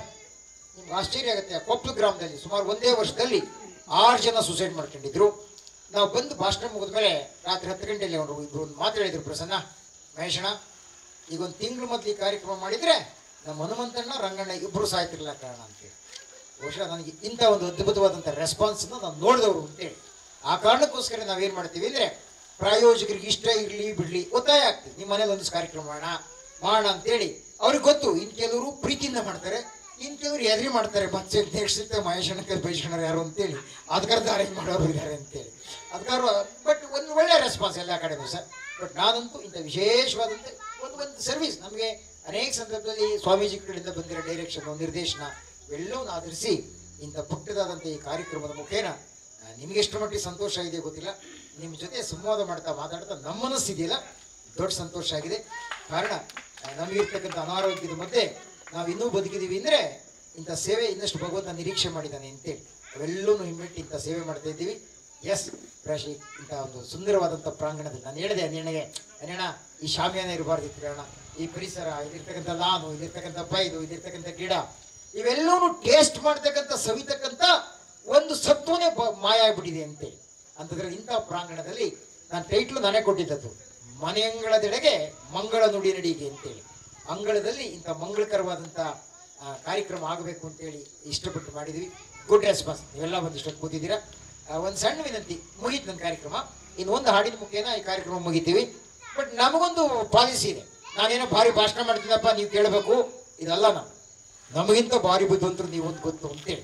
ಇಲ್ಲಿ ನಿತ್ಯ ಎಲ್ಲೋದ್ಲ ಅವಳು, ನಿತ್ಯಕ್ಕೆ ಸಂಬಂಧಪಟ್ಟಂಗೆ ನಂಗೆ ಕವನ ಬರ್ದಿದ್ದೆ, ಅದು ಹೇಳ್ಬಿಟ್ಟು ಮರ್ತುಬಿಟ್ಟೆ ನಾನು ಸ್ಟಾರ್ಟಿಂಗಲ್ಲಿ ಹೇಳಬೇಕು ಅಂತೇಳಿ. ಅವಳು ಆಡಿದಾಗ ನಿಮ್ಗೇನು ಅನ್ನಿಸ್ತಾ ಗೊತ್ತಿಲ್ಲೋ, ನನಗನ್ಸಿದ್ದೆ ಏನು ಗೊತ್ತಾ ನಮಗೆ? ಏನು ಹೇಳಿ, ಈ ಜಗತ್ತಿನ ಮೊದಲ ಮಹಾಕಾವ್ಯ ಯಾವುದು? ನೀವು ರಾಮಾಯಣ ಅಂತೀರಲ್ಲ, ಬೈಬಲ್ ಅಂತೀವಲ್ವ, ಒಡೆಸ್ಸಿ ಅಂತೀವಲ್ವ, ಯಾವ್ಯಾವ್ದು ಹೇಳ್ತೀವಲ್ವಾ? ಇಲ್ಲ, ಯಾವ್ದು ಹೇಳಿ ಮೊದಲನೇ ಕಾವ್ಯ? First dance ಯಾವ್ದಿರ್ಬೋದು? ಭರತನಾಟ್ಯನ, ಕೂಚುಪುಡಿನ, ಯಾವ್ದು ಹೇಳಿ? ಈಗ ಹೇಳಿಲ್ಲ ಫಸ್ಟ್ ಡ್ಯಾನ್ಸ್ ಯಾವುದು ಅಂತೇಳಿ. ನಮ್ಮ ಕವಿ ರಾಮಾನುಜ IPS ಆಫೀಸರ್ 4ನೇ ಸಾಲಲ್ಲಿ ಬರೀತಾರೆ, ಮಗು ನಿನ್ನ ತೊದಲ ನುಡಿ ಈ ಜಗದ ಮೊದಲ ಮಹಾಕಾವ್ಯ. ಫಸ್ಟ್ ಆಡ್ಬೇಕಾರೆ ಒಬ್ಬೊಬ್ಬ ಅಮ್ಮ ಅಮ್ಮ ಅಂತ ಹೇಳಿ ತೊಂದರೆ ಮಾತಾಡುತ್ತಲ್ರಿ, ಅದೇ ಫಸ್ಟ್ ಮಹಾಕಾವ್ಯ. ಒಪ್ಕೊಂತೀರಾ? ಇದು ಎಷ್ಟೇ ಕ್ಲಾಸ್ ನೀನು? ನಿನಗೆ ಎಷ್ಟು ಮಟ್ಟಿಗೆ ಅರ್ಥವಾಗುತ್ತೆ ಗ್ರಹಿಸ್ತು? ಸುಮ್ಮನೆ ಕೇಳು. ನಿನ್ನ ಕುರಿತು ಬರೆದಿರೋ ಕವನಾಯ್. ಮಗು, ನಿನ್ನ ತೊದಲ ನುಡಿ ಈ ಜಗದ ಮೊದಲ ಮಹಾಕಾವ್ಯ. ಮಗು, ನಿನ್ನ ಬಾಯೊಳಗಿರುವ ಶುಭ್ರ ಧವಳ ದಂತಪಂಕ್ತಿ ಈ ನಾಡಿನ ಮೊದಲ ಮಹಾಕಾಂತಿ. ಈ ಮಗುವಿನ ಹಲ್ಲು ನೋಡ್ಬೇಕಾರೆ ಹಲ್ಲುಟ್ಬೇಕಾರೆ ಅಂತಾರಲ್ವಾ, ಅಣ್ಣ ಹೆಂಗಿದೆ ದಾಳಿಂಬೆ ಅಲ್ಲಿದ್ದಂಗಿದೆ ಅಂತಾರಲ್ಲ ಅಜ್ಜಿ, ನೀವೆಲ್ಲ ಅಂತೀರಲ್ವಾ? ಈ ಜಗತ್ತಿನ ಫಸ್ಟ್ ಅಟ್ರಾಕ್ಷನ್, ಮೊದಲನೇ ಕಾಂತಿ ಅಂದ್ರೆ ಆ ಹಲ್ಲು ಅಂತಾರೆ. ಮಗು, ನಿನ್ನ ಬಾಯೊಳಗಿರುವ ಶುಭ್ರ ಧವಳ ದಂತಕಾಂತಿ ಈ ನಾಡಿನ ಮೊದಲ ಮಹಾಕಾಂತಿ. ಮಗು, ನೀನು ನಡೆಯುವಾಗ ಆಗಾಗ ಬಿದ್ದು ಏಳುವ ನಡಿಗೆ ಈ ಜಗದ ಮೊದಲ ನಾಟ್ಯ ಲಾಸ್ಯ. ಯಾವುದೊಂದು ಡ್ಯಾನ್ಸು? ಫಸ್ಟ್ ಹೇಳ್ಬೇಕಾದ್ರೆ ಭಾಗ ದಾಟುತ್ತೆ, ಒಂದು ಕಾಯಿ ಹೊಡಿತೀವಿ, ಹೇಳ್ಬೇಕಾದ್ರೆ ಬೀಳುತ್ತೆ. ಏನ್ ಡ್ಯಾನ್ಸ್ ಅಲ್ವಾ ಅದು? ನೋಡಿದೀವ ಈಗ? ನೋಡಲ್ಲ. ಯಾಕೆ ಹೇಳಿ? ಆ ಡ್ಯಾನ್ಸ್ ನೋಡ್ಬೇಕು ಅಂದ್ರೆ ಮಗು ತಾಯಿ ಸೊಂಟದ ಮೇಲೆ ಬೆಳಿಬೇಕಾಯ್ತು, ಅಪ್ಪನ ಕೈ ಮೇಲೆ ಬೆಳಿಬೇಕಾಯ್ತು, ಅಜ್ಜಿ ತೊಡೆ ಮೇಲೆ ಬೆಳಿಬೇಕಾಯ್ತು. ಈ ಚಿತ್ರ ಮಗು ಡೈಪರಲ್ಲಿ ಬೆಳೀತಾ ಇದ್ದಾವೆ ಅಂತೇಳಿ ಫ್ರೆಶ್ ನೋಡ್ತಕ್ಕಂಥ ಸ್ಥಿತಿ ಬಂದ್ಬಿಟ್ಟಿದ್ದೀವಲ್ವ. ಹಾಗಾಗಿ ಮಗು, ನೀನು ನಡೆಯುವಾಗ ಬಿದ್ದು ಏಳುವ ಮೊದಲ ನಡಿಗೆ ಈ ಜಗದ ಮೊದಲ ನಾಟ್ಯಲಾಸ್ಯ ಅಂತೇಳಿ. ಈ ಜಗತ್ತಿನ ಫಸ್ಟ್ ಡ್ಯಾನ್ಸ್ ಇತ್ತಲ್ಲ, ನೀ ಫಸ್ಟ್ ನಡೀತೀಯಲ್ಲ ಅದು ಡ್ಯಾನ್ಸ್ ಅಂತೇಳಿ. ಅಂತ ಡ್ಯಾನ್ಸ್ ಅನ್ನು ಕ್ಯಾರಿ ಮಾಡಿ ಇವತ್ತೊಂದು ಅದ್ಭುತವಾದ ಭರತನಾಟ್ಯ ಮಾಡಿದೆ. ರೈಟ್, ನಮ್ದು ಹಂಗೆ ಸ್ವಲ್ಪ ಮಾತಾಡೋಕೆ ಹೊರಟ್ಬಿಟ್ರೆ ಅದು ಎಲ್ಲೆಲ್ಲಿ ಹೋಗ್ತವೆ ಅಂತ ಗೊತ್ತಿಲ್ಲ ಸರ್. ತುಂಬ ಕಾನ್ಷಿಯಸ್ ಆಗಿ ಕಂಟ್ರೋಲ್ ಮಾಡಬೇಕಾಯ್ತೆ. Thank you. ಒಂದು ಸರಿ ಎಲ್ಲರೂ ಸೇರಿ ಒಂದು ಚಂದನಿಗೆ ಒಂದು ಚಪ್ಪಾಳೆ ಹೊಡೀರಿ. ನಿರಂತರವಾಗಿ ಕಲಾಪೋಷಣೆ ಮಾಡೋಣ ಅಂತಕ್ಕಂಥ ಮಾತನ್ನು ಹೇಳ್ತಾ, ಇಷ್ಟೊಂದು ಸುಸಂಪನ್ನಗೊಳಿಸಿದಂಥ ನಾವು ಇದನ್ನು ನಿರೀಕ್ಷೆ ಮಾಡ್ತೀವಿ. ನಮ್ಮ ಮೇಲ್ ಸೆಕ್ಟ್ರು ಪುರುಷರ ಕಡೆಯಿಂದ, ನಮ್ಮ ಫೀಮೇಲ್ ಸೆಕ್ಟ್ರು ನಿಮ್ಮ ಕಡೆಯಿಂದ ಒಂದು ಸಣ್ಣ ಅಭಿಪ್ರಾಯ ಬರ್ಬೇಕು, ಇಲ್ಲ ಸಣ್ಣ ಪ್ರಶ್ನೆ ಬರ್ಬೇಕು, ಇಲ್ಲ ಹೆಂಗಾಯ್ತು ಅಂತ ಹೇಳ್ಬೇಕು. ಇದೊಂದು ಸಂವಾದ ಆಗ್ಬೇಕು, ಇಂಟ್ರಾಕ್ಷನ್ ಆಗ್ಬೇಕು. ಇಲ್ಲಪ್ಪ ನಾನೇ ಮಾತಾಡೋದು ನೀವು ಕೇಳೋದಲ್ಲ, ನಮಗಿಂತ ಪ್ರಾಜ್ಞರು ಬುದ್ಧಿವಂತರು ಅಂತ ನಿಮ್ಗೆ ಗೊತ್ತಿದೆ. ಇದನ್ನು ರೆಕಾರ್ಡ್ ಮಾಡ್ತೀವಿ. ನಾಳೆ ಐಸಿರಿ ಯೂಟ್ಯೂಬ್ ಚಾನಲ್ ಇದು ಆಗುತ್ತೆ. ನೆಕ್ಸ್ಟ್ ಇಯರ್ ಒಂದು ದೊಡ್ಡ ಪುಸ್ತಕ ಇದ್ರ ಬಗ್ಗೆ ರಿಲೀಸ್ ಆಗುತ್ತೆ. ಇಲ್ಲಿ ಹೋದ ವರ್ಷ ಆಚೆ ವರ್ಷದವೆಲ್ಲ ಈಗ ರಿಲೀಸ್ ಆಗ್ತಾ ಇದೆ ನನ್ನ ಬುಕ್ಕು. ಇದು ಬೇರೆ ಬೇರೆ ಥರ ಪ್ಲ್ಯಾನ್ ಇದೆ. ನೀವು ಯಾರು ಪ್ರಶ್ನೆ ಕೇಳ್ತೀರೋ ಅವ್ರಿಗೆ ಹೈಲೈಟ್ ಆಗ್ತೀರಾ, ಯಾರಾದರೂ ಒಂದು ಕೇಳ್ತೀರಾ, ಮಾತಾಡ್ತೀರಾ. ಎಸ್, ಏನು ಬೇಕಾದ್ರೂ ಆಗ್ಬೋದು ಈ ಕಾರ್ಯಕ್ರಮದ ಬಗ್ಗೆ, ಅಥವಾ ಏನು ಅನ್ನಿಸ್ತು ನಿಮಗೆ, ಅಥವಾ ಇನ್ನೇನಾದ್ರು ಪ್ರಶ್ನೆ ಕೇಳಂಗಿದ್ರೆ ಏನಾದ್ರು ನಿಮ್ಮ ಕಡೆಯಿಂದ ಪ್ರಾರಂಭ ಆಗಲಿ, ಅವರೊಬ್ಬರು ಮಾತಾಡಲಿ, ಸಮಾರಂಭ ಮುಗಿಯುತ್ತೆ ಸರ್. ಬಿಕಾಸ್ ನಮ್ಗೀಗ ಅದೇ ನೀವು ಹೇಳ್ದಂಗೆ ಮೊಬೈಲ್ ನೋಡ್ಕೊಂಡು ಏನೋ ಒಂಥರ ಮೆಂಟಲಿ ಸ್ಟ್ರೆಸ್ ಆಗ್ತಿತ್ತು, ಏನೋ ಒಂಥರ ರಿಲೀಫ್ನೆಸ್ ಸಿಕ್ತು. ನಿಮ್ಮ ಜೋಕ್ಸ್, ನಿಮ್ಮ ಇದರಿಂದ ನಮ್ಗೆ ತುಂಬ ಖುಷಿ ಆಯಿತು. Thank you. ತಕ್ಷಣ ನಮಗೆ ತುಂಬ ಖುಷಿ ಆಯಿತು. ಅದು ಚಟ್ನಳ್ಳಿ ಮಹೇಶ್ ಅಣ್ಣ ಅವ್ರದ್ದು ಒಂದು ಭಾಷಣ ಅಂದರೆ ಸಾಕು, ಮೈಯೆಲ್ಲ ರೋಮಾಂಚನಕಾರಿ ಆಗುತ್ತೆ. ಅವ್ರು ಹೇಳೋಂಥ ಒಂದೊಂದು ಮಾತು ಸಹ ನಮ್ಮ ಮನಸ್ಸಿಗೆ, ನಮ್ಮ ತಲೆಗೆ ನಾಟ ಥರನೇ ಹೇಳ್ತಾರೆ. ನಾವು ಇವತ್ತು ಅವ್ರು ಹೇಳಿದಂಥ ಮಾತುಗಳು ಯಾವ ಥರ ಇತ್ತು ಅಂದರೆ, ನಮ್ಮನ್ನ ಮಗುರು ಥರನೂ ಅವರು ಬೆಳೆಸಿ ಆಡಿಸಿ ನೋಡ್ಸಿದ್ರು. ಮತ್ತು ನಾವು ದೊಡ್ಡವರಾದ್ಮೇಲೆ ನಮ್ಮ ಗುರಿ ಏನಿದೆ, ನಮ್ಮ ಗುರಿ ಯಾವ ಥರ ಇರಬೇಕು ಅನ್ನೋದನ್ನ ಸಹ ಅವ್ರು ನಮಗೆ ತಿಳುವಳಿಕೆನ ಮೂಡಿಸಿದ್ರು ಅವ್ರ ಮಾತಿಂದ. ನಮಗೆ ಅದು ತುಂಬ ಖುಷಿ ಆಯಿತು. ಅವ್ರು ಎಲ್ಲೇ ಹೋದ್ರು ಭಾಷಣ ಅಂತ ಅನ್ನೋದಕ್ಕಿಂತ ಹೆಚ್ಚಾಗಿ ನಮ್ಗದೊಂದು ಅವ್ರದ್ದು ಮಾತುಕತೆ ತುಂಬಾನೇ ಇಷ್ಟ ಆಗುತ್ತೆ. ಒಂದು ಮನಸ್ಸಿಗೆ ನಾಟಂಥದ್ದಾಗಲಿ, ನಮ್ಮ ಜೀವನ ಕಳ್ಕೊಳಿಸ್ಕೊಳ್ಳುವಂಥ ಮಾತುಗಳನ್ನ ತುಂಬ ಚೆನ್ನಾಗಿ ಹೇಳ್ತಾರೆ. ಇವತ್ತು ನಮ್ಮನೇಲಿ ನಡೀತಿರೋದ್ರಿಂದ ಕಾರ್ಯಕ್ರಮ ನಮಗೆ ತುಂಬಾನೇ ಖುಷಿ ಆಯಿತು. ನಾವಿನ್ನೂ ಅವ್ರ ಹತ್ರ ಅವ್ರ ಮಾತುಗಳನ್ನ ಸಂಪಾದಿಸ್ಬೇಕು ಅಂತ ಇನ್ನೂ ಆಸೆ ಪಡ್ತಾ ಇದ್ದೇವೆ. ಇನ್ನೂ 1 ಅವರ್ ಬೇಕಾಗಿತ್ತು ನಮಗೆ ಅವ್ರ ಮಾತುಗಳು ಅಂತ ಅನ್ನಿಸ್ತಾ ಇದೆ. ನಮಗೇನು ಅನಿಸ್ತು ಗೊತ್ತಾ, ಈಗ ನೆಕ್ಸ್ಟ್ ಟೈಮ್ ಜಾಗದಲ್ಲಿ ಫಂಕ್ಷನ್ ಮಾಡಿದ್ರೆ ನನ್ನ ಭಾಷಣ ಬೇಕಾದ್ರೆ ನಿಮ್ದೇ ಸಾಕು.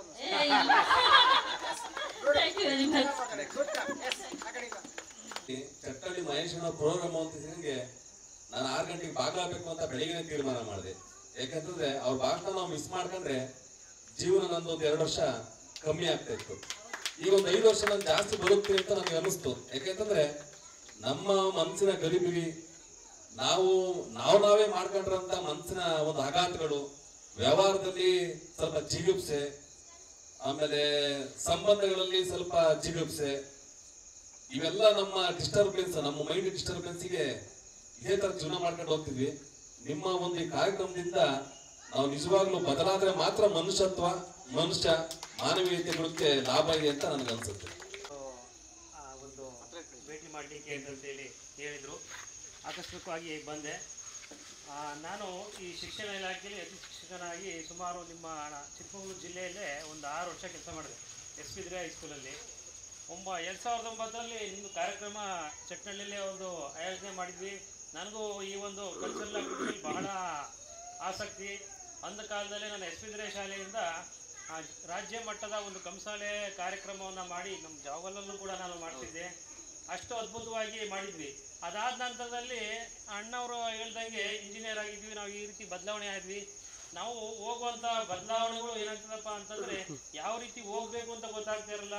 2 ವರ್ಷ ನಾನು ಕೂಡ ಟ್ರ್ಯಾಕ್ಸನ್ನು ಓಡಿಸ್ದೆ. ಬಾಣಾಟು ಜಾವಗಲ್ಲು ಕೂತ್ಕೊಂಡ್ಬಿಟ್ಟು ಟ್ರ್ಯಾಕ್ಸ್ ಓಡಿಸ್ದೆ. ಡಿಗ್ರಿ ಮಾಡಿದ್ದಲ್ಲಪ್ಪ ಅಂತ ನಾನು ನೀವೆಲ್ಲ ಜಿಗುಪ್ಸೆ ಪಡಲಿಲ್ಲ. ಯಾಕಪ್ಪ ಅಂತಂದ್ರೆ ನಿಂತ್ಕೊಂಡೆ ನಾವು ಇನ್ನೊಬ್ರಿಗೆ ಮಾದರಿ ಆಗಬೇಕು, ಆ ಫ್ಯಾಮಿಲಿ ಇರ್ಬೋದು ಮತ್ತೊಂದಿರ್ಬೋದು ಅನ್ನೋ ಥರಕ್ಕೆ ಇರುತ್ತೆ.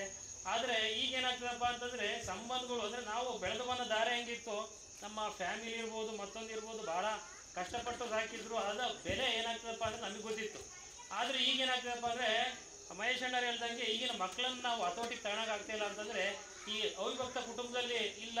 ನಾವು ಮಾಡುವಂಥ ಈ ಹಣಕಾಸು ಮತ್ತೊಂದು ಈ ರೀತಿಯಾದಂಥ ಒಂದು ಯೋಚನೆಗಳು ಏನಾಗ್ತದಪ್ಪ ಅಂತಂದರೆ ಈ ಒಂದು ಹೆಂಡತಿ ಗಂಡನ ಒಂದು ಸಂಬಂಧ ಇರ್ಬೋದು, ಮಕ್ಕಳ ಸಂಬಂಧ ಇರ್ಬೋದು, ಭಾಳ ದೂರ ಪಡಿಸ್ತಿದ್ದೇವೆ.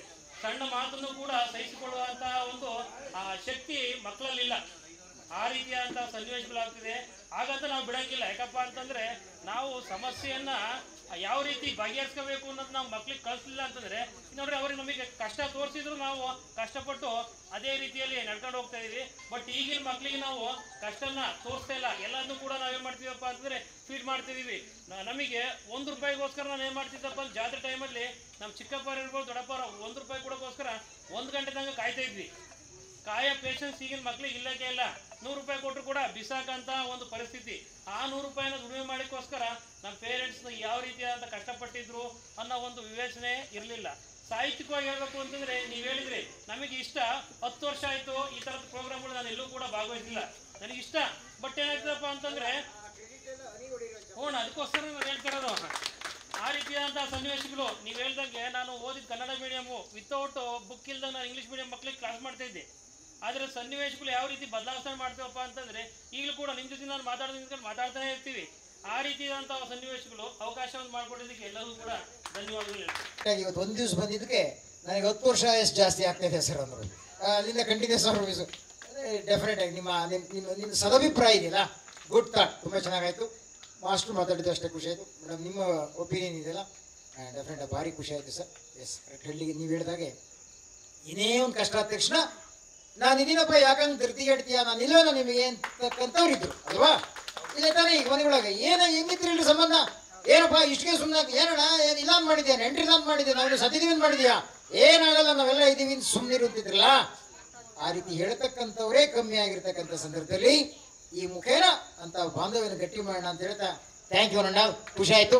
ಈಗ ಅದ್ಭುತವಾದಂಥ ಕಡೆಯ ಗೀತೆಯೊಂದಿಗೆ ನಮ್ಮ ಕಾರ್ಯಕ್ರಮ ಮುಗಿಯುತ್ತೆ. ಆಮೇಲೆ ನಮ್ಮ ಅನಿಲ್ ಅವರ ಪ್ರಸಾದದ ಸ್ವೀಕಾರದೊಂದಿಗೆ ಎಲ್ಲ ತೆರಳೋಣ ಸರ್. ಬಿಚ್ಚಿ ಮಾತಾಡಿದಂಥ ಸಂದರ್ಭದಲ್ಲಿ ಅರ್ಥ ಆಗ್ತದೆ ಎಲ್ಲದೂ ಕೂಡ. ಹಾಗಾಗಿ ಇಂಥ ಕಾರ್ಯಕ್ರಮಗಳು ಮತ್ತಷ್ಟು ಬಾಂಧವ್ಯವನ್ನ ಮತ್ತಷ್ಟು ಗಟ್ಟಿ ಮಾಡ್ತಾ ಹೋಗ್ಲಿ ಅಂತಕ್ಕಂಥ ಆಶಯವನ್ನ ವ್ಯಕ್ತಪಡಿಸ್ತಾ ಈ ಕಾರ್ಯಕ್ರಮದ ರೂವಾರಿಗಳು ಶ್ರಾವಣ ಮಾಸದ ಪ್ರವಚನ ಮಾಲಿಕೆಯ ಜಾವಗಲ್ಲಿನ ಈ ಕಾರ್ಯಕ್ರಮಕ್ಕೆ ಬಂದು ಅದ್ಭುತವಾದಂಥ ಮಾತುಗಳನ್ನ ಆಡಿದಂಥ ಆತ್ಮೀಯರು ಹಿರಿಯರು ನಮ್ಮ ಹಿತೈಷಿಗಳಾದಂಥ ಚಟ್ನಳ್ಳಿ ಮಹೇಶ್ ಅಣ್ಣವರಿಗೆ ಅತ್ಯಂತ ಪ್ರೀತಿಯ ಅಭಿಮಾನದ ಧನ್ಯವಾದಗಳನ್ನ ಸಮರ್ಪಿಸ್ತಾ ಇದ್ದೇನೆ. ಕಾರ್ಯಕ್ರಮದಲ್ಲಿದ್ದು ಇವತ್ತಿನ ವಿಷಯದ ಬಗ್ಗೆ ಹಾಗೆ ಯುವೋದ್ಯಮಿಯಾಗಿ ಅವರು ಪಟ್ಟಂತ ಕಷ್ಟ ಮತ್ತೆ ಮಾಡಿದಂತ ಸಾಧನೆಯ ಬಗ್ಗೆ ಪ್ರೇರಕವಾದಂತ ಮಾತುಗಳನ್ನ ಆಡಿದಂತ ನಮ್ಮ ನಂಜೇಶ್ ಬೆಣ್ಣೂರವರು ಯುವೋದ್ಯಮಿಗಳು ಬಹಳ ಖುಷಿ ಆಯ್ತು ತಮ್ಮ ಮಾತುಗಳನ್ನು ಕೇಳಿ. ಒಂದಷ್ಟು ಪ್ರೇರಕವಾದಂತ ಶಕ್ತಿಯಾಗಿದ್ದೀರಿ. ನಮ್ಮಲ್ಲೂ ಸಾಕಷ್ಟು ಇದ್ದಾರೆ ಅಂತ ಮಕ್ಕಳಿಗೆ ಒಂದು ತರಬೇತಿಯನ್ನ ಕೊಡ್ತಕ್ಕಂಥ ಕೆಲಸಗಳನ್ನ ನಾವು ಮಾಡಬೇಕು ಅಂತಕ್ಕಂಥ ಮಾತನ್ನು ಹೇಳ್ತಾ ತಮಗೆ ಅತ್ಯಂತ ಪ್ರೀತಿಪೂರ್ವಕವಾದಂಥ ಅಭಿಮಾನದ ಧನ್ಯವಾದಗಳನ್ನ ಸಮರ್ಪಿಸ್ತಾ ಇದ್ದೇನೆ. ಇವತ್ತು ನಮ್ಮ ಚಂದನ್ ಅದ್ಭುತವಾದಂಥ ಗಾಯಕ, ನನ್ನ ಬಹಳ ಪ್ರೀತಿಯ ಸಹೋದರ, ಬಹಳ ವರ್ಷಗಳ ನಿಕಟವಾದಂಥ ಸಂಬಂಧ ನಮಗೂ ಚಂದನ್ ಅವ್ರದ್ದು. ಎಲ್ಲ ಕಾರ್ಯಕ್ರಮದಲ್ಲೂ ನಾವು ಜೊತೆಯಾಗಿರ್ತೀವಿ. ಇವತ್ತು ವಿಶೇಷವಾದಂಥ ಹಾಡುಗಳ ಮುಖೇನ ತಮ್ಮೆಲ್ಲರ ಮನಸ್ಸನ್ನ ಗೆದ್ದಂತ ಚಂದನ್ ಅವರಿಗೆ ಅತ್ಯಂತ ಪ್ರೀತಿ ಅಭಿಮಾನದ ಧನ್ಯವಾದಗಳು ಹೇಳ್ತಾ ಇದ್ದೇನೆ. ಇನ್ನೊಬ್ರು ಇಡೀ ಈ ಕಾರ್ಯಕ್ರಮವನ್ನ ಮುನ್ನಡೆಸ್ಕೊಂಡು ಹೋಗ್ತಿರ್ತಕ್ಕಂಥವ್ರು ಅಂದ್ರೆ ಸಾರಥಿಯಾಗಿ ಇರ್ತಕ್ಕಂಥವ್ರು ಮಹೇಶ್ ಅಣ್ಣ ಇದ್ರು ಕೂಡ ಮಹೇಶ್ ಅಣ್ಣ ಕೂರ್ಸ್ಕೊಂಡು ಮುಂದೆ ಹೋಗ್ತಕ್ಕಂಥವ್ರು ಇಡೀ ಕಾರ್ಯಕ್ರಮದ ನಿರ್ವಹಣೆ ಮಾಡೋ ಮುಖೇನ. ಜೊತೆಗೆ ಸಂಘಟನೆ ಒಂದು ದೊಡ್ಡ ಶಕ್ತಿ ಚಿಕ್ಕಮಗಳೂರಿನಲ್ಲಿ ನಮ್ಮ ಪ್ರಭುಲಿಂಗ ಶಾಸ್ತ್ರಿಗಳು ಮಾಧ್ಯಮದಲ್ಲಿ ಇಟ್ಟುಕೊಂಡು ಸಾಹಿತ್ಯ ಮತ್ತೆ ಸಾಂಸ್ಕೃತಿಕ ದೊಡ್ಡ ಮಹಾಪೋಷಕರಾಗಿ ಸಂಘಟಕರಾಗಿ ಅತ್ಯಂತ ಪ್ರೀತಿ ಪಾತ್ರರಾಗಿ ಎಲ್ಲರಿಗೂ ಕೂಡ ಪ್ರೀತಿ ಪಾತ್ರರಾಗಿರ್ತಕ್ಕಂಥ ಪ್ರಭುಲಿಂಗ ಶಾಸ್ತ್ರಿ ಸರ್ ಇವತ್ತು ನಮ್ಮೂರಲ್ಲಿ ನಮ್ಮ ಜೊತೆಗಿದ್ದಾರೆ. ಅವರಿಗೆ ಅತ್ಯಂತ ಪ್ರೀತಿಯ ಮತ್ತು ಅಭಿಮಾನದ ಧನ್ಯವಾದಗಳನ್ನ ಸಮರ್ಪಿಸ್ತಾ ಇದ್ದೇನೆ. ಹಾಗೆಯೇ ಈ ಕಾರ್ಯಕ್ರಮ ನಿರಂತರವಾಗಿ 30 ದಿವಸ ನೀಡಲಿಕ್ಕೆ ನಮ್ಮ ಹೈಸಿರಿ ಫೌಂಡೇಶನ್ ಏನು ನಮ್ಮ HD ತಮ್ಮಯ್ಯನವರಿದ್ದಾರೆ, ಚಿಕ್ಕಮಗಳೂರಿನ ಮಾನ್ಯ ಜನಪ್ರಿಯ ಶಾಸಕರು, ಅವರ ಕುಟುಂಬದ ಸಂಸ್ಥೆ ಇದು. ಆ ಸಂಸ್ಥೆಯವರು ಪ್ರಾಯೋಜಕತ್ವವನ್ನು ನೀಡಿದ್ದಾರೆ. ಅದು ಆ ಸಂಸ್ಥೆ ಪ್ರಾಯೋಜಕತ್ವದಲ್ಲಿ ಜವಗಲ್ನಲ್ಲಿ ನಡೆದಿರ್ತಕ್ಕಂಥದ್ದು ವಿಶೇಷ ಅಂತಕ್ಕಂಥ ಮಾತನ್ನ ಹೇಳ್ತಾ ಐಸಿರಿ ತಂಡದವರು ಮತ್ತೆ ಏನು ವಿಡಿಯೋಗ್ರಾಫರ್ ಇದ್ದಾರೆ, ಆ ಬಳಗ ಇದೆ, ಅವರಿಗೆ ಅವರೆಲ್ಲರಿಗೂ ಕೂಡ ಮತ್ತೊಮ್ಮೆ ಪ್ರೀತಿಯ ಧನ್ಯವಾದಗಳನ್ನು ಸಮರ್ಪಿಸ್ತೇನೆ. ಈ ಕಾರ್ಯಕ್ರಮಕ್ಕೆ ಆಗಮಿಸಿ ನಮ್ಮ ಕಾರ್ಯಕ್ರಮದ ಜೊತೆಗೆ ಇದ್ದಂತ ಎಲ್ಲ ಅಭಿಮಾನಿಗಳಿಗೆ ಮತ್ತೆ ಎಲ್ಲ ಗಣ್ಯರಿಗೆ ಮತ್ತೊಮ್ಮೆ ಎಲ್ಲ ಈ ಕುಟುಂಬದ ಏನು ಇವರಿದ್ದಾರೆ ಸದಸ್ಯರು ಅವರೆಲ್ಲರಿಗೂ ಮತ್ತೊಮ್ಮೆ ಧನ್ಯವಾದಗಳು. ಈ ಕಾರ್ಯಕ್ರಮ ಮಾಡಬೇಕು ಅಂತ ಸಂದರ್ಭದಲ್ಲಿ ಪ್ರೀತಿಯಿಂದ ಒಪ್ಕೊಂಡು ಮಹೇಶ್ ಅಣ್ಣಂಗೆ ಒಂದ್ ಕಡೆ ಪ್ರೀತಿನವೇ, ಮಹೇಶ್ ಅಣ್ಣ ಹೇಳ್ದಂಗೆ ಒಂದ್ ಕಡೆ ಭಯನವೇ. ನಮ್ಗಾಗ್ಲಿ ನನಗಾಗ್ಲಿ ಯಾರಿಗಾರ ಇರುವವರು ಮಹೇಶ್ ಅಣ್ಣ ಹೇಳ್ತಾನೆ ಹಿಂಗೆ ಏನೋ ಒಂದು ಕಾರ್ಯಕ್ರಮ ಮಾಡ್ತಾ ಇದ್ದೀನಿ ಬನ್ನಿ ಅಂದ್ರೆ ನಾವು ಒಂದು ಪ್ರೀತಿಯಿಂದಲೂ ಹೋಗಿರ್ತೀವಿ, ಒಂದು ಹೋಗ್ಲಿಲ್ಲ ಅಂದ್ರೆ ಮಹೇಶ್ ಅಣ್ಣ ನಾಳೆ ಮಾತು ಕೇಳಕ್ಕಾಗಲ್ಲ, ಕ್ಲಾಸ್ ಅದೇನಿಲ್ಲ ನೇರ ಏನ್ರಿ ಇವತ್ತು ಬರಕ್ಕಾಗಲ್ಲ ಅಂದ್ರೆ ಓಪನ್ ಆಗಿ ಮಾತಾಡೋದು. ಅಂದ್ರೆ ಅದು ನಮ್ಮ ಬಗ್ಗೆ ಪ್ರೀತಿ ಇರೋದಕ್ಕೆ ಮಾತ್ರ ಆ ಮಾತನ್ನ ಆಡ್ತಾರೆ. ಮಹೇಶ್ ಅಣ್ಣ ಅವರು ನಮ್ಗೆ ಯಾವಾಗ್ಲೂ ನಮ್ಮ ಇಡೀ ಕಾರ್ಯಕ್ರಮಗಳಿಗೆ ನಮ್ಮ ಜೊತೆ ಶಕ್ತಿಯಾಗಿ ನಿಂತಿದ್ದಾರೆ. ಜವಗಲ್ನಲ್ಲಿ ನಡೆಯೋ ಅಷ್ಟು ಕಾರ್ಯಕ್ರಮಗಳಿಗೆ ಸರ್ ಮಹೇಶ್ ಅಣ್ಣನ ಮಾರ್ಗದರ್ಶನ ಇಲ್ಲದೆ ನಾವು ಇವತ್ತಿನವರೆಗೂ ಕಾರ್ಯಕ್ರಮ ಮಾಡಿಲ್ಲ. 10,000 ಜನ ಸೇರಿದ್ದಾರೆ, 20,000 ಜನ ಸೇರಿದ್ದಾರೆ. ನಮ್ಮ ಜವಗಲ್ ಸಾಂಸ್ಕೃತಿಕ ಹಬ್ಬ ಅಂತಕ್ಕಂಥ ದೊಡ್ಡ ಕಾರ್ಯಕ್ರಮ ಮಾಡೋದಕ್ಕೂ ಅದಕ್ಕೊಂದು ಪ್ರೇರಕ ಶಕ್ತಿಯಾಗಿ ನಿಂತಂತವ್ರು ನಮ್ಮ ಚಟ್ನಳ್ಳಿ ಮಹೇಶ್ ಅಣ್ಣ ಅವರು. ಅವ್ರ ಮಾತುಗಳಿಗೆ ನಾವು ಯಾವತ್ತೂ ಗೌರವ ಕೊಡ್ತೀನಿ. ಈ ಕಾರ್ಯಕ್ರಮವನ್ನ ಮಾಡುವ ಮುಖೇನ ಒಂದು ವಿಶೇಷವಾದಂತಹ ಅಭಿಯಾನಕ್ಕೆ ಚಾಲನೆ ನೀಡಿದಂತ ನಮ್ಮ ಜಾವಗಲ್ಲಿನ ಆತ್ಮೀಯ ಗೆಳೆಯ ಅನಿಲ್ ಅವರಿಗೆ ಅತ್ಯಂತ ಪ್ರೀತಿಯ ಧನ್ಯವಾದಗಳನ್ನ ಸಮರ್ಪಿಸ್ತಾ ಈ ಕಾರ್ಯಕ್ರಮದಲ್ಲಿ 24ನೇ ತಾರೀಕು ಇದೇ ತಿಂಗಳ 24ರಲ್ಲಿ ಚಟ್ಟಳ್ಳಿ ಮಹೇಶ್ ಅಣ್ಣವರ ಏನು ಫಾರ್ಮ್ ಹೌಸ್ ಇದೆ, ತೋಟದ ಮನೆ ಇದೆ, ಆ ತೋಟದ ಮನೆಯಲ್ಲಿ ಸಮಾರೋಪ ಕಾರ್ಯಕ್ರಮ. ಆ ಕಾರ್ಯಕ್ರಮಕ್ಕೆ ಬನ್ನಿ, ತಾವೆಲ್ಲರೂ ಕೂಡ ಅಲ್ಲಿರ್ಬೇಕು ಅಂತಕ್ಕಂಥವ್ರು ಮಹೇಶ್ ಅಣ್ಣವರ ಕಳಕಳಿ ಮನವಿ, ನನ್ನ ಮನವಿ ಕೂಡ. ನಾವೆಲ್ಲರೂ ಕೂಡ ಒಟ್ಟಿಗೆ ಹೋಗೋಣ ಅಂತ ಮಾತನ್ನು ಹೇಳ್ತಾ ಈ ಗೀತೆಯೊಂದಿಗೆ ಕಾರ್ಯಕ್ರಮ ಎಲ್ಲ ಬಂದಿರತಕ್ಕಂಥ ಗಣ್ಯರಿಗೆ ಮತ್ತೊಮ್ಮೆ ಧನ್ಯವಾದವನ್ನು ಸಮರ್ಪಿಸಿ ನಮ್ಮ ಚಂದನ್ ಅವರ ಗೀತೆಯೊಂದಿಗೆ ಈ ಕಾರ್ಯಕ್ರಮ ಮುಕ್ತಾಯ ಆಗ್ತದೆ. ನಮಸ್ಕಾರ. ಬಡವನಾದರಿಗೇನು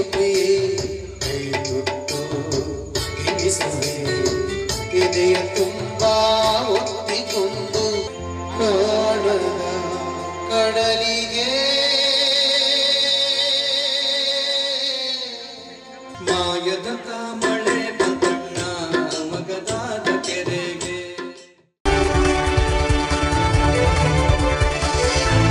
ಐಸಿರಿ ಟುಡೇ, ವಾಯ್ಸ್ ಆಫ್ ಡೆಮೋಕ್ರಸಿ.